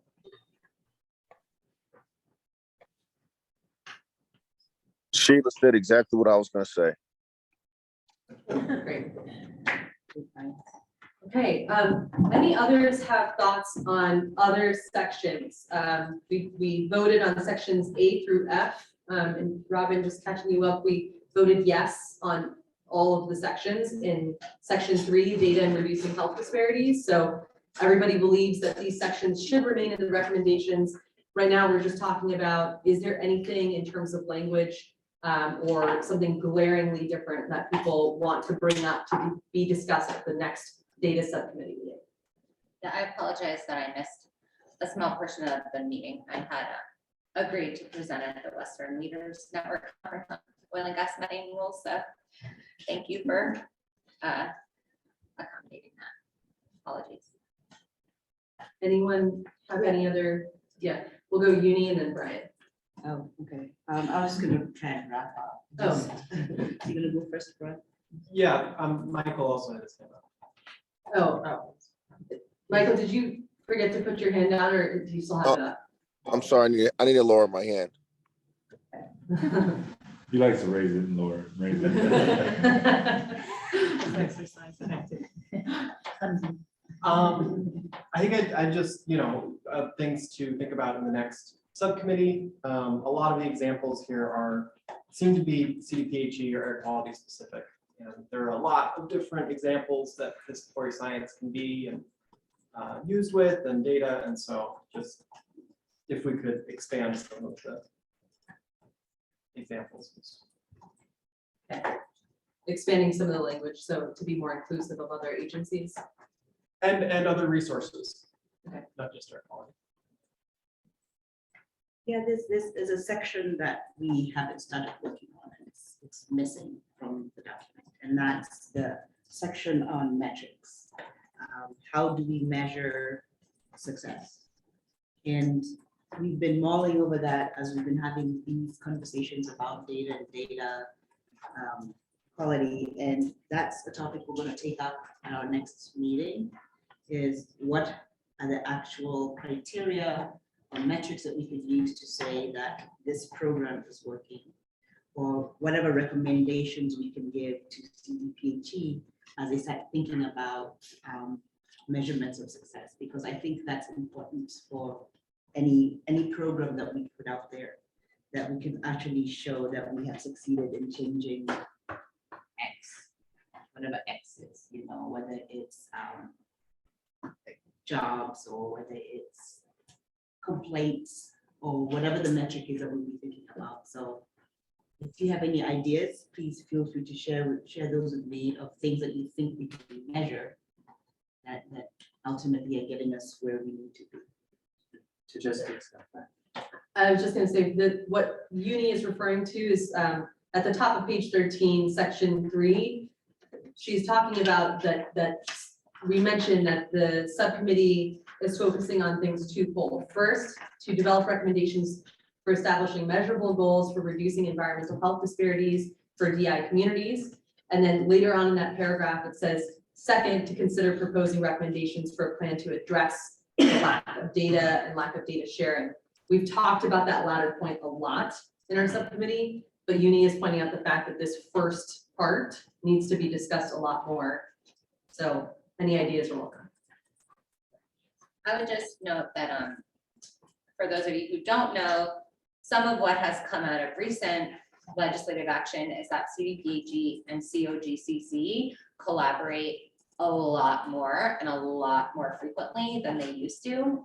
And we are working with them on plans for doing some of these things, obviously on a smaller scale than statewide, but, and so I might suggest that the data committee have the woman at the Air Division who's point on that, and the woman at COGCC who's point on how do we share data together to better protect people and better coordinate, and how do we use that data? And if that's just two agencies, but it might be informative for some lessons learned. And I can share that contact information with Joel and LoveNet if people would be interested.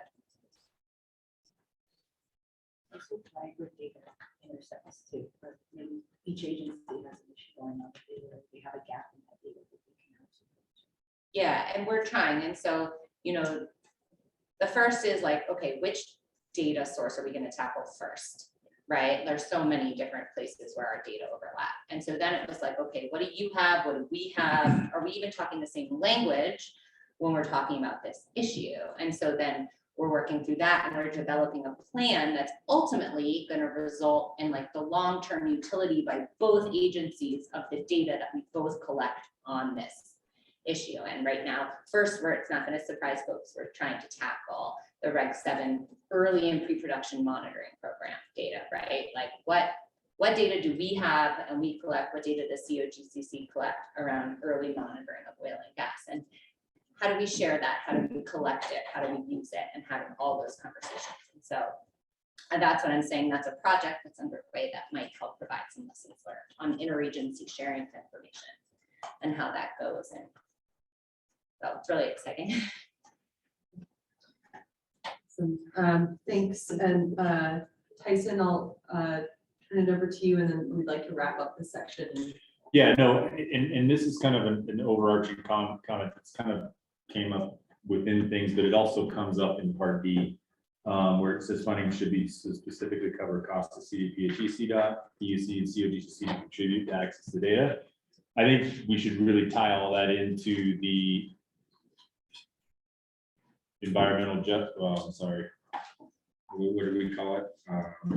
The entity. Yes, the environmental equity or environmental justice coordinating entity. Sorry, but one, if the recommendation is to ensure that all state entities that have a potential environmental impact are connected to the environmental coordinating entity, then it should also be all of those same entities that contribute to this. Again, funding is a huge thing. We've talked about it, how important funding is. The more sources you have for funding, the more funding you're going to get. So let's not just limit it to these 1 or 2, 3 or 4. Let's make sure that all of the entities that have a potential environmental impact and that will be connected to the data and that will be using the data are all contributing to it. Thanks, Tyson. All right, we are gonna go ahead and move on to the definition of disproportionately impacted community section. In just a second, this is section 4, page 18, so the subsequent section. Right, and I'm gonna kind of jump in and do a little more of the facilitating here since I facilitate that subcommittee. We've had a lot of really great discussion in that subcommittee. We have had presentations where we all put on our hats as statisticians. We've looked at maps. We've done a lot of hard thinking. And these are really tough questions. So the end result of that hard thinking is that we know essentially the types of information we still need to get. We have a really good nuanced understanding of what the question is and why, but we also haven't reached maybe the same degree of consensus around some key ideas that some other subcommittees have, which is totally fine. That's why we're here with the whole task force. So this section is going to look a little different than what we just did with all the straw polls, because there is still need for more discussion and also kind of more going through different options to both inform where do we have consensus, where do we need more information, and then where, where do we need to kind of go back to the drawing board and really start thinking critically. So for this section, we're actually going to start in what is part B of the definitions. So that's really at the split of pages 18 and 19. And this is the concept of sort of the standardized definition. And so this is something that has come up last meeting and the meeting before and then the subcommittee. And I think really where the subcommittee was going, I'm going to just come over here to a little margin comment where I summarized a lot of really good discussion from our subcommittee meeting on Monday. Is the idea that maybe something like option 2 in the document, where each agency, where there's sort of a menu of criteria that can be used as part of the definition in the statute, that each agency can then conduct a rulemaking to implement and choose which of those criteria make sense for it, and also whether there are specific criteria that make sense in one type of decision but not in another. So that was really the idea that was being discussed at the last subcommittee meeting. And so just to put that in a little more concrete rather than abstract terms, we were discussing a lot about housing cost burden, and housing cost burden probably is relevant for agencies to consider for certain types of decisions, right? So, for example, an area with higher housing costs, folks might have to work multiple jobs to make ends meet.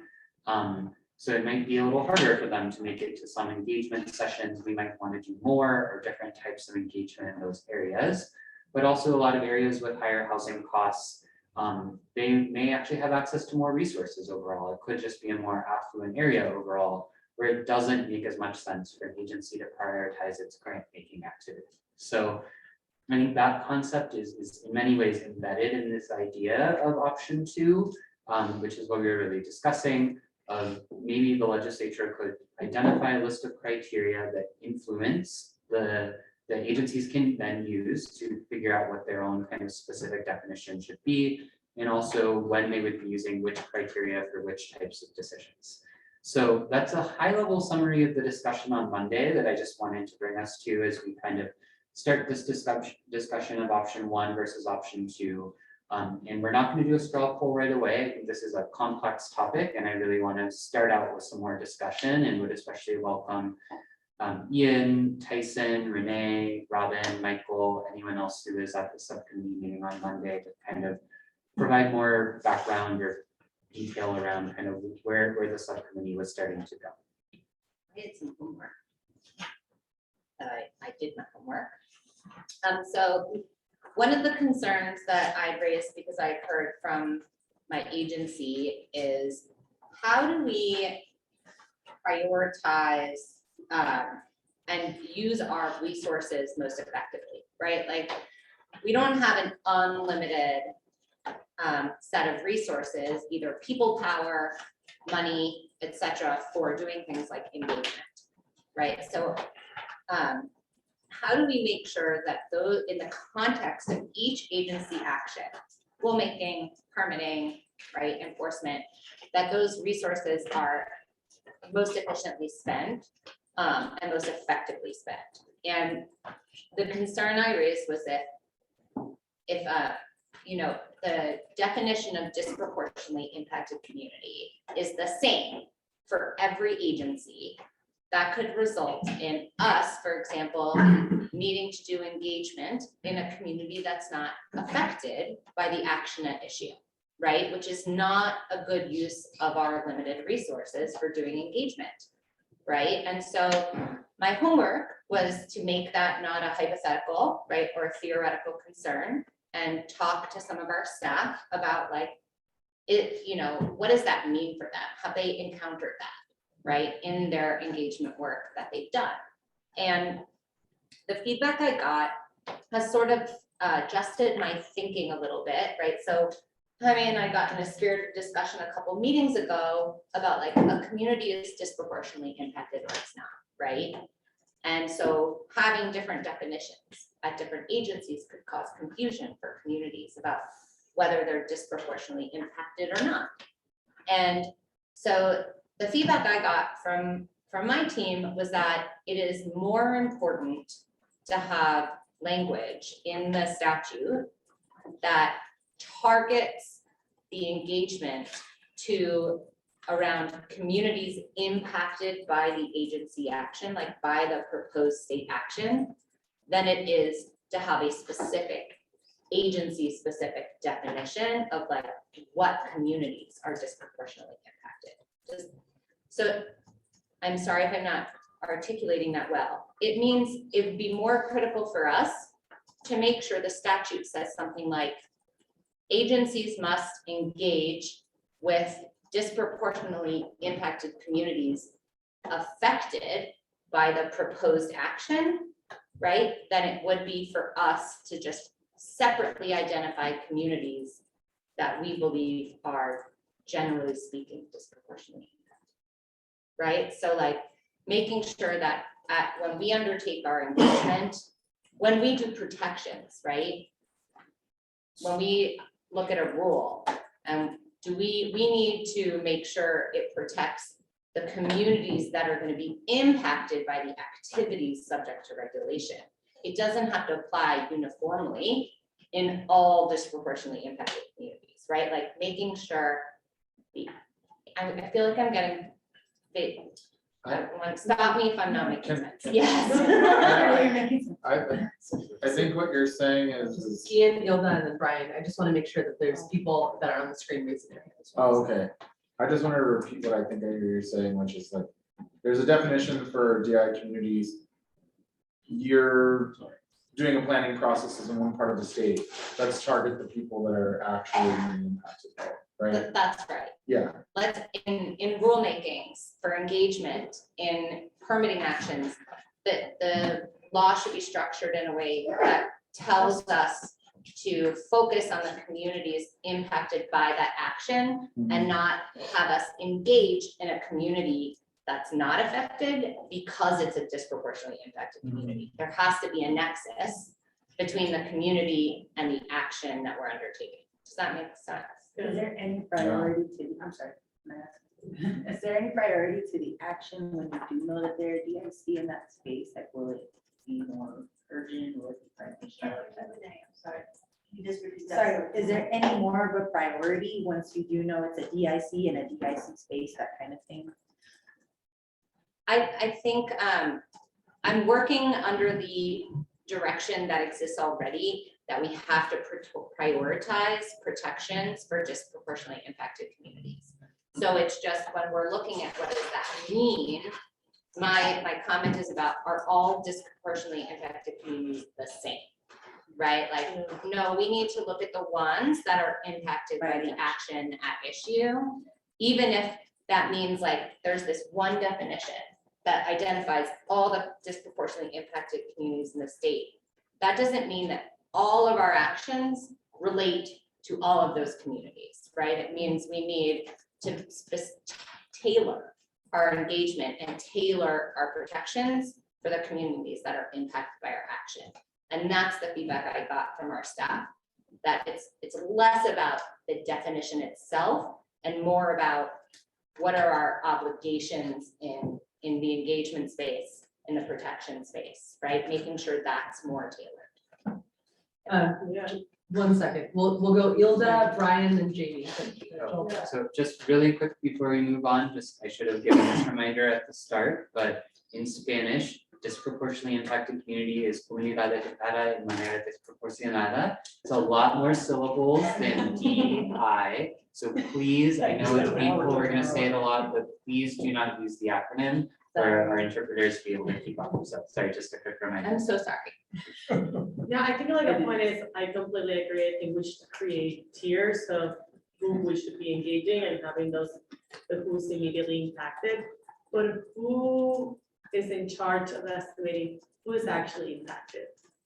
Because there are ramification impacts downstream, you know, even like literally when we look at like water pollution, there are implications downstream. Who indicate, like, who has the power to indicate who's the most affected? Yeah. Before we do a study or, you know, a study that elevates who's actually going to be impacted by this issue. So I think that would be my concern. Because normally the disproportionately impacted communities are the ones that have the least resources to advocate for themselves. Whatever it might be the case, even independent links is not directly adjacent to their location. So that's maybe like who has the power to say who's being affected. Okay. So that's a really good question. And I think something that the Air Commission tried to do when we were revisiting our procedural rules that last year, it got tabled, but was answer that question in a rulemaking, right? So the Air Division were the group that proposes a rulemaking, or we're the group that develops a permit, right? For rulemaking, we would, in our materials, identify the communities that disproportionately impact, I'm gonna say slow, communities that we believe are affected by our action. And there would be some sort of process if a community felt like we had misidentified, right? So that would go in our public materials. And that was the way that it was shaping up to be developed, right? I'm 100% open to other ideas. That's the path that AIR was starting to go down, which is have the agency doing the action, require them to evaluate it. To Beatrice's point, accountability, have them explain, right, in their materials, how they did that evaluation, right? And using what data, et cetera. And then have, like, if it went to the Air Commission, somebody could petition to say, no, I'm also, right, I'm also impacted. Please include me, et cetera, that sort of process. That was as far as we got before, for a wide variety of reasons, that rulemaking was paused, I think, to see how in part this played out and what came out of these recommendations. But that was how we were thinking about it. Thanks, Robert. Brian? Yeah, I'd like to maybe go off of that point and just give a little glimpse of what we're discussing within the Department of Transportation, which has its own very unique set of regulations from the Air Quality Control Division. Control Commission. Great. Right, yeah. Okay. Too many acronyms. I'm like, oh my God, what's the acronyms? Right, so you know, in talking to Marcia, she had recommended that each agency have its own create its own definition of VI communities, and that's because within some of the regulations that guide us, the Department of Transportation, the term disproportionately impacted has some legal teeth to it. Under the Environmental Justice Executive Order that Clinton signed. And if a community is found to be disproportionately impacted, that has pretty intense ramifications on a project level. And so the language we would likely use is populations protected by Senate Bill 260 or populations protected by House Bill 1266, right? So we would separate, maybe this is getting a little too into it, but we would separate the federal requirements from the state requirements to make sure those are distinct when they're being understood by the public, which makes it a little confusing. So this is a long way to say that there are unique needs that each agency has, and that you know, from the Department of Transportation, we're trying to respond to Senate Bill 260, to House Bill 1266, and then also our federal partners, because they are the ones that give us the money. Thanks, Brian.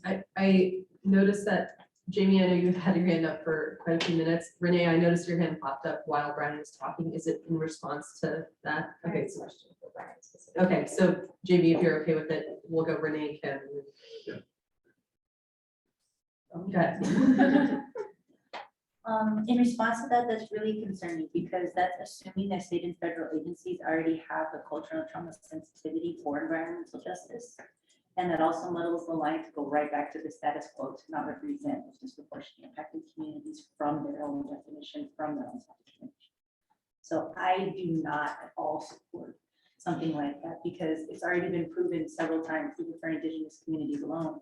If you go by the census alone, you're not going to document our community specifically.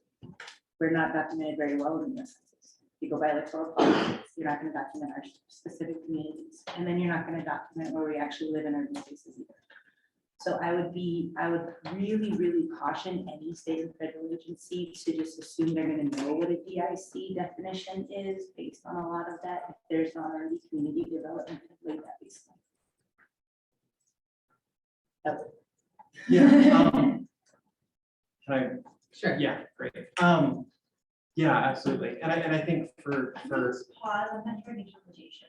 I think Gisela just got kicked on and off. Can we make sure Gisela is still an interpreter? That would be you now. I'm no longer. Are we good? Are we good to go? She said. Yeah. Renee, can you sort of share a highlight of what you just shared, because we didn't have interpretation in your last response to Brian? No worries. Can you guys hear me? I recommend against state and federal agencies just creating their own disproportionately impacted communities because it doesn't come from community self-determination. The example is indigenous communities are already not properly documented in the US Census. It's recognizing a lot of erasure and projections and bias already in state and federal agencies, and then we're going to assume that they're going to already know what they're doing for disproportionate impact. So it's just a concern. Yeah, thank you. And I think, you know, I guess what I was trying to explain is solved by, you know, it could be solved by a formatting problem that so, you know, we in the state term, we say disproportionately impacted communities in this context, meaning this. And then for the federal section, we say disproportionately impacted communities in this context, meaning this. So I you know, I know that words have a lot of power, and these are just the very stringent definitions given to us by the federal section, which doesn't mean we can't talk about them in the state section. And also I'll name that this is not guidance that has been written down, that this is a process CDOT will undergo to decide how to sort out these 3 words that have different meanings with our federal partners and with our local partners. Kimberly? No, that actually was my question in terms of a project that could have overlapping jurisdictional authority where you're running into a question of what is the definition, and for whatever reason your definition is different from CDPHE's and you're both going to have some sort of jurisdiction over that specific project. It creates some challenges of what sort of how we bring that project together to make sure that it's focused appropriately to address disproportionately impacted communities if the definitions are different. So it just was kind of a question on what you all thought about that. I can answer that from a federal perspective, and that if we are both in the same project, that we would look to whoever the lead agency is, and that then there's a contributing agency, and so the lead agency would have the definition. Usually that's the federal way of doing it. That's not saying that we have to follow that. So that is. Yeah, because in the state context, there may not be a lead agency for a specific project. It's just going to be a different permitting regime potentially. one direction. might versus require the other. MOU with the federal agencies. I mean, there's a lot of different ways to go about it, but I know sometimes those only last for a certain amount of time, right? And it can affect your memorandum of understanding. Yeah, where yeah, You go no, and no, you I actually negotiate with the feds and say, we have a state thing, we have a fed thing, can we make this work? They do it a lot between the BLM and CODC just because it's two different agencies. CODC wants to do this, the feds want to do this, and they agree to do it one way or the other. But those only last for a certain amount of time. I guess, I'm sorry, I don't know if there's other people waiting in line. Yeah, I do want to get to Jamie's point as well, and then we'll go to Ian. Yeah, no, I appreciate this conversation. It's interesting. I'm actually jumping backwards a bit.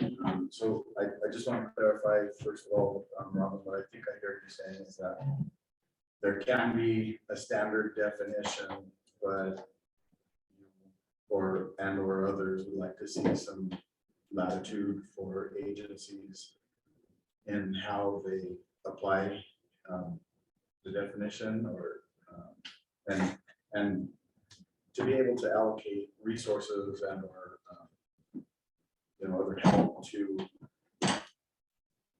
the communities that are specifically likely to be impacted by your present action or whatever. I think I hear you saying that can operate without being affected by a standard definition. I think that's right, with the one caveat of figuring out EnviroScreen score and how and whether we do that piece, right? So like, generally speaking, yes, the vast majority of my agencies or concerns are not so much identifying which communities are disproportionately impacted communities, but in making sure that we can efficiently and effectively use our resources in where we engage and what communities we need to evaluate for protection, right? We don't have the resources to evaluate every community in every agency action. We want to focus those resources, right? The quirk, to your point, is the component of the definition that speaks to the work that EnviroScreen has done. One thing we talked about in our subcommittee was, do we build in a statutory threshold of EnviroScreen score that's going to identify those communities? Or do we have different agencies using different thresholds, maybe based on the criteria, weighting them in a different way? That is still, to me, needs a lot more discussion. But assuming we can resolve that piece, I think the answer, what I'm trying to say is my agency feels like we can, as long as we can target the resources, be fine with one standard definition. Thank you, I appreciate that. And I guess with that, I'll just, kind of state my position is that I feel that impacts on communities, including disproportionate impacts, are not subjective to one agency or another agency. I feel like in order to have effective communication, effective coordination, there has to be standard definitions that everybody operates under. And so I really like that it feels like we're coming to a place where we can kind of agree on that. And again, I would just reiterate that the definition doesn't necessarily define how each agency or how the definition should be applied in each scenario. So I think like I say, it feels like we're coming to a point where we can kind of agree on a standard definition, like I say, with a little latitude or some latitude for agencies to focus their resources or their planning or whatever the case may be on the communities that are going to benefit the most from it. Yeah, or be impacted the most, right? Sure. For positive or for negative, Right, right? benefit or, Mhm. yeah. Yeah. Thanks, Okay, Jamie. thank you. Robin, Ian, go ahead. Yeah, I just wanted to give a little more context about what we talked about in the subcommittee meeting. In particular, we were going back and forth about this one definition or not, and part of what I was trying to convey to people is imagine you live in a community and you might be disproportionately impacted by CDOT, but not by CRGCC, and the definitions are being different, because there was some conversation about having different definitions for different agencies. And I feel like that is just such a huge hurdle for communities in determining where they're at or not. And why we preferred one definition. And I think this is a really good progress, I think, towards this idea of like, let's prioritize and narrow in so that the benefits and or allaying negative consequences are actually impacting people. So I like that.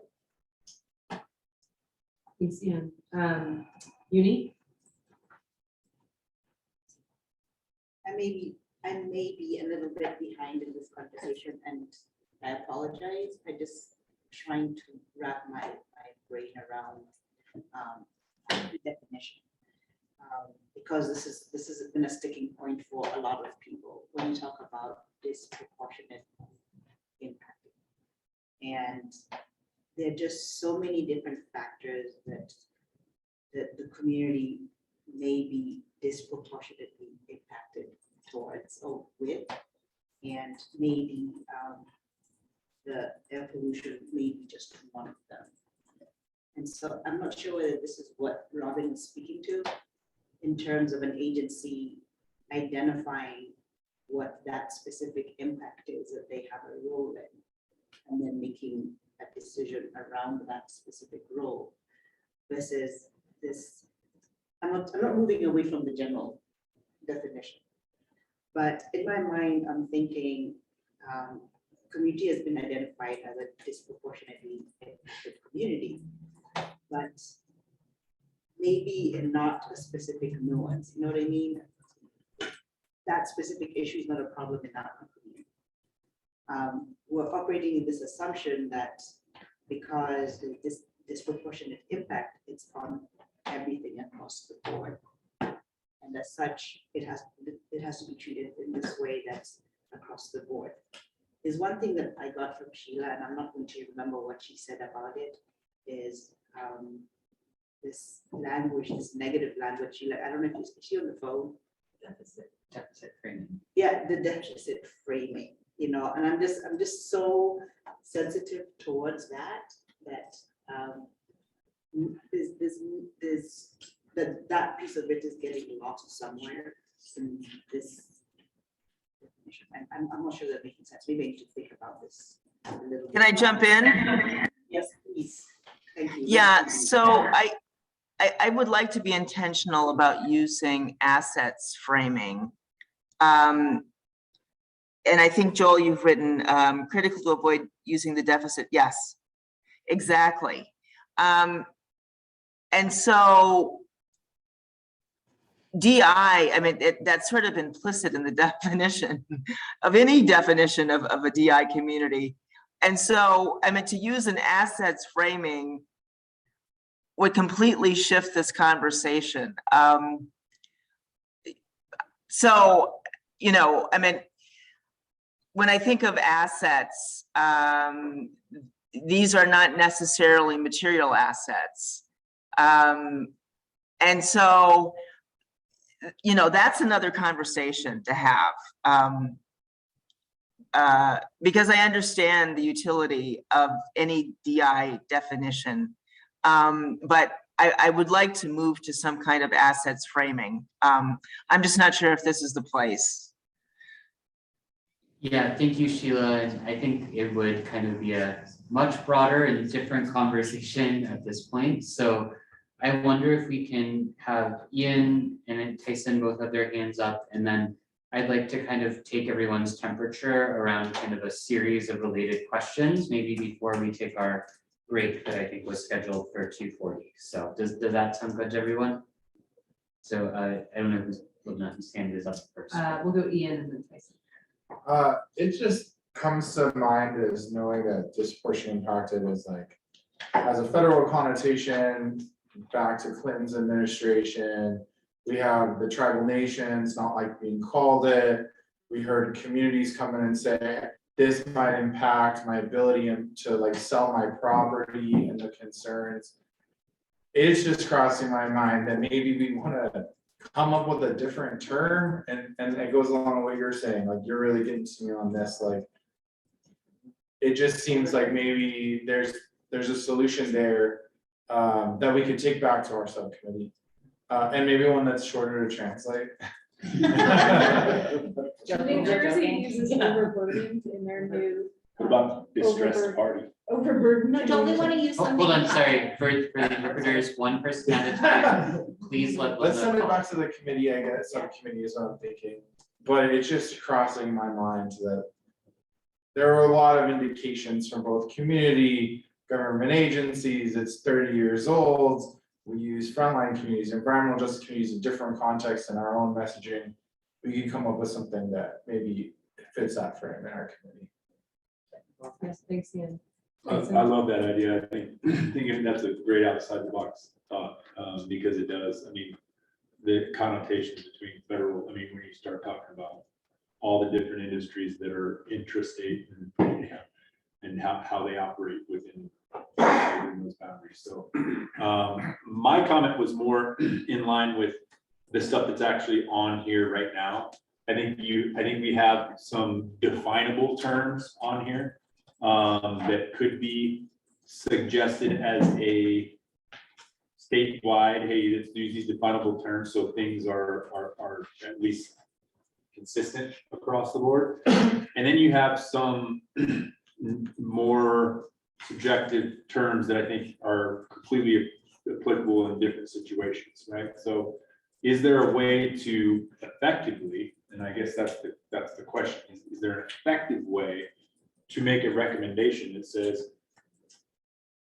you know, use these definable terms as your baselines so that we're all talking about the same data when we're mapping it or doing whatever, you know, helps EnviroScreen or helps all this other stuff. And then, you know, if you haven't already, undertake a rulemaking to, or incorporate these other impacts into your agency's rulemaking. Because, and I say that because some of these things, for instance, the COGC has added to their stuff, but other things they have not. So, you know, do you just, is there a way to effectively do that without physically defining? Because again, even if we physically define this part, and what I'm really talking about is part B, because part B does not have a number, right? There's no number associated with part B. It's not like, hey, you have a number, you have a number, you have a number. Like part A has 200% of federal poverty line. It has a exact portion of the population of 40%. It has a, you know, defined numbers. This part B is very different in the way that there are not exact numbers associated with it. So is there a way to say you need to incorporate this through your processes and rulemakings? And then that's going to go through the rulemaking process, which is, again, it's more work, right? But again, it can be incorporated into the agency appropriately, but there's not as having differentiation between two agencies that have two separate impacts is not going to have the same effect as, you know, one agency using 200% of poverty line, one agency using 150%, and, you know, I mean, those are pretty drastic. Those are pinpointed differences. And I guess the question is, can it be framed that way effectively?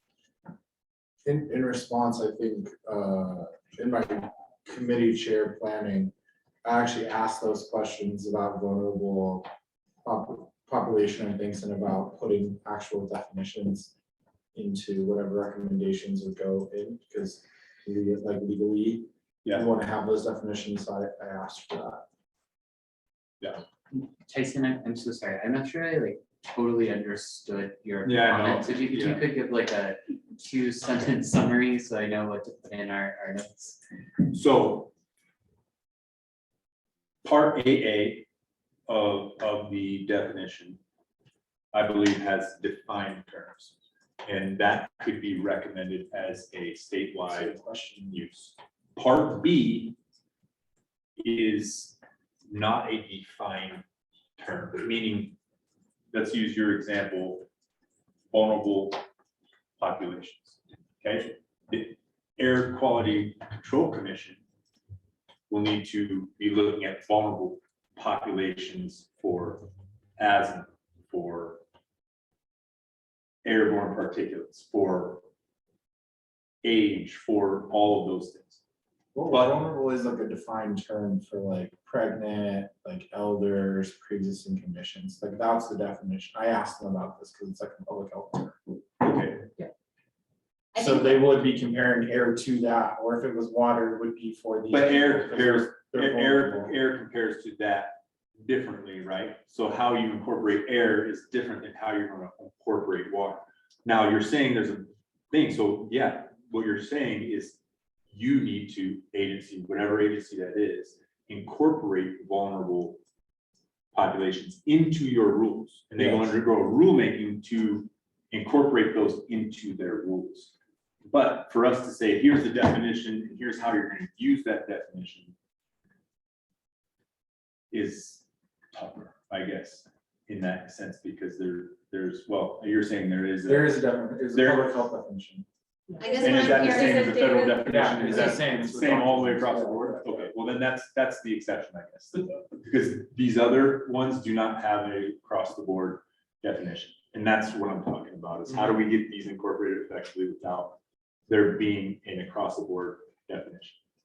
That's the one exception. So that was a bad example. I apologize. But your example is good, right? So. Sorry, everyone, Lubna is the facilitator. Got a line for a call and people want to tell us who goes in what order, or we won't be able to do this. Okay, yes, to Ian's point, vulnerable populations is something defined in public health, right? As Ian mentioned, so it's a defined term. We're gonna go Kimberly, Jamie, Brian, and then I would like for us to take a break, take a breather, and then we will come back to this conversation. I think yes, I was going down, a little bit down the same path as Tyson.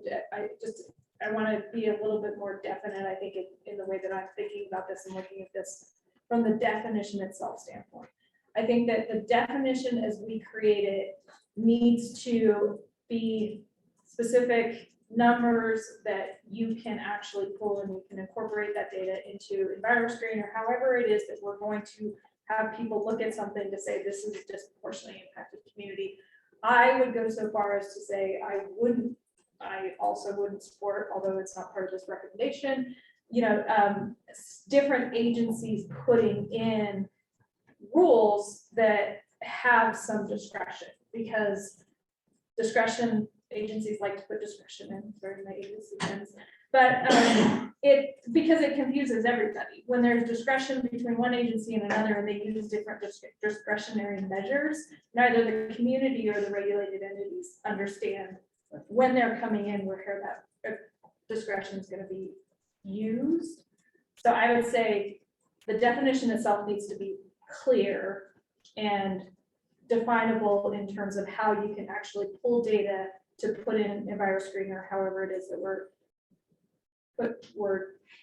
looking at disproportionately impacted communities. And that's the definition. And that's how everybody knows where they are: public, regulators, and the regulated entities. Ms. Kimberly, Jamie? I appreciate your comments. I very much agree and would echo Kimberly's comments. And just want to mention that I'm totally fine with changing the terminology, based on the input we've received and conversations that have gone on within the task force and things like that. But I would just reiterate that a strong, consistent definition is critical to consistent, fair application, even though certain agencies may differ in their specifics, be those air or water, et cetera. Thanks, Jamie. Brian? Yeah, when we were going over this with the Department of Transportation internal working group, somebody brought up a project in Region 2, which is Pueblo area of community of Amish folks. And they had special needs, right, that we couldn't outreach to them in the same way. And additionally, the vehicle they use, horse and buggy, is different than a bicycle or a car. And so we had to make the roadway a little bit different than how we would usually do. We've made the shoulders really wide. So I think that would be an instance of, that would maybe fit into definition AA, but likely it would be somewhere in B. It would be some group of people with unique needs. So that would be an agency specific group of folks that would be great to have some protection. Thanks, Fran. Okay, I just want to, let people know that we're having like a lot of discussions that are pretty in-depth in terms of what it could mean for the future of this subcommittee and what it could look like for this section. And this is the right time to be having these conversations, right? It's not too late. If we want to change the phrasing from disproportionately impacted to something else that's more focused on asset framing, let's talk about that. It more likely in a subcommittee meeting, so we have more space to really hash that out. But this is the right time, right? We're at the end of August. I know I keep reminding you all this timeline, but this is when we need to put in the work and kind of start to cross our I's and dot our. Wow, I said that wrong. I need more coffee. But you know what I mean? We do need to get to a point where we are not only finalizing, but this is not a new idea, right? We are trying to further what is here. We want to make sure that we're doing it right. So I would just encourage people to continue mulling that over and bring this into the subcommittee meeting for the next subcommittee that gets scheduled. The conversation in the chat has been pretty good so far. Encourage people to look at that. We're going to go ahead and take a 10-minute break. And so if we could come back at 3:05 to continue this conversation. We'll soon be closing out the conversations on the recommendations and moving into the next section of the agenda, talking about public comment and kind of what the future timeline looks like. So 10 minutes, come back at 3:05, and we'll be continuing to talk about disproportionately impacted communities. Yeah, and please also, we'll try to tee up some more concrete questions for you all in this section so that we can wrap it up. Please also make sure that you're fully up to speed on the equity analysis section before we come back from break, because we'll be talking about that too.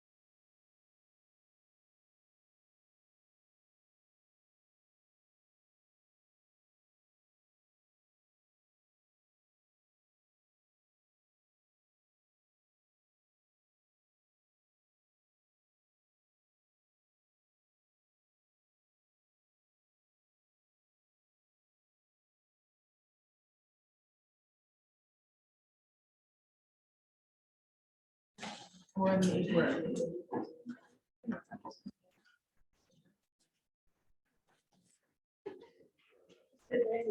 All right, welcome back, everybody. Thank you. I know we are running a little bit behind. It was a little bit more challenging when we're in person with bathroom breaks and food refreshments and people making phone calls. So thanks for your patience for those that are attending virtually and may be a little bit more punctual.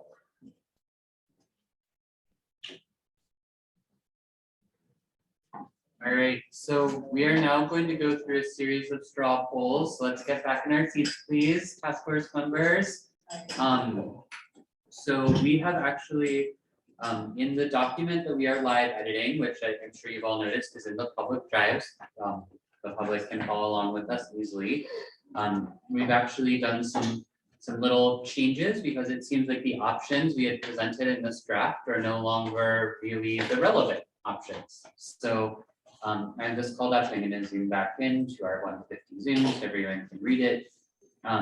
So we have now teed up, instead of the two options that were in the document in section B, standardized definition. So we have two separate sub questions that we're going to do a straw poll on. The first one is I called uniformity of application.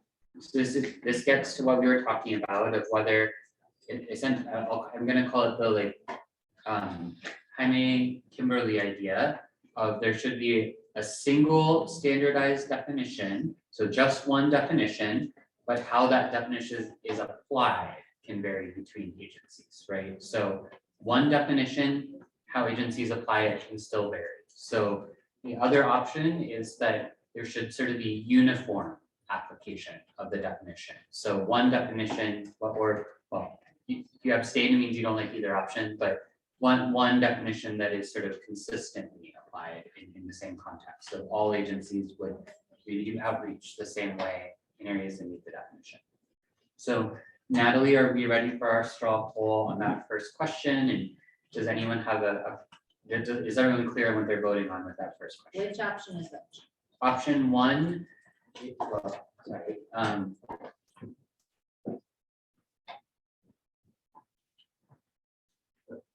so yeah, option one is single standardized definition. It's the Jaime Kimberly option, but how it's applied varies. Option two is that there's uniform application. To be clear, these are new options, so they're not in your written draft that we provided to you on Friday. So you need to be looking at the shared screen to know exactly what you're voting on. We've evolved what's in the document based on a conversation that just happened. I lost my phone like that. I'm relaunching it. Okay. The one person who voted, if you could please re-vote, right, or raise your.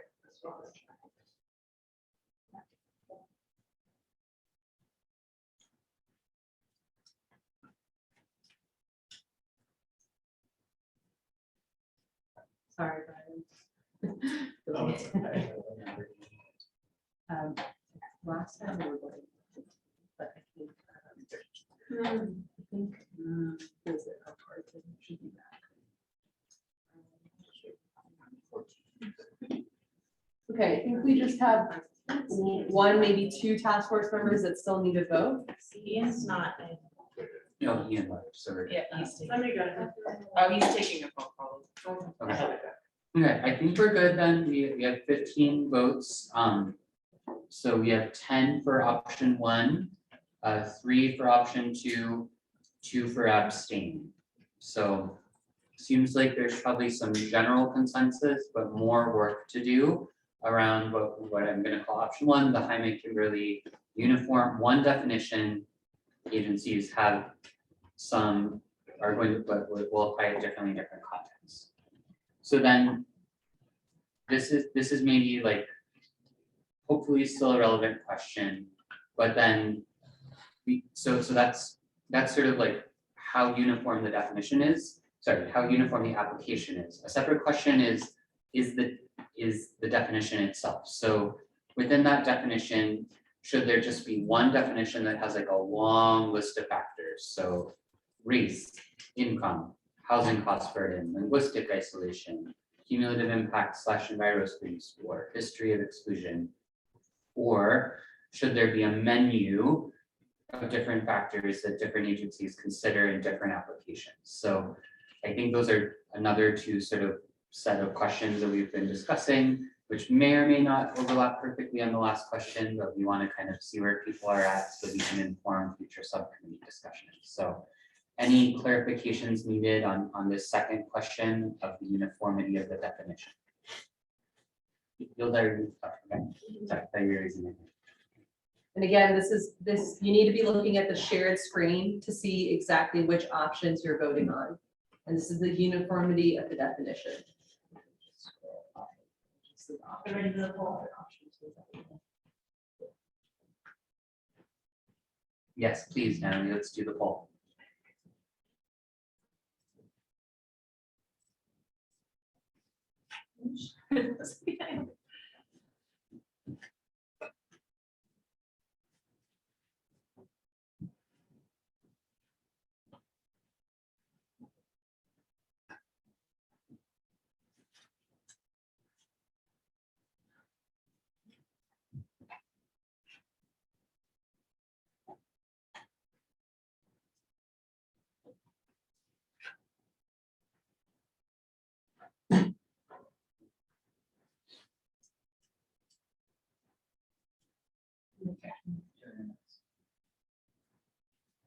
Okay, we are at 15 task force members, so 8 people voting option 1 and 5 people voting option 2, and 2 people abstaining.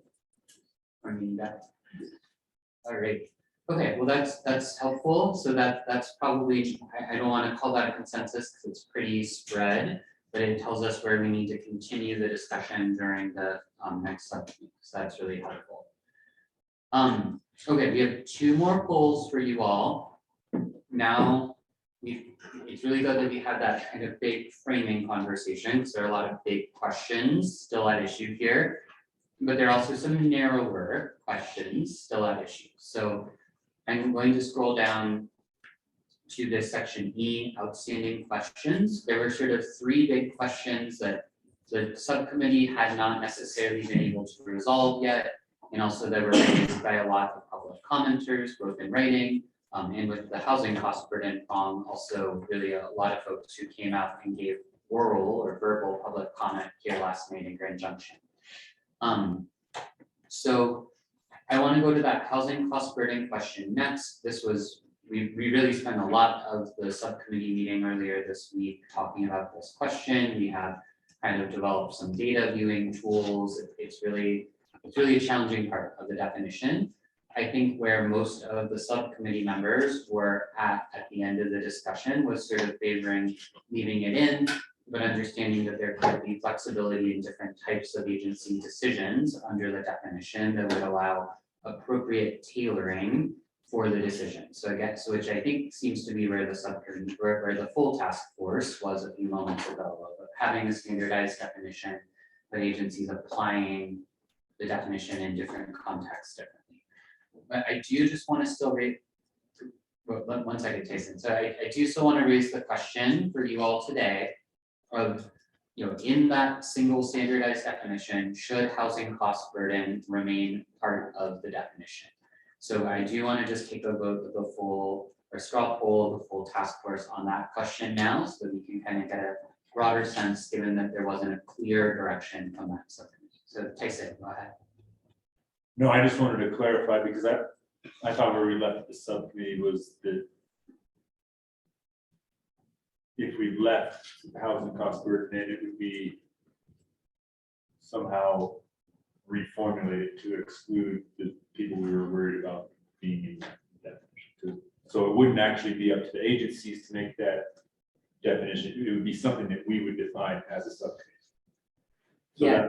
Sorry, I just want to make sure I'm clear on that. Yeah, so you're right, Tyson, that was part of the discussion we had in the subcommittee, and that was sort of generally where the conversation went, is maybe further refining that part of the definition to perhaps exclude areas above state median income or other refinements. But I do, because it was such a tough question and folks had a range of views in that subcommittee, I do want to just present the more basic question of should housing cost burden remain part of the definition, to the task force as a whole, knowing that what housing cost burden means could be further refined, and there's a lot more work to do in that subcommittee.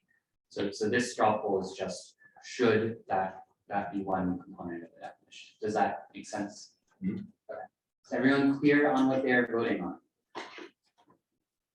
All right, Natalie, let's do it. So a vote of yes is keeping it in the definition, a vote of no is removing it.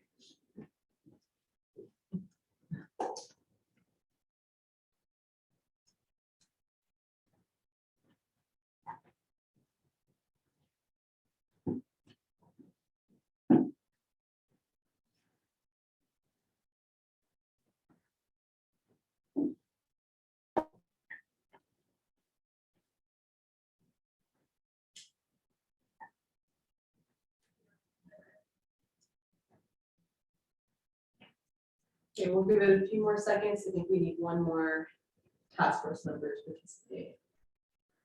All right. Okay, we can go ahead and close that poll. So we have 8 yeses that housing cost burden should be included in the definition, 2 no's and 5 people abstaining, which I'm assuming might mean folks might want more information or more nuanced conversation. Okay, so that will continue to be a discussion, and perhaps the sort of refining what housing cost burden means can help us get there. What was that? We wanted to talk about it more. Yeah, which is great, right? Like that's good for us today. That is a successful outcome, because what we're trying to do again is narrow, refine, figure out where we need more discussion, where we should encourage public comment. So it's not a problem to do that. We can't do that. I've been avoiding it today. It's okay. We can't do that. Now I'm gonna use it every time. No, please, no, try your best. If you're able to vote, please vote in one direction. So our final straw poll for the definition section is around what we sometimes call the history of environmental racism prong, which, just as a reminder, is a shorthand for this language up here in section B, which is any other community identified or approved by a state agency.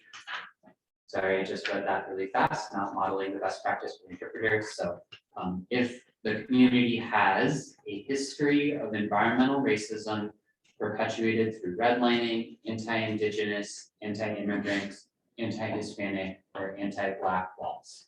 So the question for this group is, there's been a lot of discussion in the subcommittee about what does this section add, because for the most part, areas that were historically subject to exclusionary laws and policies, such as redlining, that continue to have disproportionate impacts or adverse or greater environmental health burden, often would probably come into the definition under other components of the definition if those impacts continue to the present day, which means there's a risk that this prong of the definition is mostly bringing in communities that perhaps were historically subject to those policies but have subsequently changed. So for example, subsequently gentrified, such that who lives there today may not be the intended beneficiaries.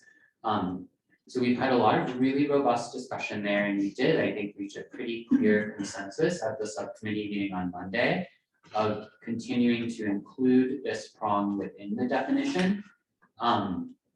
However, allowing agencies discretion on a case-by-case basis to consider whether the community is still relevant to protect in some way. So for example, a community that has perhaps mostly gentrified, I'm just going to use an example. So much of the northwestern parts of Denver, sometimes called the North Side or the Highlands, has changed demographically from what it used to be, but historically it was redlined. So in maps from the Federal Housing Administration in the 1930s, it was marked as in the red category, I think category D, which meant that for people there were less eligible for federal housing assistance and loans. And it was historically a predominantly Latinx or Hispano community that has mostly changed, but there are still many families who live in that area who had lived there for generations and are still very much a part of the community. So an agency might consider ensuring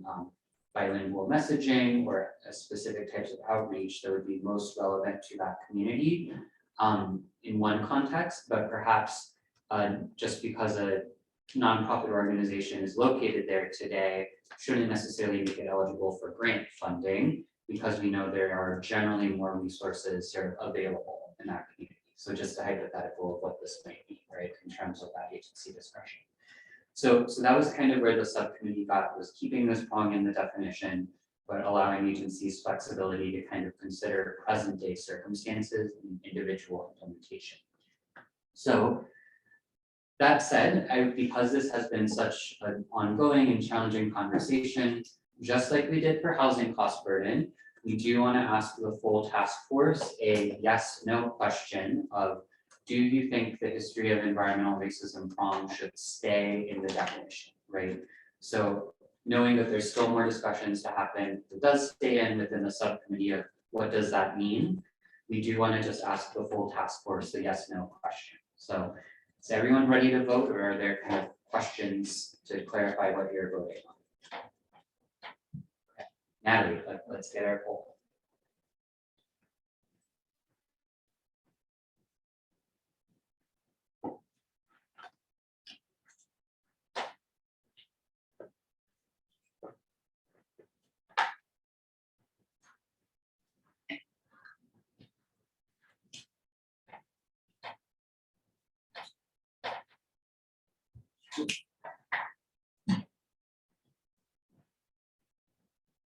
We have one more task force member.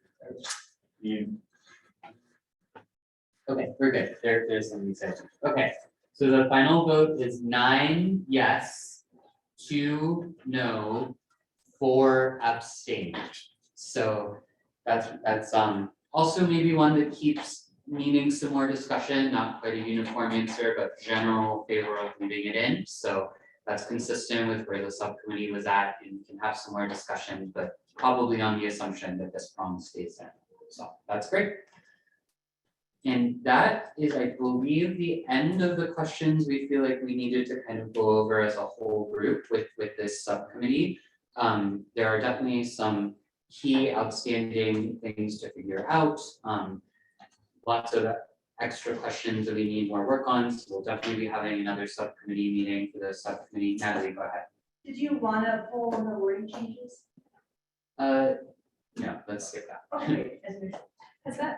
Has the definition subcommittee meeting been scheduled? It has not, so we need to get that on the calendar.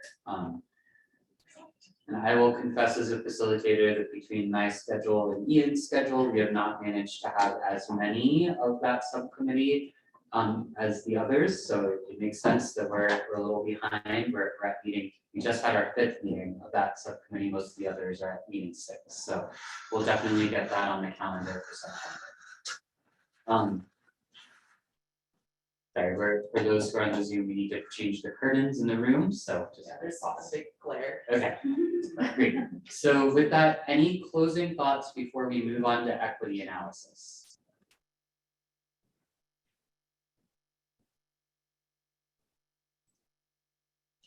Okay, so we are going to go ahead and move on to equity analysis. So this section is one that it's going to be a big challenge for us, right? We still have a lot more work to do. It's the longest section. It's been the biggest topic of discussion so far. It got the most feedback and public comment. We intentionally left it for last because we have spent so much time there in the past, and because it's also the largest subcommittee, so most task force members are part of that subcommittee. And really, what we would like to do today is get through as much as we can, but we want to start with a sort of foundational question. So during, and I'm going to just kind of show this on the screen here, but during the subcommittee meeting last week, I think we really went a little bit back to some bigger picture questions, which is totally fine to do at this stage. And there were a lot of questions or concerns or feedback and public comment that sort of questioned the idea of the centralized analysis, which is where the subcommittee and the task force have been going so far. And I would generally describe the range of people who raised those questions as being across the board. So there were